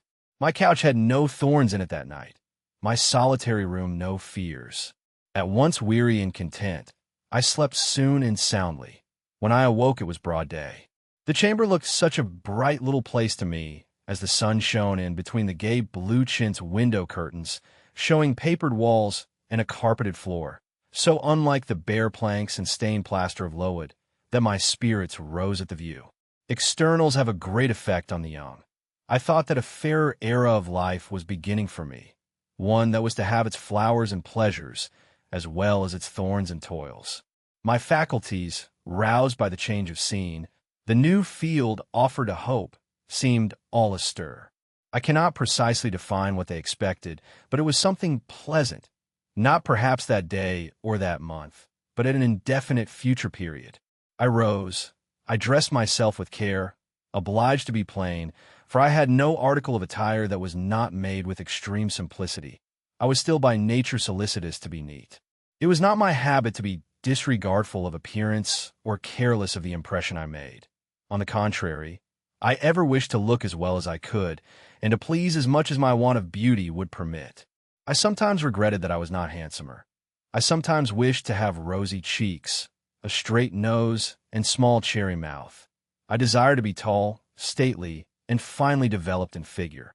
I felt a misfortune that I was so little, so pale, and had features so irregular and so marked. And why had I these aspirations and these regrets? It would be difficult to say. I could not then distinctly say it to myself. Yet I had a reason, and a logical, natural reason too. However, when I had brushed my hair very smooth and put on my black frock, which, Quaker-like as it was, at least had the merit of fitting to a nicety, and adjusted my clean white tucker, I thought I should do respectably enough to appear before Mrs. Fairfax, and that my new pupil would not at least recoil from me with antipathy. Having opened my chamber window, and seeing that I left all things straight and neat on the toilet table, I ventured forth. Traversing the long and matted gallery, I descended the slippery steps of oak. Then I gained the hall. I halted there a minute. I looked at some pictures on the walls. One, I remember, represented a grim man in a cuirass, and one a lady with powdered hair and a pearl necklace, at a bronze lamp pendant from the ceiling, at a great clock whose case was of oak curiously carved, and ebon black with time and rubbing. Everything appeared very stately and imposing to me, but then I was so little accustomed to grandeur. The hall door, which was half of glass, stood open. I stepped over the threshold. It was a fine autumn morning. The early sun shone serenely on embrowned groves and still green fields. Advancing onto the lawn, I looked up and surveyed the front of the mansion. It was 3 stories high, of proportions not vast, though considerable. A gentleman's manor house, not a nobleman's seat. Battlements round the top gave it a picturesque look. Its gray front stood out well from the background of a rookery, whose cawing tenants were now on the wing. They flew over the lawn and grounds to alight in a great meadow, from which these were separated by a sunk fence, and were an array of mighty old thorn trees, strong, knotty, and broad as oaks, at once explained the etymology of the mansion's designation. Farther off were hills, not so lofty as those round Lowood, nor so craggy, nor so like barriers of separation from the living world, but yet quiet and lonely hills enough, and seeming to embrace Thornfield with a seclusion I had not expected to find existent so near the stirring locality of Millcote. A little hamlet, whose roofs were blent with trees, straggled up the side of one of these hills. The church of the district stood nearer Thornfield. Its old tower top looked over a knoll between the house and gates. I was yet enjoying the calm prospect and pleasant fresh air, yet listening with delight to the cawing of the rooks, yet surveying the wide, hoary front of the hall, and thinking what a great place it was for one lonely little dame like Mrs. Fairfax to inhabit, when that lady appeared at the door. "What, out already?" said she. "I see you are an early riser." I went up to her, and was received with an affable kiss and shake of the hand. "How do you like Thornfield?" she asked. I told her I liked it very much. "Yes," she said, "it is a pretty place, but I fear it will be getting out of order, unless Mr. Rochester should take it into his head to come and reside here permanently, or, at least, visit it rather oftener. Great houses and fine grounds require the presence of the proprietor." "Mr. Rochester!" I exclaimed. "Who is he?" "The owner of Thornfield," she responded quietly. "Did you not know he was called Rochester?" Of course I did not. I had never heard of him before, But the old lady seemed to regard his existence as a universally understood fact, with which everybody must be acquainted by instinct. I thought, I continued, Thornfield belonged to you. To me? Bless you, child, what an idea. To me. I am only the housekeeper, the manager. To be sure, I am distantly related to the Rochesters by the mother's side, or at least my husband was. He was a clergyman, incumbent of Hay, that little village yonder on the hill, and that church near the gates was his. The present Mr. Rochester's mother was a Fairfax and second cousin to my husband, but I never presume on the connection. In fact, it is nothing to me.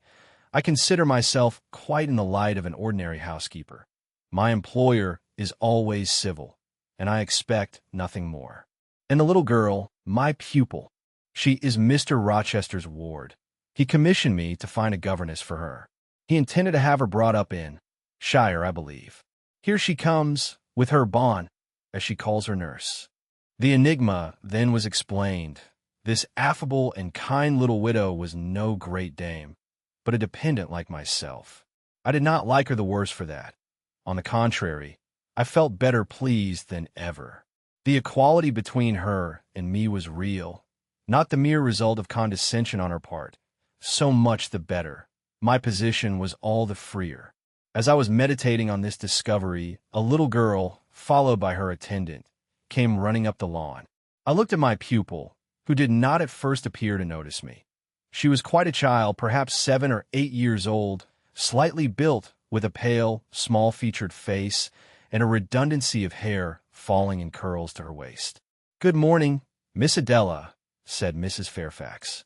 "Come and speak to the lady who is to teach you, and to make you a clever woman some day." She approached. "C'est la ma gouvernante," said she, pointing to me and addressing her nurse, who answered, "Mais oui, certainement." "Are they foreigners?"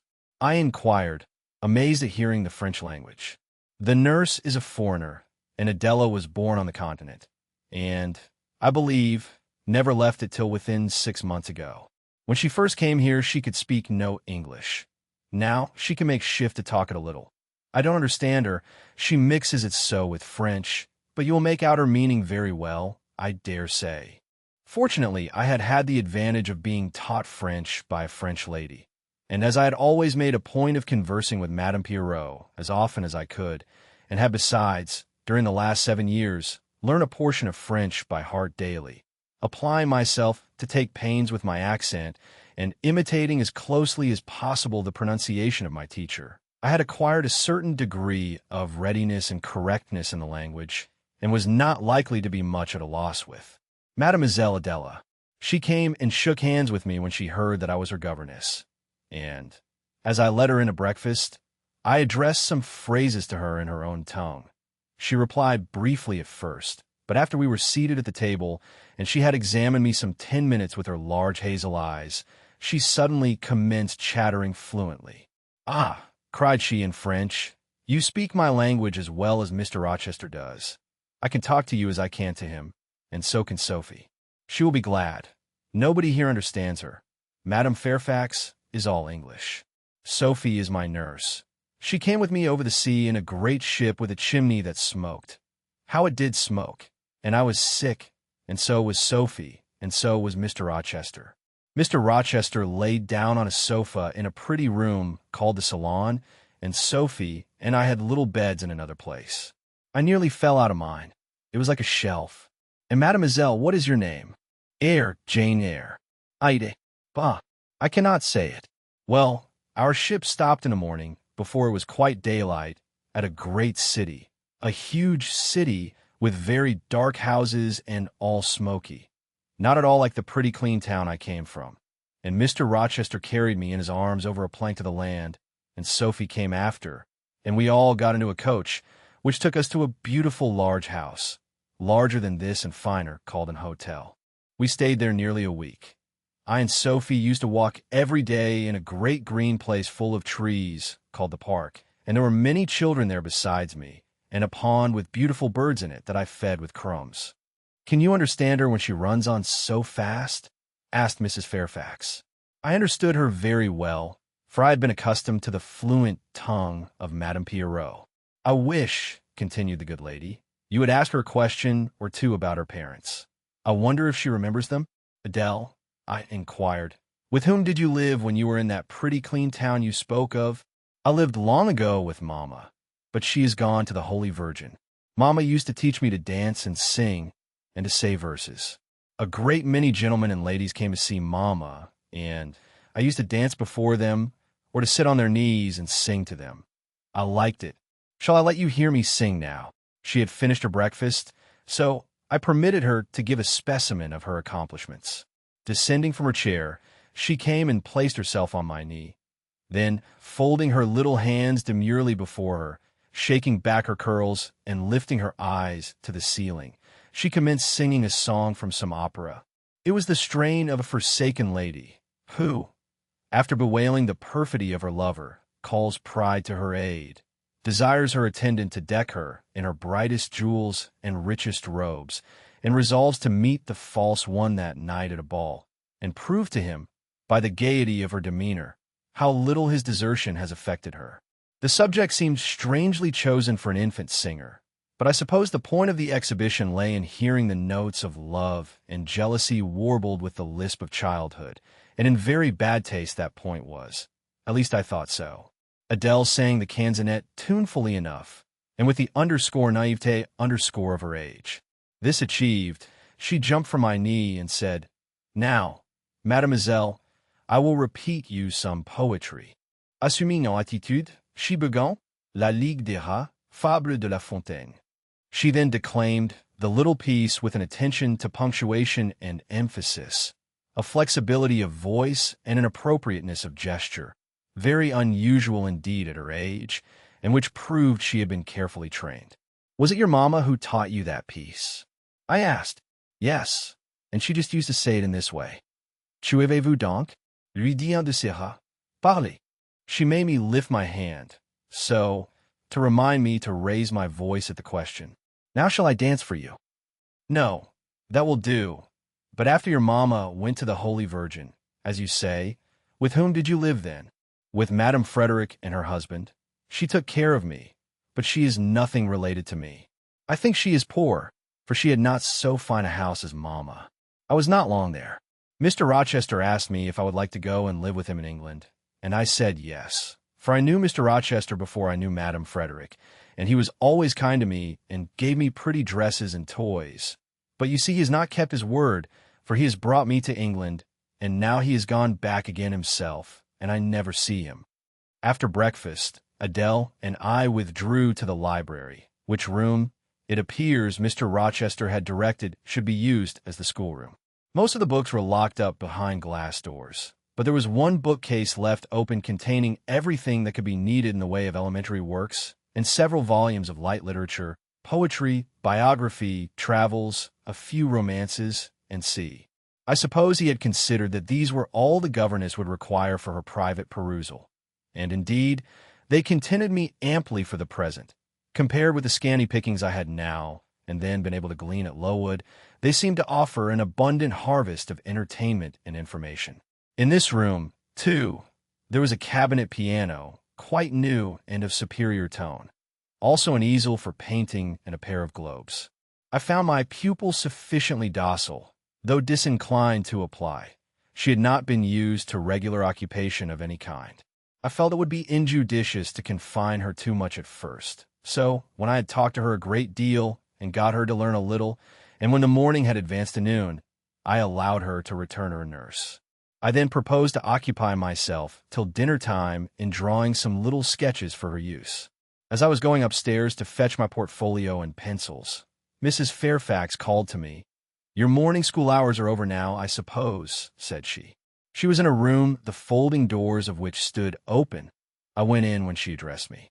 It was a large, stately apartment, with purple chairs and curtains, a turkey carpet, walnut-paneled walls, one vast window rich in stained glass, and a lofty ceiling, nobly molded.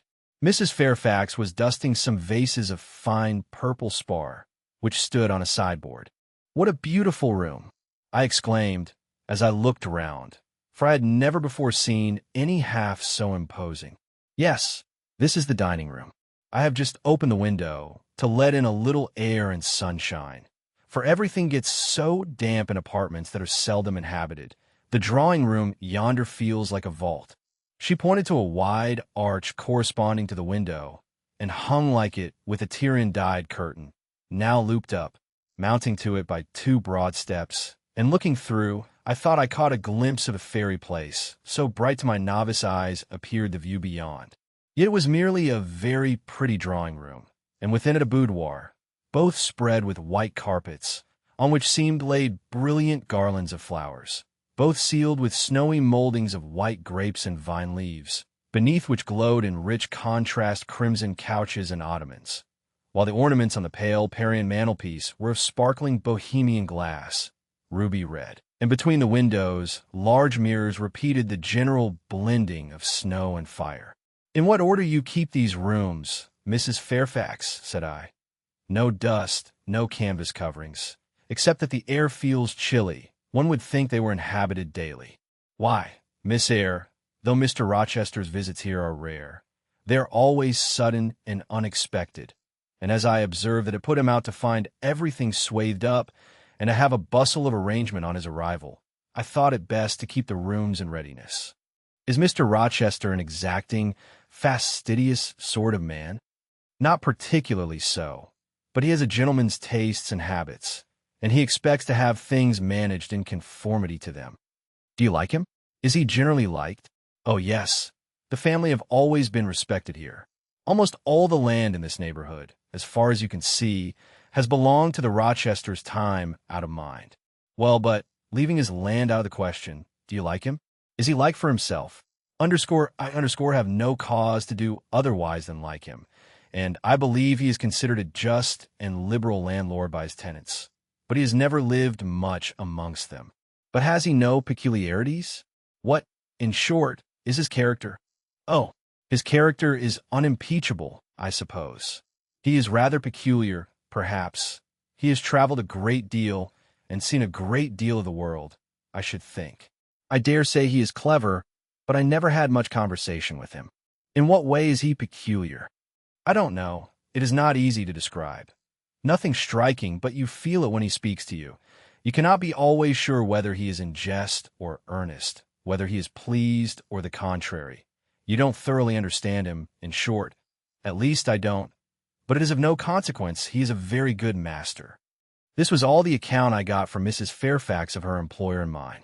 There are people who seem to have no notion of sketching a character or observing and describing salient points, either in persons or things. The good lady evidently belonged to this class. My queries puzzled, but did not draw her out.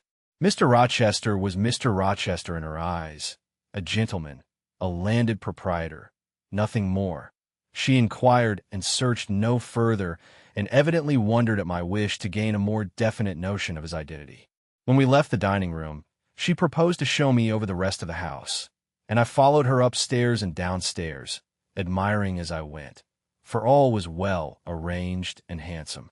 The large front chambers I thought especially grand, and some of the third-story rooms, though dark and low, were interesting from their air of antiquity.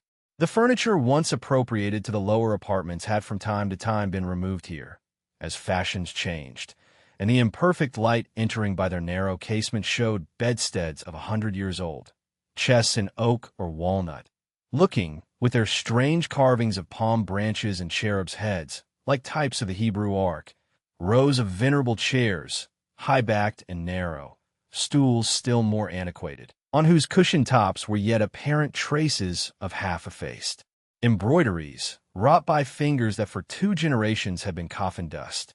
All these relics gave to the third story of Thornfield Hall the aspect of a home of the past, a shrine of memory.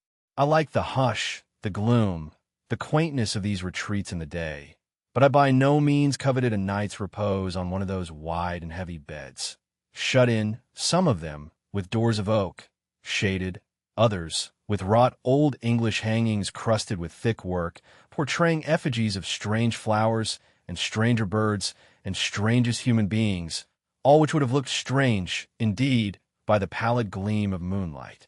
"Do the servants sleep in these rooms?" I asked. "No, they occupy a range of smaller apartments to the back. No one ever sleeps here. One would almost say that if there were a ghost at Thornfield Hall, this would be its haunt. So I think. You have no ghost, then? None that I ever heard of, returned Mrs. Fairfax, smiling. Nor any traditions of one? No legends or ghost stories? I believe not. And yet it is said the Rochesters have been rather a violent than a quiet race in their time. Perhaps, though, that is the reason they rest tranquilly in their graves now. Yes, after life's fitful fever they sleep well, I muttered. Where are you going now, Mrs. Fairfax? For she was moving away. On to the Leads. Will you come and see the view from thence? I followed still, up a very narrow staircase to the attics, and thence by a ladder and through a trapdoor to the roof of the hall. I was now on a level with the crow colony and could see into their nests. Leaning over the battlements and looking far down, I surveyed the grounds laid out like a map, the bright and velvet lawn closely girdling the gray base of the mansion, the field, wide as a park, dotted with its ancient timber, the wood, dun and sere, divided by a path visibly overgrown, greener with moss than the trees were with foliage, the church at the gates, the road, the tranquil hills, all reposing in the autumn day's sun, the horizon bounded by a propitious sky, azure, marbled with pearly white. No feature in the scene was extraordinary, but all was pleasing. When I turned from it and repassed the trapdoor, I could scarcely see my way down the ladder. The attic seemed black as a vault compared with that arch of blue air to which I had been looking up, and to that sunlit scene of grove, pasture, and green hill, of which the hall was the center, and over which I had been gazing with delight. Mrs. Fairfax stayed behind a moment to fasten the trapdoor. I, by dint of groping, found the outlet from the attic and proceeded to descend the narrow garret staircase. I lingered in the long passage to which this led, separating the front and back rooms of the third story. Narrow, low, and dim, with only one little window at the far end, and looking, with its 2 rows of small black doors all shut, like a corridor in some Bluebeard's castle. While I paced softly on, the last sound I expected to hear, in so still a region, a laugh, struck my ear. It was a curious laugh, distinct, formal, mirthless. I stopped. The sound ceased, only for an instant. It began again, louder, for at first, though distinct, it was very low. It passed off in a clamorous peal that seemed to wake an echo in every lonely chamber, though it originated but in one, and I could have pointed out the door whence the accents issued. Mrs. Fairfax, I called out, for I now heard her descending the great stairs. Did you hear that loud laugh? Who is it? Some of the servants, very likely, she answered. Perhaps Gracepool. Did you hear it? I again inquired. Yes, plainly. I often hear her. She sews in one of these rooms. Sometimes Leah is with her. They are frequently noisy together. The laugh was repeated in its low, syllabic tone, and terminated in an odd murmur. Grace! Exclaimed Mrs. Fairfax. I really did not expect any Grace to answer, for the laugh was as tragic, as preternatural a laugh as any I ever heard, but that it was high noon, and that no circumstance of ghostliness accompanied the curious cachinnation, but that neither scene nor season favored fear, I should have been superstitiously afraid. However, the event showed me I was a fool for entertaining a sense even of surprise. The door nearest me opened, and a servant came out, a woman of between 30 and 40, a set, square-made figure, red-haired, and with a hard, plain face. Any apparition less romantic or less ghostly could scarcely be conceived. Too much noise, Grace, said Mrs. Fairfax. Remember directions. Grace curtsied silently and went in. She is a person we have to sew and assist Leah in her housemaid's work, continued the widow. Not altogether unobjectionable in some points, but she does well enough. By the by, how have you got on with your new pupil this morning? The conversation, thus turned on Adele, continued till we reached the light and cheerful region below. Adele came running to meet us in the hall, exclaiming, Mesdames, vous êtes servies. Adine, j'ai bien faim, moi. We found dinner ready, and waiting for us in Mrs. Fairfax's room. Chapter 12.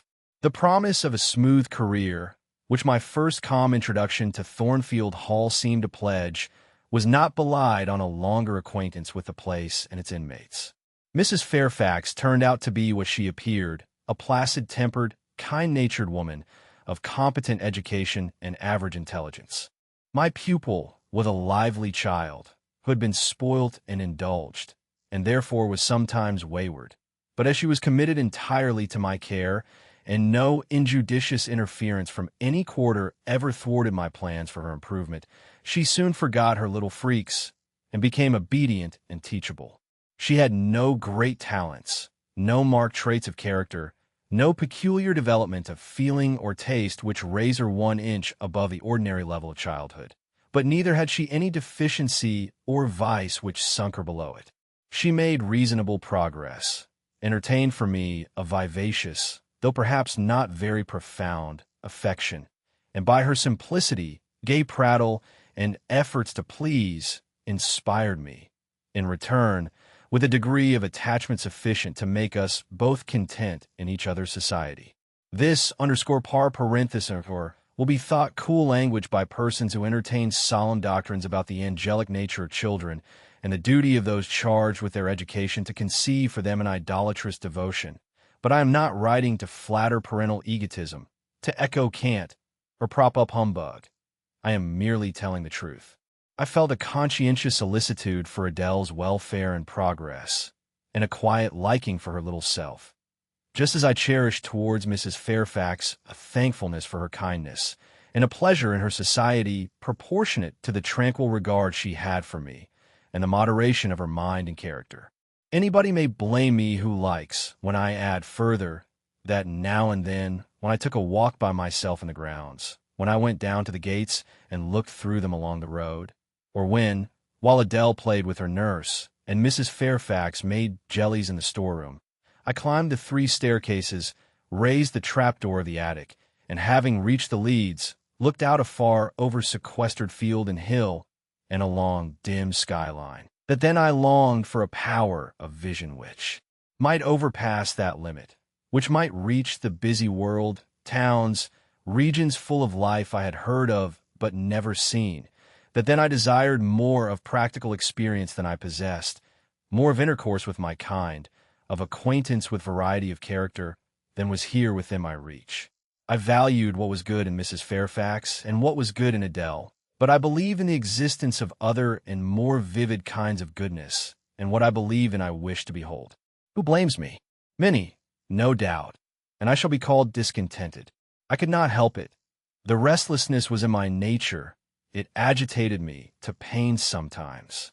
Then my sole relief was to walk along the corridor of the 3rd story, backwards and forwards, safe in the silence and solitude of the spot, and allow my mind's eye to dwell on whatever bright visions rose before it.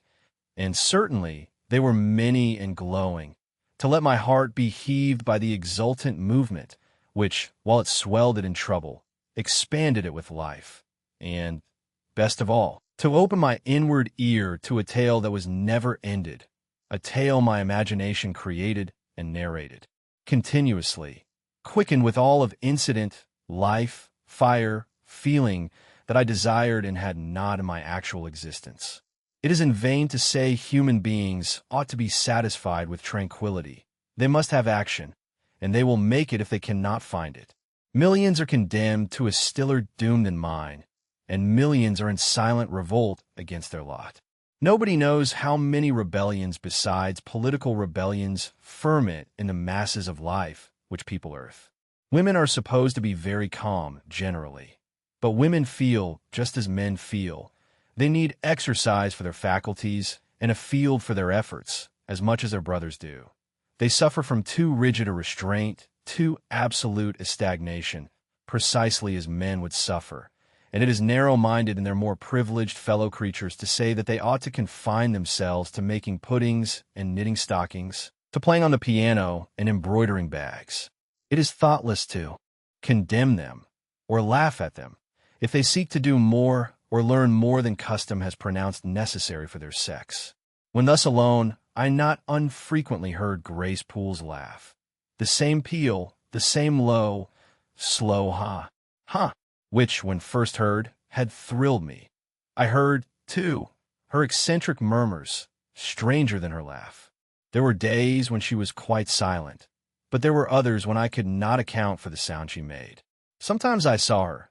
She would come out of her room with a basin or a plate or a tray in her hand, go down to the kitchen, and shortly return, generally, oh, romantic reader, forgive me for telling the plain truth, bearing a pot of porter. Her appearance always acted as a damper to the curiosity raised by her oral oddities. Hard-featured and staid, she had no point to which interest could attach. I made some attempts to draw her into conversation, but she seemed a person of few words. A monosyllabic reply usually cut short every effort of that sort. The other members of the household, viz., John and his wife, Leah, the housemaid, and Sophie, the French nurse, were decent people, but in no respect remarkable. With Sophie, I used to talk French, and sometimes I asked her questions about her native country.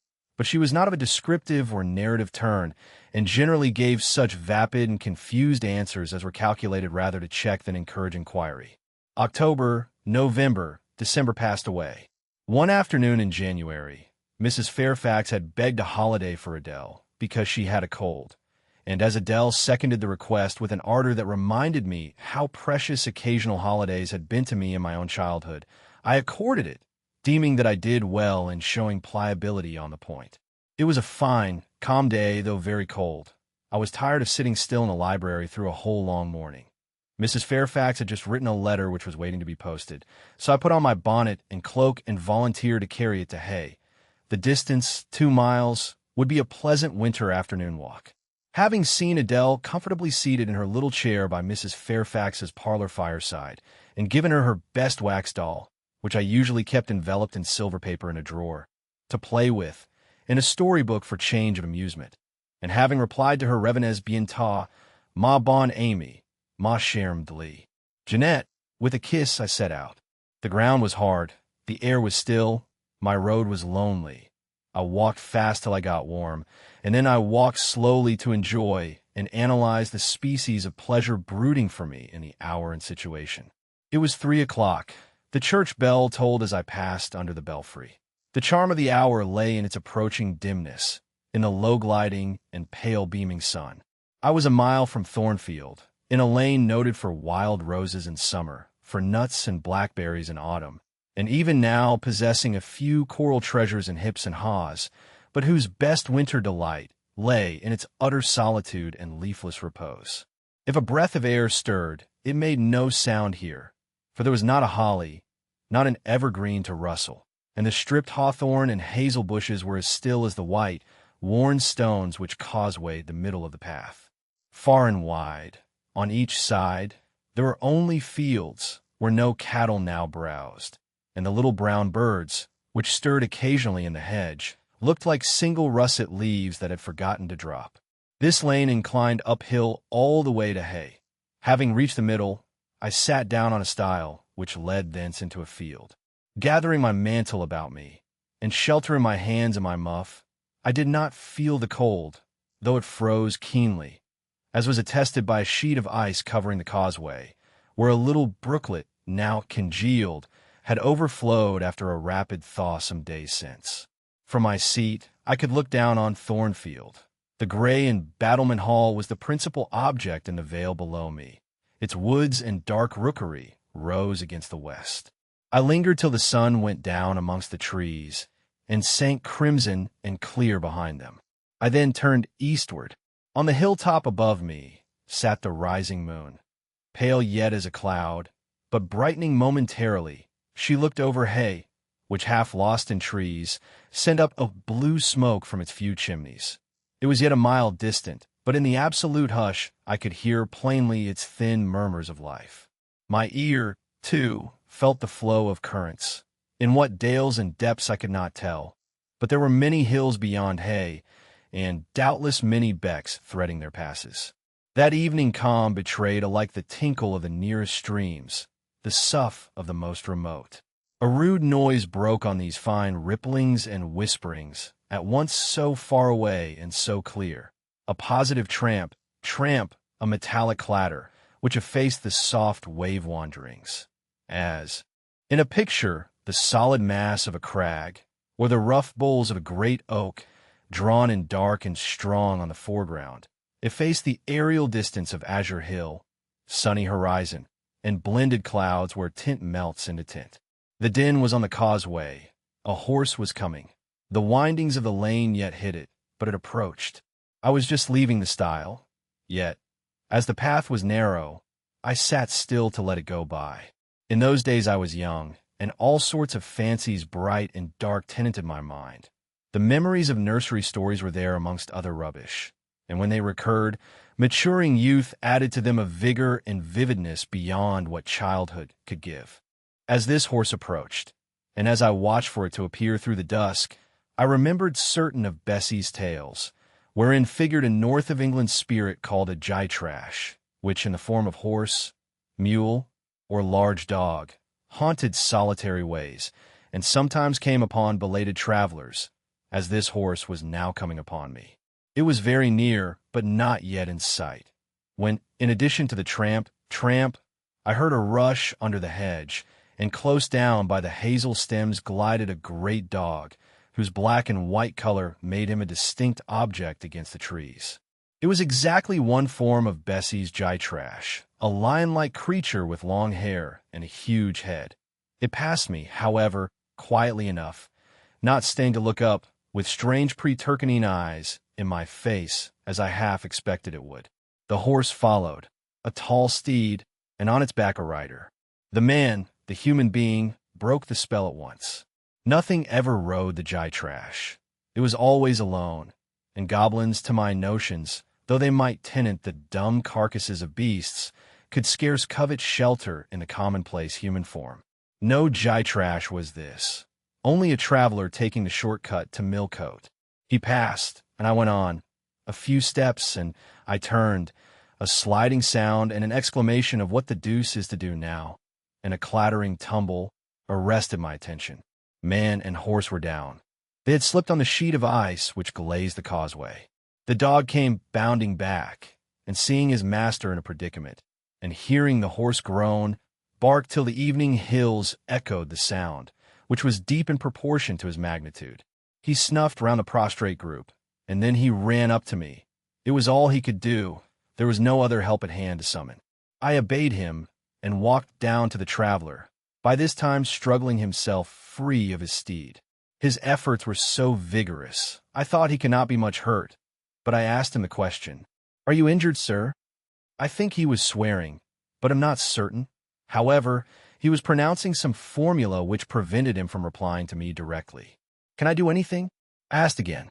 "You must just stand on one side," he answered as he rose, first to his knees, and then to his feet. I did, whereupon began a heaving, stamping, clattering process, accompanied by a barking and baying which removed me effectually some yards' distance. But I would not be driven quite away till I saw the event. This was finally fortunate. The horse was re-established, and the dog was silenced with a down pilot. The traveler now, stooping, felt his foot and leg, as if trying whether they were sound. Apparently something ailed them, for he halted to the stile whence I had just risen, and sat down. I was in the mood for being useful, or at least officious, I think, for I now drew near him again. "If you are hurt, and want help, sir, I can fetch someone either from Thornfield Hall or from Hay." "Thank you. I shall do. I have no broken bones, only a sprain." And again he stood up and tried his foot, but the result extorted an involuntary ugh. Something of daylight still lingered, and the moon was waxing bright. I could see him plainly. His figure was enveloped in a riding cloak, fur-collared and steel-clasped. Its details were not apparent, but I traced the general points of middle height and considerable breadth of chest. He had a dark face, with stern features and a heavy brow. His eyes and gathered eyebrows looked ireful and thwarted just now. He was past youth, but had not reached middle age. Perhaps he might be 35. I felt no fear of him, and but little shyness. Had he been a handsome, heroic-looking young gentleman, I should not have dared to stand thus questioning him against his will and offering my services unasked. I had hardly ever seen a handsome youth, never in my life spoken to one. I had a theoretical reverence and homage for beauty, elegance, gallantry, fascination, But had I met those qualities incarnate in masculine shape, I should have known instinctively that they neither had nor could have sympathy with anything in me, and should have shunned them as one would fire, lightning, or anything else that is bright but antipathetic.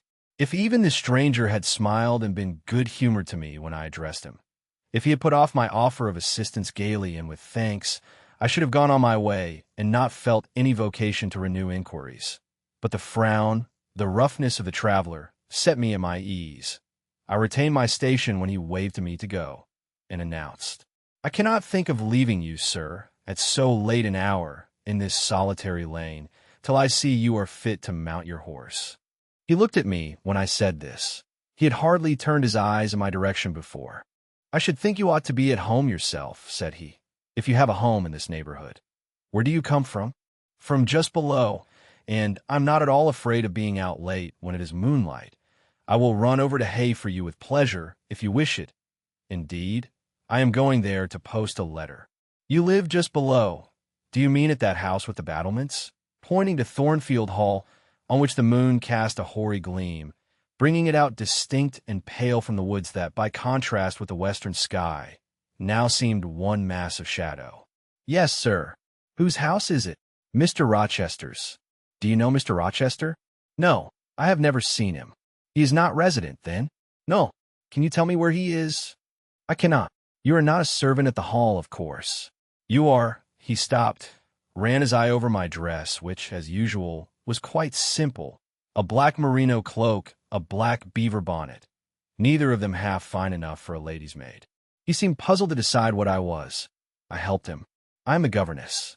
"Ah, the governess," he repeated. "Deuce take me if I had not forgotten. The governess." And again my raiment underwent scrutiny. In 2 minutes he rose from the stile. His face expressed pain when he tried to move. "I cannot commission you to fetch help," he said, "but you may help me a little yourself, if you will be so kind." "Yes, sir." "You have not an umbrella that I can use as a stick?" "No." "Try to get hold of my horse's bridle and lead him to me." "You are not afraid?" I should have been afraid to touch a horse when alone, but when told to do it, I was disposed to obey. I put down my muff on the stile, and went up to the tall steed. I endeavored to catch the bridle, but it was a spirited thing, and would not let me come near its head. I made effort on effort, though in vain. Meantime, I was mortally afraid of its trampling 4 feet. The traveler waited and watched for some time, and at last he laughed. "I was mortally afraid of its trampling 4 feet. I see," he said. "The mountain will never be brought to Mahomet, so all you can do is to aid Mahomet to go to the mountain. I must beg of you to come here." I came. "Excuse me," he continued. "Necessity compels me to make you useful." He laid a heavy hand on my shoulder, and leaning on me with some stress, limped to his horse. Having once caught the bridle, he mastered it directly and sprang to his saddle, grimacing grimly as he made the effort, for it wrenched his sprain. "Now," said he, releasing his underlip from a hard bite, "just hand me my whip.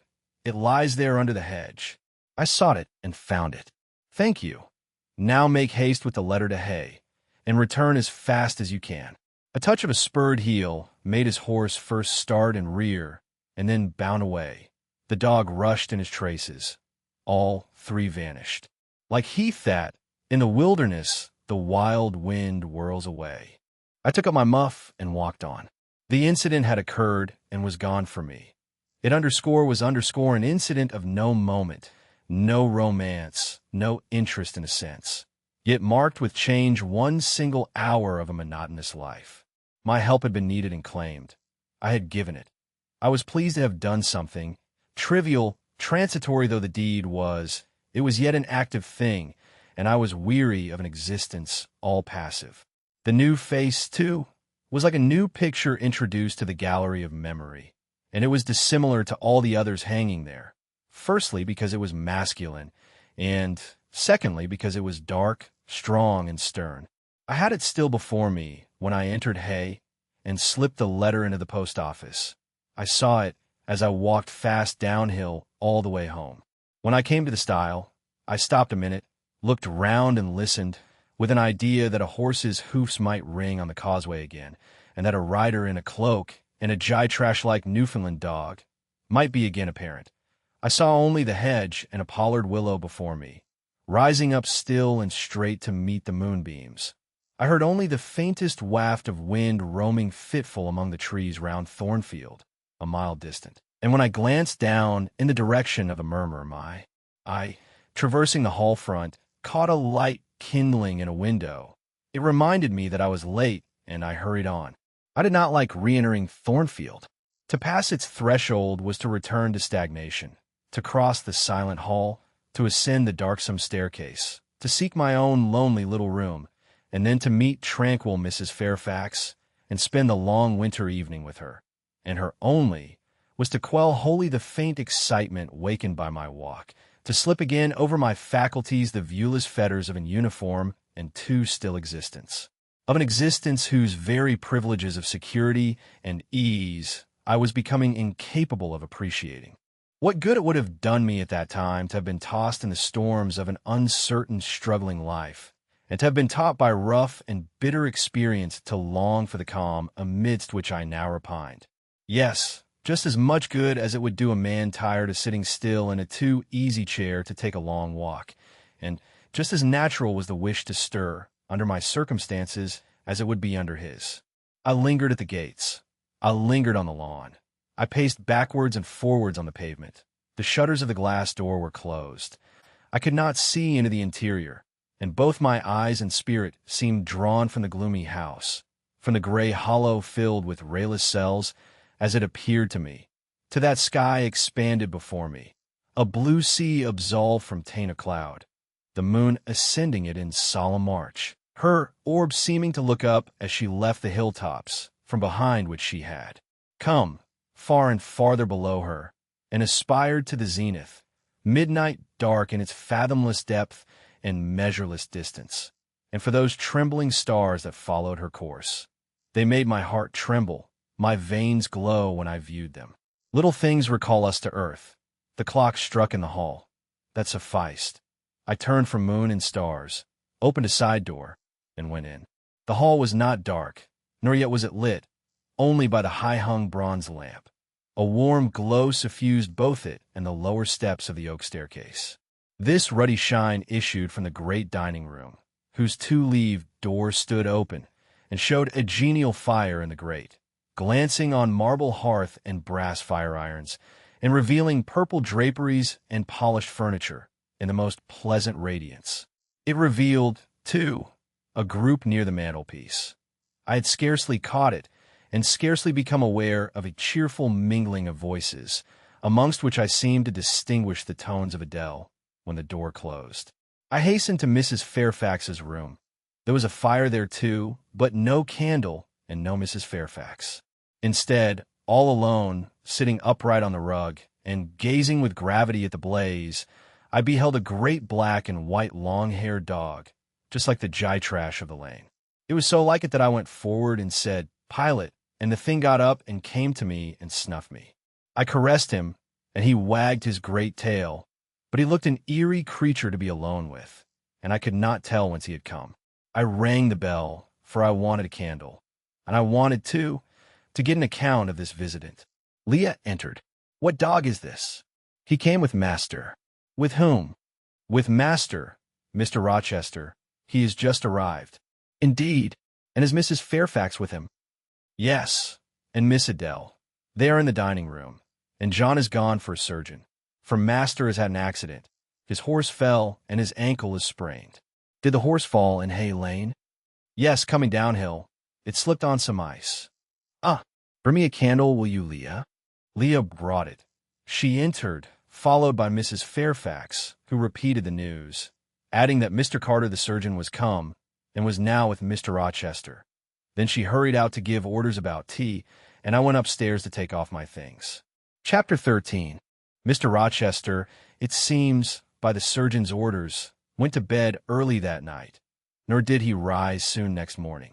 When he did come down, it was to attend to business. His agent and some of his tenants were arrived and waiting to speak with him. Adele and I had now to vacate the library. It would be in daily requisition as a reception room for callers.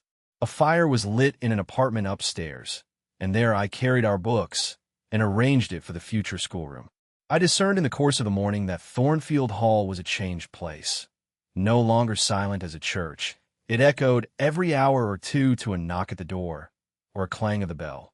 Steps, too, often traversed the hall, and new voices spoke in different keys below. A rill from the outer world was flowing through it. It had a master. For my part, I liked it better. Adele was not easy to teach that day. She could not apply. She kept running to the door and looking over the banisters to see if she could get a glimpse of Mr. Rochester. Then she coined pretext to go downstairs in order, as I shrewdly suspected, to visit the library, where I knew she was not wanted. Then, when I got a little angry and made her sit still, she continued to talk incessantly of her ami, Mr. Edward Fairfax, Mr. Rochester, as she dubbed him. I had not before heard his prenomens, and to conjecture what presents he had brought her. For it appears he had intimated the night before that when his luggage came from Millcote, there would be found amongst it a little box in whose contents she had an interest. Et cela doit signifier, said she, qu'il y aura là-dedans un cadeau pour moi, et peut-être pour vous aussi, mademoiselle. Monsieur a parlé de vous. Il m'a demandé le nom de ma gouvernante, et si elle n'était pas une petite personne, assez mince et un peu pâle. J'ai dit oui, car c'est vrai, n'est-ce pas, mademoiselle? I and my pupil dined, as usual, in Mrs. Fairfax's parlor. The afternoon was wild and snowy, and we passed it in the schoolroom. At dark, I allowed Adele to put away books and work, and to run downstairs, for, from the comparative silence below, and from the cessation of appeals to the doorbell, I conjectured that Mr. Rochester was now at liberty. Left alone, I walked to the window, but nothing was to be seen thence. Twilight and snowflakes together thickened the air and hid the very shrubs on the lawn. I let down the curtain and went back to the fireside. In the clear embers I was tracing a view, not unlike a picture I remembered to have seen of the castle of Heidelberg on the Rhine, when Mrs. Fairfax came in, breaking up by her entrance the fiery mosaic I had been piercing together, and scattering too some heavy, unwelcome thoughts that were beginning to throng on my solitude. Mr. Rochester would be glad if you and your pupil would take tea with him in the drawing-room this evening, said she. He has been so much engaged all day that he could not ask to see you before. When is his tea time? I inquired. Oh, at 6 o'clock. He keeps early hours in the country. You had better change your frock now. I will go with you and fasten it. Here is a candle. Is it necessary to change my frock? Yes, you had better. I always dress for the evening when Mr. Rochester is here. This additional ceremony seemed somewhat stately. However, I repaired to my room and, with Mrs. Fairfax's aid, replaced my black stuff dress by one of black silk, the best and the only additional one I had, except one of light gray, which in my low-wood notions of the toilette I thought too fine to be worn, except on first-rate occasions. You want a brooch, said Mrs. Fairfax. I had a single little pearl ornament which Miss Temple gave me as a parting keepsake. I put it on, and then we went downstairs. And used as I was to strangers, it was rather a trial to appear thus formally summoned in Mr. Rochester's presence.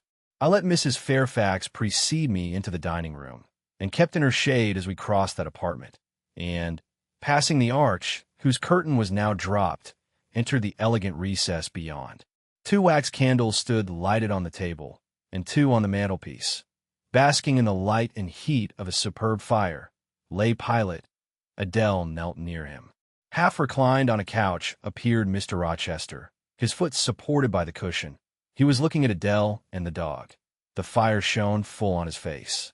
I knew my traveler with his broad and jetty eyebrows, his square forehead, made squarer by the horizontal sweep of his black hair. I recognized his decisive nose, more remarkable for character than beauty, his full nostrils, denoting, I thought, collar, his grim mouth, chin, and jaw. Yes, all 3 were very grim, and no mistake.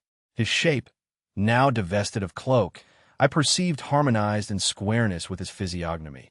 I suppose it was a good figure in the athletic sense of the term, broad-chested and thin-flanked, though neither tall nor graceful. Mr. Rochester must have been aware of the entrance of Mrs. Fairfax and myself, but it appeared he was not in the mood to notice us, for he never lifted his head, as we approached.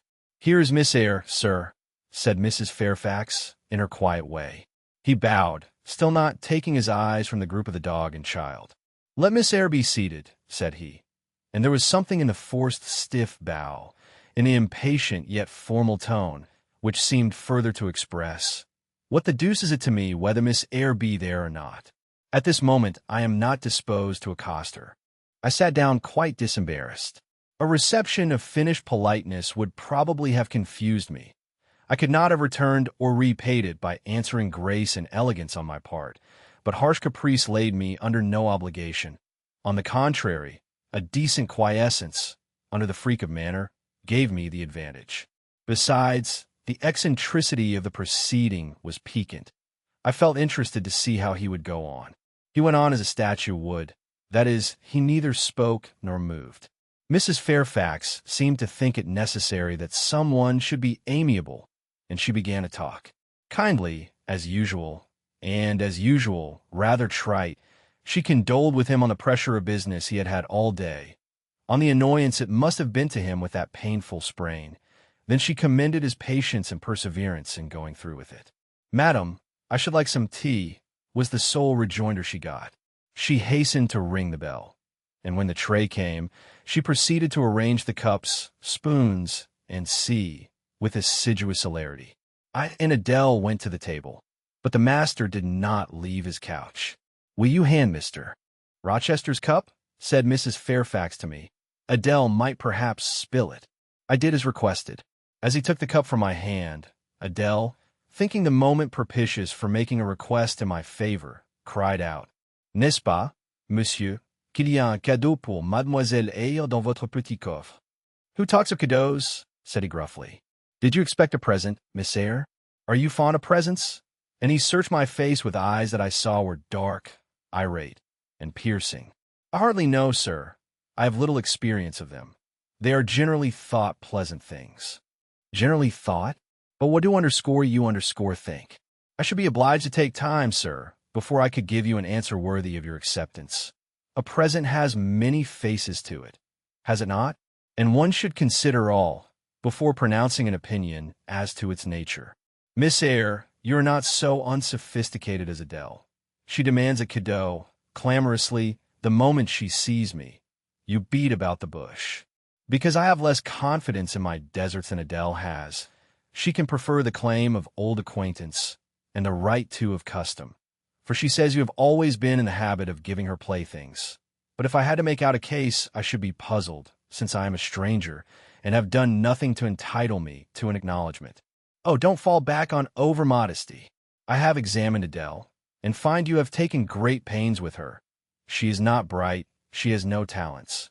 Yet in a short time she has made much improvement. Sir, you have now given me my cadeau. I am obliged to you.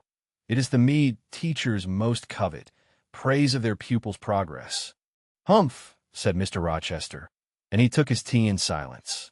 "Come to the fire," said the master, when the tray was taken away, and Mrs. Fairfax had settled into a corner with her knitting, while Adele was leading me by the hand round the room, showing me the beautiful books and ornaments on the consoles and chiffoniers. We obeyed, as in duty bound. Adele wanted to take a seat on my knee, but she was ordered to amuse herself with Pilate. "You have been resident in my house 3 months?" "Yes, sir." "And you came from Lowood School in Shire?" "Ah, a charitable concern. How long were you there?" 8 years. 8 years. You must be tenacious of life. I thought half the time in such a place would have done up any constitution. No wonder you have rather the look of another world. I marveled where you had got that sort of face. When you came on me in Hay Lane last night, I thought unaccountably of fairy tales, and had half a mind to demand whether you had bewitched my horse. I am not sure yet. Who are your parents? I have none, nor ever had, I suppose. Do you remember them? No, I thought not. And so you were waiting for your people when you sat on that stile? For whom, sir? For the men in green. It was a proper moonlight evening for them. Did I break through one of your rings, that you spread that damned ice on the causeway? I shook my head. The men in green all forsook England 100 years ago, said I, speaking as seriously as he had done. And not even in Hay Lane, or the fields about it, could you find a trace of them. I don't think either summer or harvest, or winter moon, will ever shine on their revels more. Mrs. Fairfax had dropped her knitting, and, with raised eyebrows, seemed wondering what sort of talk this was. "Well," resumed Mr. Rochester, "if you disown parents, you must have some sort of kinsfolk. Uncles and aunts?" "No, none that I ever saw." "In your home?" "I have none." "Where do your brothers and sisters live?" "I have no brothers or sisters." "Who recommended you to come here?" "I advertised, and Mrs. Fairfax answered my advertisement." "Yes," said the good lady, who now knew what ground we were upon, "and I am daily thankful for the choice Providence led me to make. Miss Eyre has been an invaluable companion to me, and a kind and careful teacher to Adele." "Don't trouble yourself to give her a character," returned Mr. Rochester. "Eulogiums will not bias me. I shall judge for myself. She began by felling my horse." "Sir," said Mrs. Fairfax, "I have to thank her for this sprain." The widow looked bewildered. "Miss Eyre, have you ever lived in a town?" "No, sir." "Have you seen much society?" "None but the pupils and teachers of Lowood, and now the inmates of Thornfield." "Have you read much?" "Only such books as came in my way, and they have not been numerous or very learned." "You have lived the life of a nun. No doubt you are well drilled in religious forms. Brocklehurst, who I understand directs Lowood, is a parson, is he not?" "Yes, sir." "And you girls probably worshipped him, as a convent full of religieuses would worship their director." "Oh, no." "You are very cool." "No." "What? A novice not worship her priest? That sounds blasphemous." I disliked Mr. Brocklehurst, and I was not alone in the feeling. He is a harsh man, at once pompous and meddling.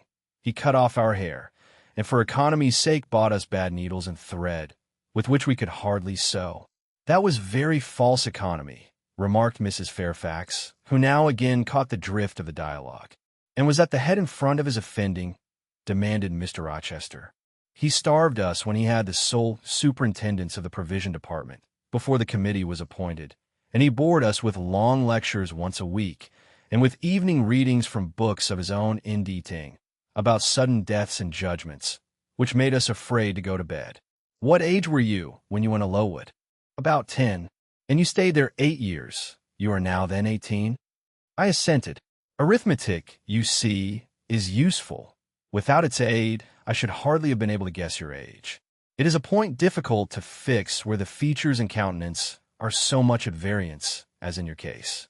And now, what did you learn at Lowood? Can you play?" "A little." "Of course. That is the established answer. Go into the library. I mean, if you please, excuse my tone of command. I am used to say, 'Do this,' and it is done. I cannot alter my customary habits for one new inmate. Go, then, into the library. Take a candle with you. Leave the door open. Sit down to the piano, and play a tune." I departed, obeying his directions. "Enough," he called out in a few minutes. "You play underscore a little underscore, I see, like any other English schoolgirl, perhaps rather better than some, but not well."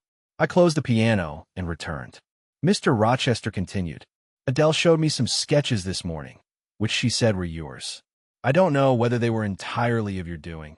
Probably a master aided you." "No, indeed," I interjected. "Ah, that pricks pride. Well, fetch me your portfolio, if you can vouch for its contents being original, but don't pass your word unless you are certain. I can recognize patchwork. Then I will say nothing, and you shall judge for yourself, sir." I brought the portfolio from the library. "Approach the table," said he, and I wheeled it to his couch. Adele and Mrs. Fairfax drew near to see the pictures.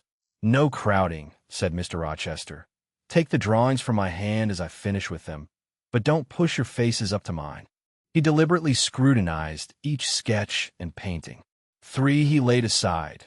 The others, when he had examined them, he swept from him. "Take them off to the other table, Mrs. Fairfax," said he, "and look at them with Adele. You glancing at me, resume your seat, and answer my questions. I perceive those pictures were done by one hand. Was that hand yours?" "Yes." "And when did you find time to do them?" "They have taken much time, and some thought. I did them in the last 2 vacations I spent at Lowood, when I had no other occupation." Where did you get your copies? On my head. That head I see now on your shoulders. Yes, sir. Has it other furniture of the same kind within? I should think it may have. I should hope better. He spread the pictures before him, and again surveyed them alternately. While he is so occupied, I will tell you, reader, what they are. And first, I must premise that they are nothing wonderful. The subjects had, indeed, risen vividly on my mind, as I saw them with the spiritual eye, before I attempted to embody them. They were striking, but my hand would not second my fancy, and in each case it had wrought out but a pale portrait of the thing I had conceived. These pictures were in watercolors. The first represented clouds low and livid, rolling over a swollen sea. All the distance was in eclipse, so, too, was the foreground, or rather, the nearest billows, for there was no land. One gleam of light lifted into relief a half-submerged mast, on which sat a cormorant, dark and large, with wings flecked with foam. Its beak held a gold bracelet set with gems that I had touched with as brilliant tints as my palette could yield, and as glittering distinctness as my pencil could impart. Sinking below the bird and mast, a drowned corpse glanced through the green water. A fair arm was the only limb clearly visible, whence the bracelet had been washed or torn. The second picture contained for foreground only the dim peak of a hill, with grass and some leaves slanting as if by a breeze. Beyond and above spread an expanse of sky, dark blue as at twilight. Rising into the sky was a woman's shape to the bust, portrayed in tints as dusk and soft as I could combine. The dim forehead was crowned with a star. The lineaments below were seen as through the suffusion of vapor. The eyes shone dark and wild. The hair streamed shadowy, like a beamless cloud torn by storm or by electric travail. On the neck lay a pale reflection like moonlight. The same faint luster touched the train of thin cloud from which rose and bowed this vision of the evening star. The third showed the pinnacle of an iceberg piercing a polar winter sky. A muster of northern lights reared their dim lances, close serried, along the horizon. Throwing these into distance rose in the foreground a head, a colossal head inclined towards the iceberg and resting against it. Two thin hands, joined under the forehead, and supporting it, drew up before the lower features a sable veil. A brow quite bloodless, white as bone, and an eye hollow and fixed, blank of meaning but for the glassiness of despair, alone were visible. Above the temples, amidst wreathed, turban folds of black drapery, vague in its character and consistency as cloud, gleamed a ring of white flame, gemmed with sparkles of a more lurid tinge. This pale crescent was the likeness of a kingly crown. What it diademed was the shape which shape had none. "Were you happy when you painted these pictures?" asked Mr. Rochester presently. "I was absorbed, sir. Yes, and I was happy. To paint them, in short, was to enjoy one of the keenest pleasures I have ever known. That is not saying much. Your pleasures, by your own account, have been few, but I dare say you did exist in a kind of artist's dreamland while you blent and arranged these strange tints. Did you sit at them long each day? I had nothing else to do, because it was the vacation, and I sat at them from morning till noon, and from noon till night. The length of the midsummer days favored my inclination to apply. And you felt self-satisfied with the result of your ardent labors? Far from it. I was tormented by the contrast between my idea and my handiwork. In each case, I had imagined something which I was quite powerless to realize. Not quite. You have secured the shadow of your thought, but no more, probably. You had not enough of the artist's skill and science to give it full being. Yet the drawings are, for a schoolgirl, peculiar. As to the thoughts, they are elfish. These eyes in the evening star you must have seen in a dream. How could you make them look so clear, and yet not at all brilliant? For the planet above quells their rays. And what meaning is that in their solemn depth? And who taught you to paint wind? There's a high gale in that sky, and on this hilltop. Where did you see Latmos? For that is Latmos. There, put the drawings away. I had scarce tied the strings of the portfolio, when, looking at his watch, he said abruptly, "It is 9 o'clock. Will you about, Miss Eyre, to let Adele sit up so long? Take her to bed." Adele went to kiss him before quitting the room. He endured the caress, but scarcely seemed to relish it more than Pilate would have done, nor so much. "I wish you all good night now," said he, making a movement of the hand towards the door, in token that he was tired of our company and wished to dismiss us. Mrs. Fairfax folded up her knitting. I took my portfolio. We curtsied to him, received a frigid bow in return, and so withdrew. "You said Mr. Rochester was not strikingly peculiar, Mrs. Fairfax," I observed, when I rejoined her in her room after putting Adele to bed. "Well, is he?" "I think so. He is very changeful and abrupt." "True. No doubt he may appear so to a stranger, but I am so accustomed to his manner, I never think of it. And then, if he has peculiarities of temper, allowance should be made." "What?" "Partly because it is his nature, and we can none of us help our nature, and partly because he has painful thoughts, no doubt, to harass him and make his spirits unequal." "What about?" "Family troubles, for one thing." "But he has no family." "Not now, but he has had, or at least relatives. He lost his elder brother a few years since." "His elder brother?" "Yes. The present Mr. Rochester has not been very long in possession of the property, only about 9 years. 9 years is a tolerable time. Was he so very fond of his brother as to be still inconsolable for his loss?" "Why, no, perhaps not. I believe there were some misunderstandings between them. Mr. Roland Rochester was not quite just to Mr. Edward, and perhaps he prejudiced his father against him. The old gentleman was fond of money, and anxious to keep the family estate together. He did not like to diminish the property by division, and yet he was anxious that Mr. Edward should have wealth, too, to keep up the consequence of the name. And soon after he was of age, some steps were taken that were not quite fair and made a great deal of mischief.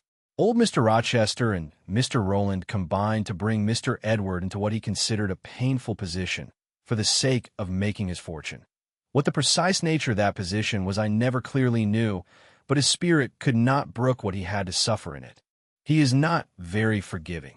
He broke with his family, and now for many years he has led an unsettled kind of life. I don't think he has ever been resident at Thornfield for a fortnight together, since the death of his brother without a will left him master of the estate, and, indeed, no wonder he shuns the old place. Why should he shun it? Perhaps he thinks it gloomy. The answer was evasive. I should have liked something clearer, but Mrs. Fairfax either could not, or would not, give me more explicit information of the origin and nature of Mr. Rochester's trials. She averred they were a mystery to herself, and that what she knew was chiefly from conjecture. It was evident, indeed, that she wished me to drop the subject, which I did accordingly. Chapter 14. For several subsequent days, I saw little of Mr. Rochester. In the mornings he seemed much engaged with business, and, in the afternoon, gentlemen from Millcote or the neighborhood called, and sometimes stayed to dine with him. When his sprain was well enough to admit of horse exercise, he rode out a good deal, probably to return these visits, as he generally did not come back till late at night. During this interval, even Adele was seldom sent for to his presence, and all my acquaintance with him was confined to an occasional rencontre in the hall, on the stairs, or in the gallery, when he would sometimes pass me haughtily and coldly, just acknowledging my presence by a distant nod or a cool glance, and sometimes bow and smile with gentlemanlike affability. His changes of mood did not offend me, because I saw that I had nothing to do with their alternation. The ebb and flow depended on causes quite disconnected with me. One day he had had company to dinner, and had sent for my portfolio, in order, doubtless, to exhibit its contents. The gentleman went away early to attend a public meeting at Millcote, as Mrs. Fairfax informed me, but the night being wet and inclement, Mr. Rochester did not accompany them. Soon after they were gone, he rang the bell. A message came that I and Adele were to go downstairs. I brushed Adele's hair and made her neat, and having ascertained that I was myself in my usual Quaker trim, where there was nothing to retouch, all being too close and plain, braided locks included, to admit of disarrangement, we descended, Adele wondering whether the _petit coffer _ was at length come, for owing to some mistake, its arrival had hitherto been delayed. She was gratified, There it stood, a little carton, on the table when we entered the dining room. She appeared to know it by instinct. "Ma boîte, ma boîte," exclaimed she, running towards it. "Yes, there is your boîte at last. Take it into a corner, you genuine daughter of Paris, and amuse yourself with disemboweling it," said the deep and rather sarcastic voice of Mr. Rochester, proceeding from the depths of an immense easy-chair at the fireside. "And mind," he continued, "don't bother me with any details of the anatomical process or any notice of the condition of the entrails. Let your operation be conducted in silence. Tinstoy tranquil, enfant. Comprends tu?" Adele seemed scarcely to need the warning. She had already retired to a sofa with her treasure and was busy untying the cord which secured the lid. Having removed this impediment and lifted certain silvery envelopes of tissue paper, she merely exclaimed, "Oh, seal, que c'est beau," and then remained absorbed in ecstatic contemplation. "Is Miss Eyre there?" now demanded the master, half rising from his seat to look round to the door, near which I still stood. "Ah, well, come forward, be seated here." He drew a chair near his own. "I'm not fond of the prattle of children," he continued. "For old bachelor as I am, I have no pleasant associations connected with their lisp. It would be intolerable to me to pass a whole evening tete-a-tete with a brat. Don't draw that chair farther off, Miss Eyre. Sit down exactly where I placed it, if you please, that is. Confound these civilities. I continually forget them, nor do I particularly affect simple-minded old ladies. By the by, I must have mine in mind. It won't do to neglect her. She is a Fairfax or wed to one, and blood is said to be thicker than water." He rang, and dispatched an invitation to Mrs. Fairfax, who soon arrived, knitting basket in hand. "Good evening, madam. I sent to you for a charitable purpose. I have forbidden Adele to talk to me about her presents, and she is bursting with repletion. Have the goodness to serve her as auditress and interlocutress. It will be one of the most benevolent acts you ever performed." Adele, indeed, no sooner saw Mrs. Fairfax than she summoned her to her sofa, and there quickly filled her lap with the porcelain, the ivory, the waxen contents of her boîte, pouring out, meantime, explanations and raptures in such broken English as she was mistress of. "Now I have performed the part of a good host," pursued Mr. Rochester, "put my guests into the way of amusing each other, I ought to be at liberty to attend to my own pleasure. Miss Eyre, draw your chair still a little farther forward. You are yet too far back. I cannot see you without disturbing my position in this comfortable chair, which I have no mind to do." I did as I was bid, though I would much rather have remained somewhat in the shade. But Mr. Rochester had such a direct way of giving orders, it seemed a matter of course to obey him promptly.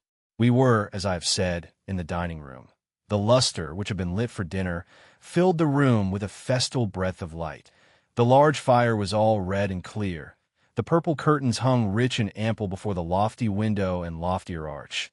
Everything was still, save the subdued chat of Adele. She dare not speak loud, and, filling up each pause, the beating of winter rain against the panes.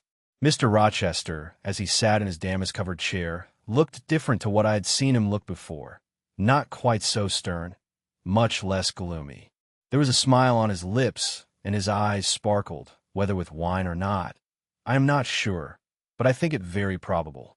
He was, in short, in his after-dinner mood, more expanded and genial, and also more self-indulgent than the frigid and rigid temper of the morning. Still he looked preciously grim, cushioning his massive head against the swelling back of his chair, and receiving the light of the fire on his granite-hewn features, and in his great, dark eyes, for he had great, dark eyes, and very fine eyes, too, not without a certain change in their depths sometimes, which, if it was not softness, reminded you, at least, of that feeling. He had been looking 2 minutes at the fire, and I had been looking the same length of time at him, when, turning suddenly, he caught my gaze fastened on his physiognomy. "You examine me, Miss Eyre," said he. "Do you think me handsome?" I should, if I had deliberated, have replied to this question by something conventionally vague and polite, but the answer somehow slipped from my tongue before I was aware. "No, sir." "Ah, By my word, there is something singular about you, said he. You have the air of a little underscore, quaint, quiet, grave, and simple, as you sit with your hands before you, and your eyes generally bent on the carpet, except, by the by, when they're directed piercingly to my face, as just now, for instance, and when one asks you a question or makes a remark to which you are obliged to reply, you rap out a round rejoinder, which, if not blunt, is at least brusque. What do you mean by it? Sir, I was too plain. I beg your pardon. I ought to have replied that it was not easy to give an impromptu answer to a question about appearances, that tastes mostly differ, and that beauty is of little consequence, or something of that sort. You ought to have replied no such thing. Beauty of little consequence, indeed. And so, under pretense of softening the previous outrage, of stroking and soothing me into placidity, you stick a sly penknife under my ear. Go on. What fault do you find with me, pray? I suppose I have all my limbs and all my features like any other man. Mr. Rochester, allow me to disown my first answer. I intended no pointed repartee. It was only a blunder. Just so. I think so. And you shall be answerable for it. Criticize me. Does my forehead not please you? He lifted up the sable waves of hair which lay horizontally over his brow, and showed a solid enough mass of intellectual organs, but an abrupt deficiency where the suave sign of benevolence should have risen. Now, ma'am, am I a fool? Far from it, sir. You would, perhaps, think me rude if I inquired in return whether you are a philanthropist? There again, another stick of the penknife, when she pretended to pat my head, and that is because I said I did not like the society of children and old women. Low be it spoken. No, young lady, I am not a general philanthropist, but I bear a conscience. And he pointed to the prominences which are said to indicate that faculty, and which, fortunately for him, were sufficiently conspicuous, giving, indeed, a marked breadth to the upper part of his head, and besides, I once had a kind of rude tenderness of heart. When I was as old as you, I was a feeling fellow enough, partial to the unfledged, unfostered, and unlucky, but fortune has knocked me about since. She has even kneaded me with her knuckles, and now I flatter myself I am hard and tough as an india-rubber ball, pervious, though, through a chink or two still, and with one sentient point in the middle of the lump. Yes, does that leave hope for me? Hope of what, sir? Of my final retransformation from india-rubber back to flesh. Decidedly he has had too much wine, I thought, and I did not know what answer to make to his queer question. How could I tell whether he was capable of being retransformed? You looked very much puzzled, Miss Eyre, and though you are not pretty any more than I am handsome, yet a puzzled air becomes you. Besides, it is convenient, for it keeps those searching eyes of yours away from my physiognomy, and busies them with the worsted flowers of the rug. So puzzle on. Young lady, I am disposed to be gregarious and communicative tonight. With this announcement, he rose from his chair and stood, leaning his arm on the marble mantelpiece. In that attitude his shape was seen plainly as well as his face, his unusual breadth of chest, disproportionate almost to his length of limb. I am sure most people would have thought him an ugly man, yet there was so much unconscious pride in his port, so much ease in his demeanor, such a look of complete indifference to his own external appearance, so haughty a reliance on the power of other qualities, intrinsic or adventitious, to atone for the lack of mere personal attractiveness, that, in looking at him, one inevitably shared the indifference, and, even in a blind, imperfect sense, put faith in the confidence.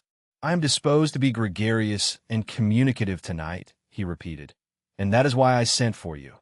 The fire and the chandelier were not sufficient company for me, nor would Pilate have been, for none of these can talk. Adele is a degree better, but still far below the mark. Mrs. Fairfax ditto. You, I am persuaded, can suit me if you will. You puzzle me the first evening I invited you down here. I have almost forgotten you since. Other ideas have driven yours from my head, but tonight I am resolved to be at ease, to dismiss what importunes and recall what pleases. It would please me now to draw you out, to learn more of you, therefore speak. Instead of speaking, I smiled, and not a very complacent or submissive smile either. Speak, he urged. What about, sir? Whatever you like. I leave both the choice of subject and the manner of treating it entirely to yourself. Accordingly, I sat and said nothing. If he expect me to talk for the mere sake of talking and showing off, he will find he has addressed himself to the wrong person, I thought. You are dumb, Miss Eyre. I was dumb still. He bent his head a little towards me, and with a single hasty glance seemed to dive into my eyes. Stubborn, he said, and annoyed. It is consistent. I put my request in an absurd, almost insolent form. Miss Eyre, I beg your pardon. The fact is, once for all, I don't wish to treat you like an inferior. That is, correcting himself. I claim only such superiority as must result from 20 years' difference in age and a century's advance in experience. This is legitimate, underscore as Adele would say, and it is by virtue of this superiority, and this alone, that I desire you to have the goodness to talk to me a little now and divert my thoughts, which are galled with dwelling on one point, cankering as a rusty nail. He had deigned an explanation, almost an apology, and I did not feel insensible to his condescension, and would not seem so. I'm willing to amuse you, if I can, sir, quite willing, but I cannot introduce a topic, because how do I know what will interest you? Ask me questions, and I will do my best to answer them. Then, in the first place, do you agree with me that I have a right to be a little masterful, abrupt, perhaps exacting, sometimes on the grounds I stated, namely, that I am old enough to be your father, and that I have battled through a varied experience with many men of many nations and roamed over half the globe, while you have lived quietly with one set of people in one house?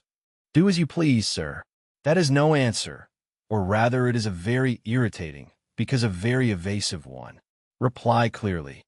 I don't think, sir, you have a right to command me, merely because you are older than I, or because you have seen more of the world than I have. Your claim to superiority depends on the use you have made of your time and experience. Promptly spoken.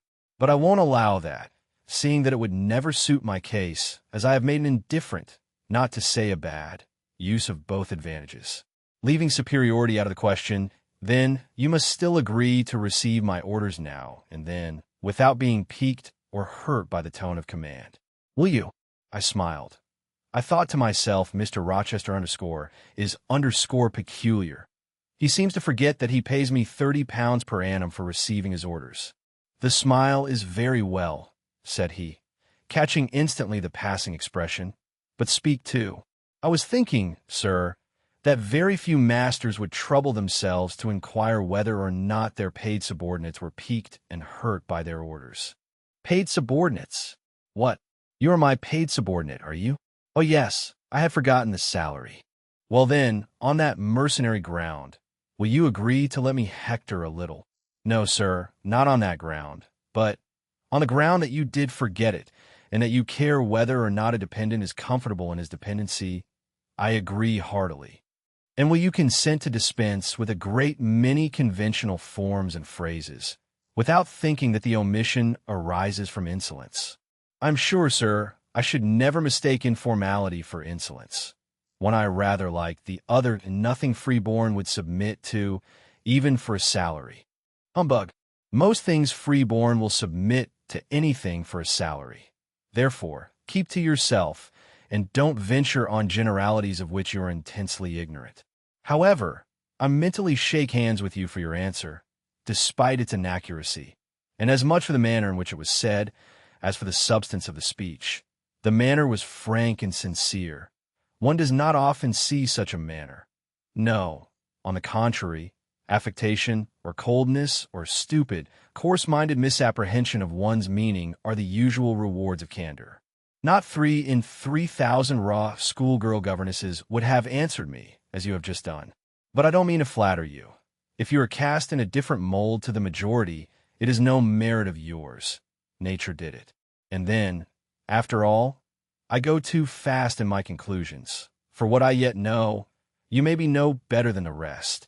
You may have intolerable defects to counterbalance your few good points. And so may you, I thought. My met his as the idea crossed my mind. He seemed to read the glance, answering as if its import had been spoken as well as imagined. Yes, yes, you are right, said he. I have plenty of faults of my own. I know it, and I don't wish to palliate them, I assure you. God, what I need not be too severe about others.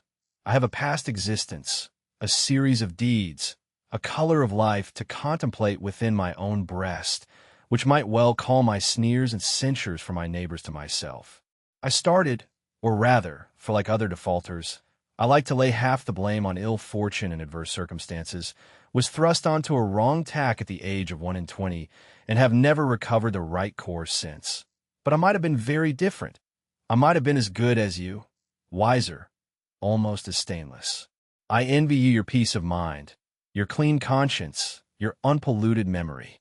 Little girl, a memory without blot or contamination must be an exquisite treasure, an inexhaustible source of pure refreshment, is it not?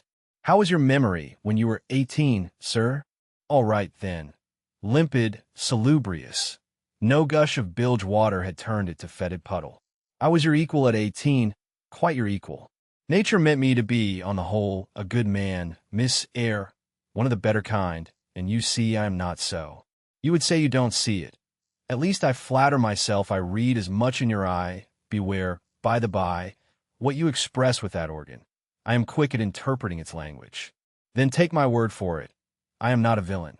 You are not to suppose that, not to attribute to me any such bad eminence, but, owing, I verily believe, rather to circumstances than to my natural bent, I am a trite commonplace sinner, hackneyed in all the poor petty dissipations with which the rich and worthless try to put on life. Do you wonder that I avow this to you?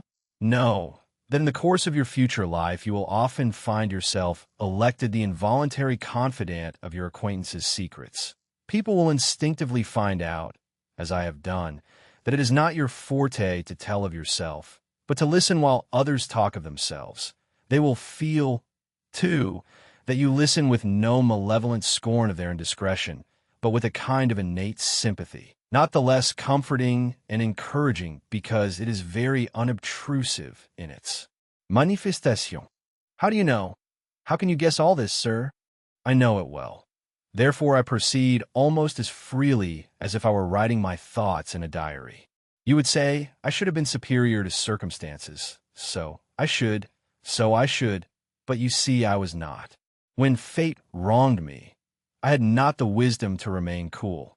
I turned desperate, then I degenerated. Now, when any vicious simpleton excites my disgust by his paltry ribaldry, I cannot flatter myself that I am better than he.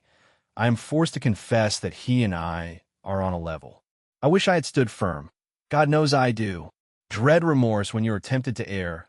Miss Eyre, remorse is the poison of life. Repentance is said to be its cure, sir. It is not its cure. Reformation may be its cure, and I could reform. I have strength yet for that, but where is the use of thinking of it, hampered, burdened, cursed as I am? Besides, since happiness is irrevocably denied me, I have a right to get pleasure out of life, and I will get it, cost what it may. Then you will degenerate still more, sir. Possibly. Yet why should I if I can get sweet, fresh pleasure? And I may get it as sweet and fresh as the wild honey the bee gathers on the moor. It will sting. It will taste bitter, sir. How do you know? You never tried it.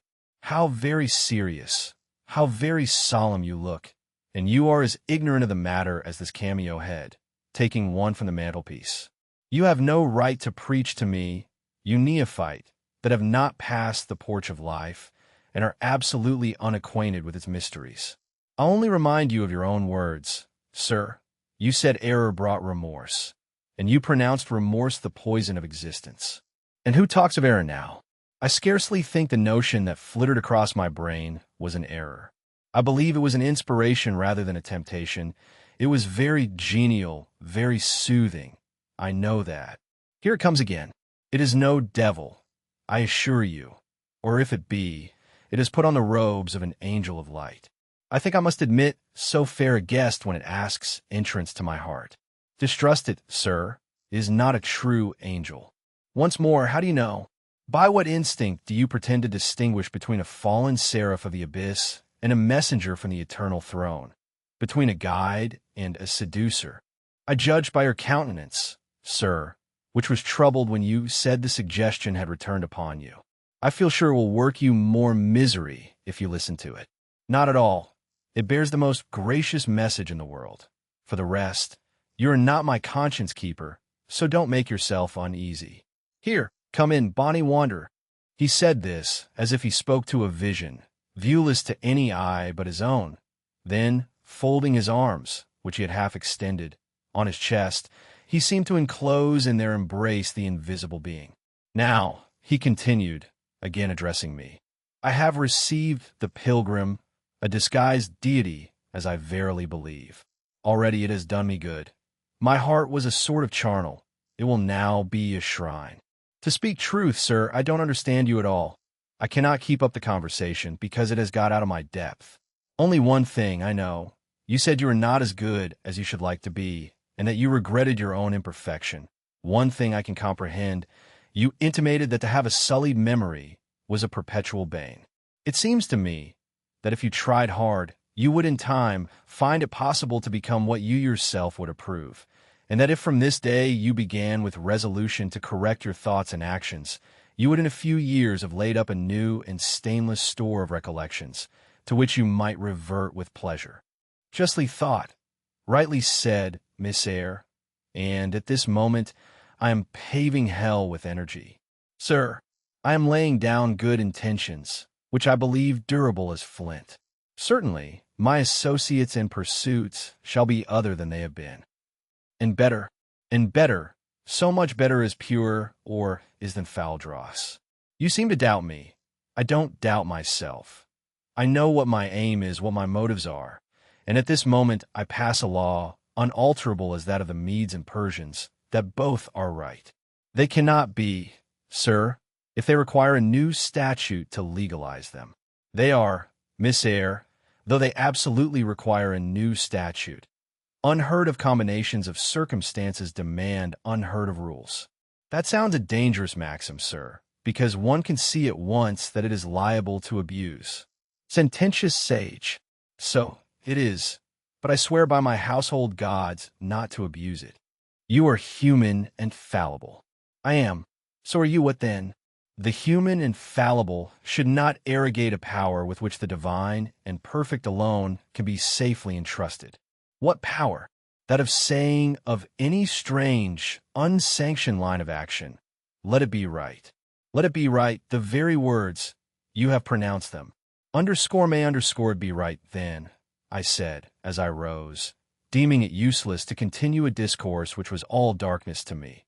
And besides, sensible that the character of my interlocutor was beyond my penetration, at least beyond its present reach, and feeling the uncertainty, the vague sense of insecurity, which accompanies a conviction of ignorance. Where are you going? To put Adele to bed. It is past her bedtime. You are afraid of me, because I talk like a SBHYNX. Your language is enigmatical, sir, but though I am bewildered, I am certainly not afraid. You are underscore afraid. Your self-love dreads a blunder. In that sense I do feel apprehensive. I have no wish to talk nonsense. If you did, it would be in such a grave, quiet manner, I should mistake it for sense. Do you never laugh, Miss Eyre? Don't trouble yourself to answer. I see you laugh rarely. But you can laugh very merrily. Believe me, you are not naturally austere, any more than I am naturally vicious. The Lowood constraint still clings to you somewhat, controlling your features, muffling your voice, and restricting your limbs. And you fear in the presence of a man and a brother, or father, or master, or what you will, to smile too gaily, speak too freely, or move too quickly. But, in time, I think you will learn to be natural with me, as I find impossible to be conventional with you. And then your looks and movements will have more vivacity and variety than they dare offer now. I see at intervals the glance of a curious sort of bird through the close-set bars of a cage. A vivid, restless, resolute captive is there. Were it but free, it would soar cloud-high. You're still bent on going. It has struck 9, sir. Never mind. Wait a minute. Adele is not ready to go to bed yet. My position, Miss Eyre, with my back to the fire and my face to the room, favors observation. While talking to you, I have also occasionally watched Adele. I have my own reasons for thinking her a curious study, reasons that I may nay, that I shall impart to you some day. She pulled out of her box, about 10 minutes ago, a little pink silk frock. Rapture lit her face as she unfolded it. Coquetry runs in her blood, blends with her brains, and seasons the marrow of her bones. Il faut que j'aille, cried she, et à l'instant même, and she rushed out of the room. She is now with Sophie, undergoing a robing process. In a few minutes she will re-enter, and I know what I shall see, a miniature of Céline Varens, as she used to appear on the boards of the Rising of. But never mind that. However, my tenderest feelings are about to receive a shock, such as my presentiment. Stay now, to see whether it will be realized. Ere long, Adele's little foot was heard tripping across the hall. She entered, transformed as her guardian had predicted. A dress of rose-colored satin, very short, and as full in the skirt as it could be gathered, replaced the brown frock she had previously worn. A wreath of rosebuds circled her forehead. Her feet were dressed in silk stockings and small white satin sandals. Est-ce que ma robe va bien? Criait-she. Bounding forward. Et mes souliers? Et mes bas? Tenez, je crois que je vais danser. And spreading out her dress, she chassed across the room till, having reached Mr. Rochester, she wheeled lightly round before him on tiptoe, then dropped on one knee at his feet, exclaiming, Monsieur, je vous remercie mille fois de votre bonté. Then rising, she added, C'est comme cela que maman faisait. N'est-ce pas, monsieur? Precise why, was the answer, and, comme cela, she charmed my English gold out of my British breeches pocket. I've been green too, Miss Eyre. Aye, grass green. Not a more vernal tint freshens you now than once freshened me. My spring is gone, however, but it has left me that French floweret on my hands, which in some moods I would fain be rid of, not valuing now the root whence it sprang. Having found that it was of a sort which nothing but gold dust could manure, I have but half a liking to the blossom, especially when it looks so artificial as just now. I keep it and rear it rather on the Roman Catholic principle of expiating numerous sins, great or small, by one good work. I'll explain all this some day. Good night. Chapter 15. Mr. Rochester did, on a future occasion, explain it. It was one afternoon when he chanced to meet me and Adele on the grounds, and while she played with Pilot and her shuttlecock, he asked me to walk up and down a long beach avenue within sight of her. He then said that she was the daughter of a French opera dancer, Céline Varens, towards whom he had once cherished what he called a _grande passion. This passion Céline had professed to return with even superior ardor. He thought himself her idol, ugly as he was. He believed, as he said, that she preferred his to the elegance of the Apollo Belvedere. In Miss Eyre, so much was I flattered by this preference of the Gallic sylph for her British gnome, that I installed her in an hotel, gave her a complete establishment of servants, a carriage, cashmeres, diamonds, dentelles, and sea. In short, I began the process of ruining myself in the received style, like any other spoony. I had not, it seems, the originality to chalk out a new road to shame and destruction, but trode the old track with stupid exactness not to deviate an inch from the beaten center. I had, as I deserved to have, the fate of all other spoonies. Happening to call one evening when Céline did not expect me, I found her out, but it was a warm night, and I was tired with strolling through Paris, so I sat down in her boudoir, happy to breathe the air consecrated so lately by her presence. No, I exaggerate. I never thought there was any consecrating virtue about her. It was rather a sort of pastille perfume she had left, a scent of musk and amber, than an odor of sanctity. I was just beginning to stifle with the fumes of conservatory flowers and sprinkled essences when I bethought myself to open the window and step out onto the balcony. It was moonlight and gaslight besides, and very still and serene. The balcony was furnished with a chair or two. I sat down and took out a cigar. I will take one now, if you will excuse me. Here ensued a pause, filled up by the producing and lighting of a cigar. Having placed it to his lips and breathed a trail of Havana incense on the freezing and sunless air, he went on.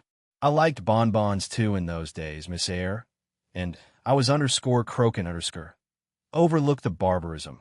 Underscore croquant underscore chocolate comfits, and smoking alternately, watching meantime the equipages that rolled along the fashionable streets towards the neighboring opera house, when in an elegant close carriage drawn by a beautiful pair of English horses and distinctly seen in the brilliant city night, I recognized the voiture I had given Celine.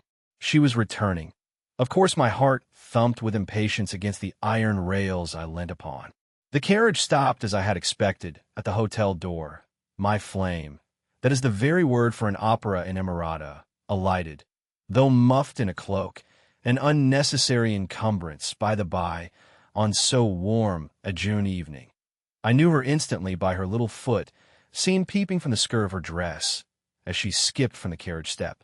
Bending over the balcony, I was about to murmur mon ange, in a tone, of course, which should be audible to the ear of love alone, when a figure jumped from the carriage after her, cloaked also, but that was a spurred heel which had rung on the pavement, and that was a hatted head which now passed under the arched underscore porte cochere underscore of the hotel. You never felt jealousy, did you, Miss Eyre? Of course not. I need not ask you, because you never felt love. You have both sentiments yet to experience. Your soul sleeps. The shock is yet to be given which shall waken it. You think all existence lapses in as quiet a flow as that in which your youth has hitherto slid away. Floating on with closed eyes and muffled ears, you neither see the rocks bristling not far off in the bed of the flood, nor hear the breakers boil at their base. But I tell you, and you may mark my words, you will come some day to a craggy pass in the channel, where the whole of life's stream will be broken up into whirl and tumult, foam and noise. Either you'll be dashed to atoms on crag points, or lifted up and borne on by some master wave into a calmer current, as I am now. I like this day. I like that sky of steel. I like the sternness and stillness of the world under this frost. I like Thornfield, its antiquity, its retirement, its old crow trees and thorn trees, its gray facade, and lines of dark windows reflecting that metal welkin. And yet how long have I abhorred the very thought of it, shunned it like a great plague house? How I do still abhor. He ground his teeth and was silent. He arrested his step and struck his boot against the hard ground. Some hated thought seemed to have him in its grip and to hold him so tightly that he could not advance. We were ascending the avenue when he thus paused. The hall was before us. Lifting his eye to its battlements, he cast over them a glare such as I never saw before or since.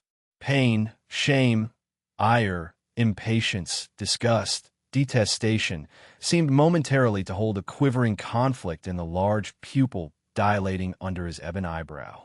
Wild was the wrestle which should be paramount, but another feeling rose and triumphed, something hard and cynical, self-willed and resolute.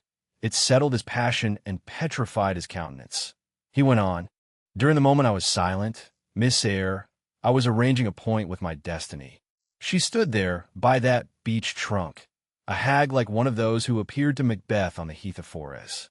You like Thornfield? She said, lifting her finger, and then she wrote in the air a memento, which ran in lurid hieroglyphics all along the house front, between the upper and lower row of windows. Like it if you can. Like it if you dare. I will like it, said I. I dare like it. And he subjoined moodily, I will keep my word. I will break obstacles to happiness, to goodness. Yes, goodness.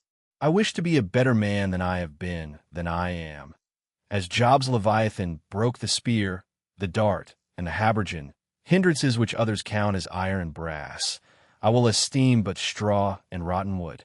Adele here ran before him with her shuttlecock.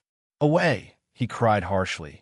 Keep at a distance, child, or go into Sophie, continuing then to pursue his walk in silence. I ventured to recall him to the point whence he had abruptly diverged. Did you leave the balcony, sir? I asked, when Lee Varens entered. I almost expected a rebuff for this hardly well-timed question, but, on the contrary, waking out of his scowling abstraction, he turned his eyes towards me, and the shade seemed to clear off his brow. Oh, I had forgotten Celine. Well, to resume.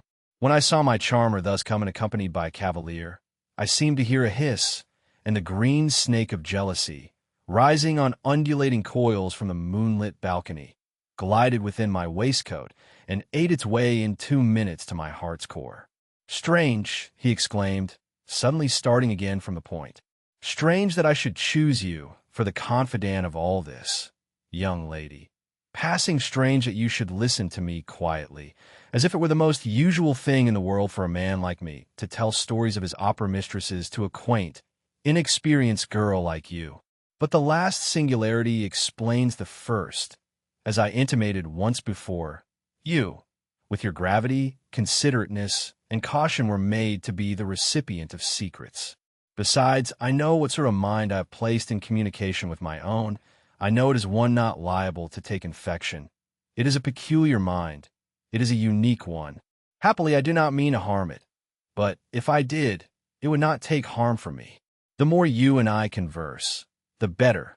For while I cannot blight you, you may refresh me. After this digression, he proceeded. I remained in the balcony. They will come to her boudoir, no doubt, thought I. Let me prepare an ambush. So putting my hand in through the open window, I drew the curtain over it, leaving only an opening through which I could take observations. Then I closed the casement, all but a chink just wide enough to furnish an outlet to lovers' whispered vows. Then I stole back to my chair, and as I resumed it, the pair came in. My eye was quickly at the aperture. Celine's chambermaid entered, lit a lamp, left it on the table, and withdrew. The couple were thus revealed to me clearly. Both removed their cloaks, and there was the Varennes, shining in satin and jewels, my gifts, of course, and there was her companion in an officer's uniform. And I knew him for a young roué of a vicomte, a brainless and vicious youth whom I had sometimes met in society, and had never thought of hating because I despised him so absolutely.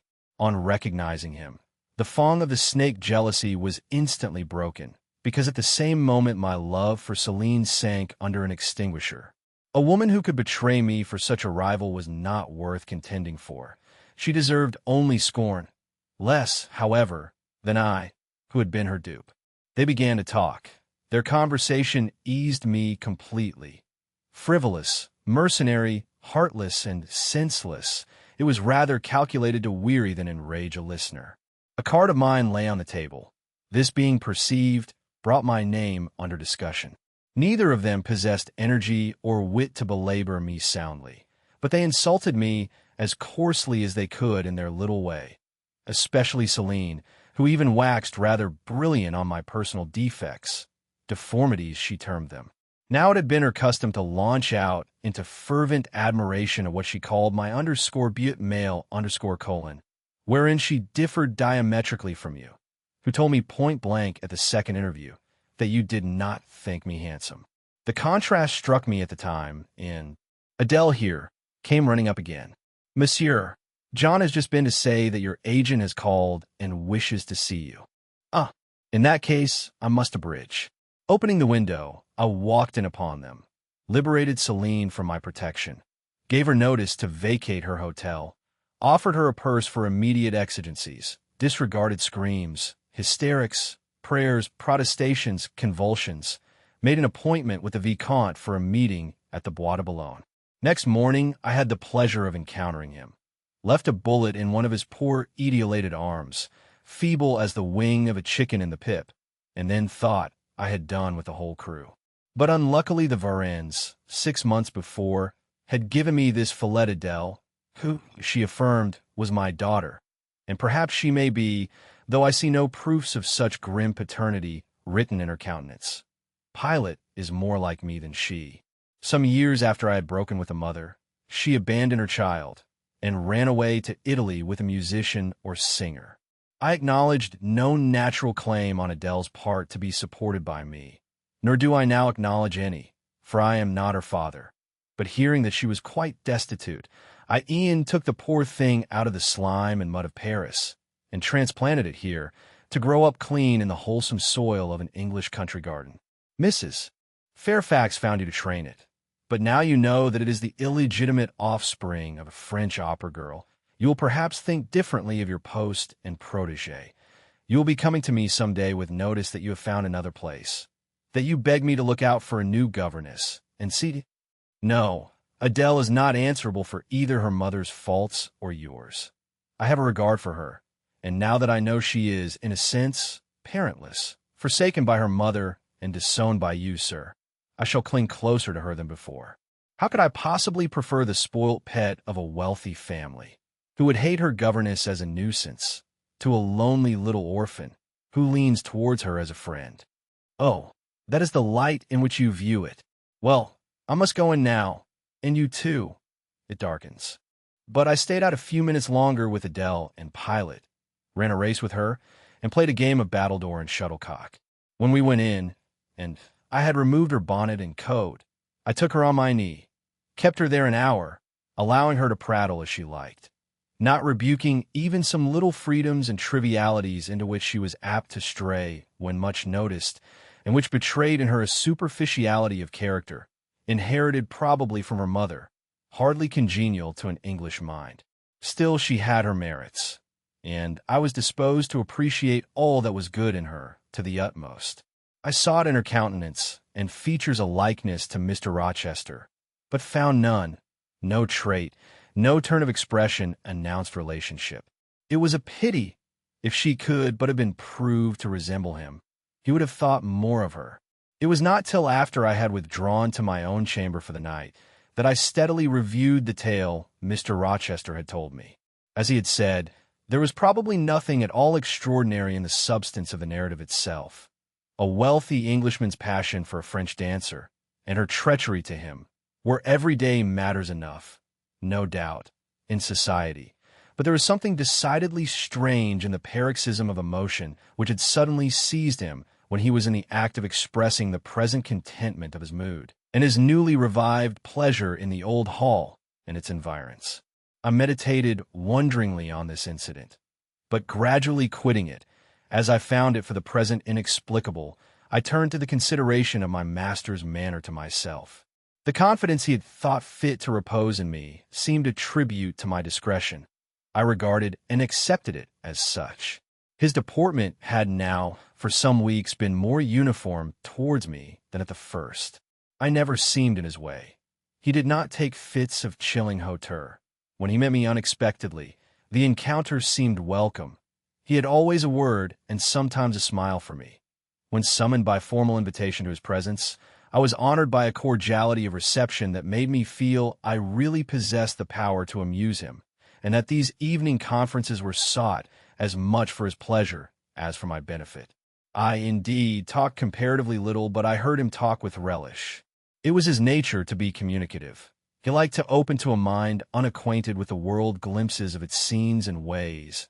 I do not mean its corrupt scenes and wicked ways, but such as derived their interest from the great scale on which they were acted, the strange novelty by which they were characterized. And I had a keen delight in receiving the new ideas he offered, in imagining the new pictures he portrayed, and following him in thought through the new regions he disclosed, never startled or troubled by one noxious illusion. The ease of his manner freed me from painful restraint. The friendly frankness, as correct as cordial, with which he treated me, drew me to him. I felt at times as if he were my relation rather than my master. Yet he was imperious sometimes still, but I did not mind that. I saw it was his way. So happy, so gratified did I become with this new interest added to life, that I ceased to pine after kindred. My thin crescent destiny seemed to enlarge. The blanks of existence were filled up. My bodily health improved. I gathered flesh and strength. And was Mr. Rochester now ugly in my eyes? No, reader. Gratitude and many associations, all pleasurable and genial, made his face the object I best liked to see. His presence in a room was more cheering than the brightest fire. Yet I had not forgotten his faults. Indeed, I could not, for he brought them frequently before me. He was proud, sardonic, harsh to inferiority of every description.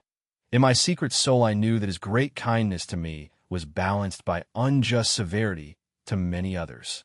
He was moody, too, unaccountably so, I more than once, when sent for to read to him, found him sitting in his library alone, with his head bent on his folded arms, and, when he looked up, a morose, almost a malignant, scowl blackened his features. But I believe that his moodiness, his harshness, and his former faults of morality, I say _former_, for now he seemed corrected of them, had their source in some cruel cross of fate. I believed he was naturally a man of better tendencies, higher principles, and purer tastes than such as circumstances had developed, education instilled, or destiny encouraged. I thought there were excellent materials in him, though for the present they hung together somewhat spoiled and tangled. I cannot deny that I grieved for his grief, whatever that was, and would have given much to assuage it. Though I had now extinguished my candle and was laid down in bed, I could not sleep for thinking of his look when he paused in the avenue, and told how his destiny had risen up before him and dared him to be happy at Thornfield. Why not?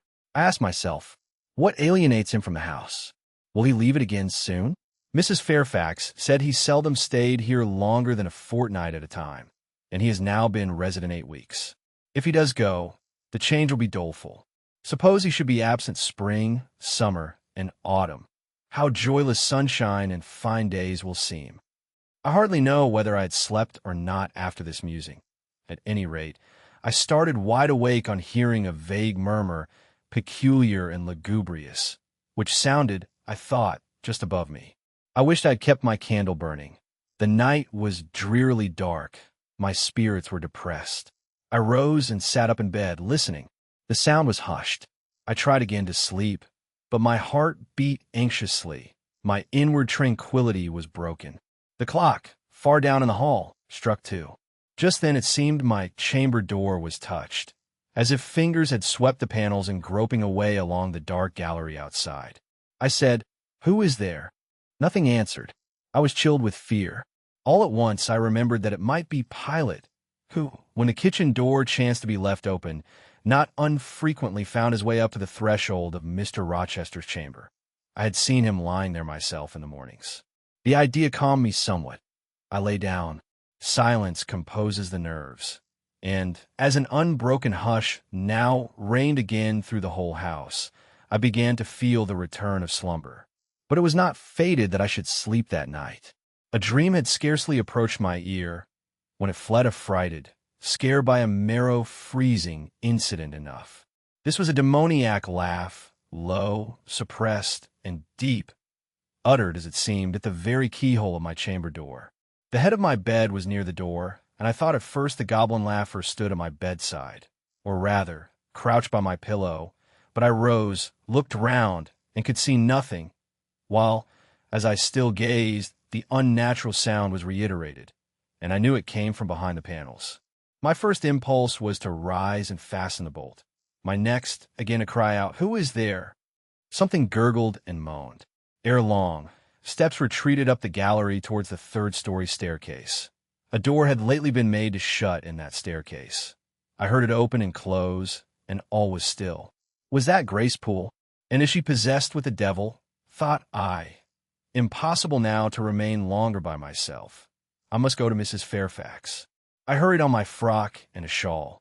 I withdrew the bolt and opened the door with a trembling hand. There was a candle burning just outside and on the matting in the gallery. I was surprised at this circumstance, but still more was I amazed to perceive the air quite dim, as if filled with smoke, and, while looking to the right hand and left, to find whence these blue wreaths issued, I became further aware of a strong smell of burning. Something creaked. It was a door ajar, and that door was Mr. Rochester's, and the smoke rushed in a cloud from thence. I thought no more of Mrs. Fairfax.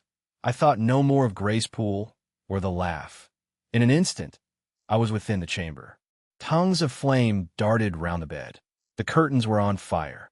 In the midst of blaze and vapor, Mr. Rochester lay stretched motionless in deep sleep. "Wake! Wake!" I cried. I shook him, but he only murmured and turned. The smoke had stupefied him. Not a moment could be lost. The very sheets were kindling. I rushed to his basin and ewer. Fortunately, one was wide and the other deep, and both were filled with water. I heaved them up, deluged the bed and its occupant, flew back to my own room, brought my own water jug, baptized the couch afresh, and by God's aid, succeeded in extinguishing the flames which were devouring it. The hiss of the quenched element, the breakage of a pitcher which I flung from my hand when I had emptied it, and above all, the splash of the shower bath I had liberally bestowed, roused Mr. Rochester at last. Though it was now dark, I knew he was awake, because I heard him fulminating strange anathemas at finding himself lying in a pool of water. "Is there a flood?" he cried. "No, sir," I answered, "but there has been a fire. Get up, do. You are quenched now. I will fetch you a candle." "In the name of all the elves in Christendom, is that Jane Eyre?" he demanded. "What have you done with me? Which sorceress? Who is in the room besides you? Have you plotted to drown me? I will fetch you a candle, sir, and in heaven's name, get up. Somebody has plotted something. You cannot too soon find out who and what it is. There, I am up now, but at your peril you fetch a candle yet. Wait 2 minutes till I get into some dry garments, if any dry there be. Yes, here is my dressing gown. Now run." I did run. I brought the candle which still remained in the gallery. He took it from my hand, held it up, and surveyed the bed, all blackened and scorched, the sheets drenched, the carpet round swimming in water. "What is it? And who did it?" he asked. I briefly related to him what had transpired, the strange laugh I had heard in the gallery, the step ascending to the 3rd story, the smoke, the smell of fire which had conducted me to his room, in what state I had found matters there, and how I had deluged him with all the water I could lay hands on. "What is it, and who did it?" he asked. He listened very gravely. His face, as I went on, expressed more concern than astonishment. He did not immediately speak when I had concluded. "Shall I call Mrs. Fairfax?" I asked. "Mrs. Fairfax? No. What the deuce would you call her for? What can she do? Let her sleep unmolested. Then I will fetch Leah and wake John and his wife." "Not at all. Just be still. You have a shawl on. If you're not warm enough, you may take my cloak yonder, wrap it about you, and sit down in the armchair. There, I will put it on. Now, place your feet on the stool to keep them out of the wet. I'm going to leave you a few minutes. I shall take the candle. Remain where you are till I return. Be as still as a mouse. I must pay a visit to the 2nd story. Don't move, remember, or call anyone." He went. I watched the light withdraw. He passed up the gallery very softly, unclosed the staircase door with as little noise as possible, shut it after him, and the last ray vanished. I was left in total darkness. I listened for some noise, but heard nothing. A very long time elapsed. I grew weary. It was cold in spite of the cloak, and then I did not see the use of staying, as I was not to rouse the house. I was on the point of risking Mr. Rochester's displeasure by disobeying his orders, when the light once more gleamed dimly on the gallery wall, and I heard his unshod feet tread the matting. "I hope it is he," thought I, and not something worse. He re-entered, pale and very gloomy. "I have found it all out," said he, setting his candle down on the washstand. "It is as I thought." "How, sir?" He made no reply, but stood with his arms folded, looking on the ground. At the end of a few minutes, he inquired, in rather a peculiar tone, "I forget whether you said you saw anything when you opened your chamber door." "No, sir, only the candlestick on the ground." "But you heard an odd laugh?" "You have heard that laugh before, I should think, or something like it." "Yes, sir. There's a woman who sews here, called Grace Poole. She laughs in that way. She is a singular person." "Just so. Grace Poole, you have guessed it. She is, as you say, singular, very. Well, I shall reflect on the subject. Meantime, I'm glad that you are the only person, besides myself, acquainted with the precise details of tonight's incident. You are no talking fool. Say nothing about it. I will account for this state of affairs," pointing to the bed, "and now return to your own room. I shall do very well on the sofa in the library for the rest of the night. It is near 4. In 2 hours the servants will be up." "Good night, then, sir," said I, departing. He seemed surprised, very inconsistently so, as he had just told me to go. "What?" he exclaimed. "Are you quitting me already, and in that way?" "You said I might go, sir, but not without taking leave. not without a word or two of acknowledgment and goodwill. Not, in short, in that brief, dry fashion. Why, you have saved my life, snatched me from a horrible and excruciating death, and you walk past me as if we were mutual strangers. At least shake hands. He held out his hand. I gave him mine. He took it first in one, then in both his own. You have saved my life. I have a pleasure in owing you so immense a debt. I cannot say more. Nothing else that is being would have been tolerable to me in the character of creditor for such an obligation. But you, it is different. I feel your benefits no burden, Jane. He paused, gazed at me.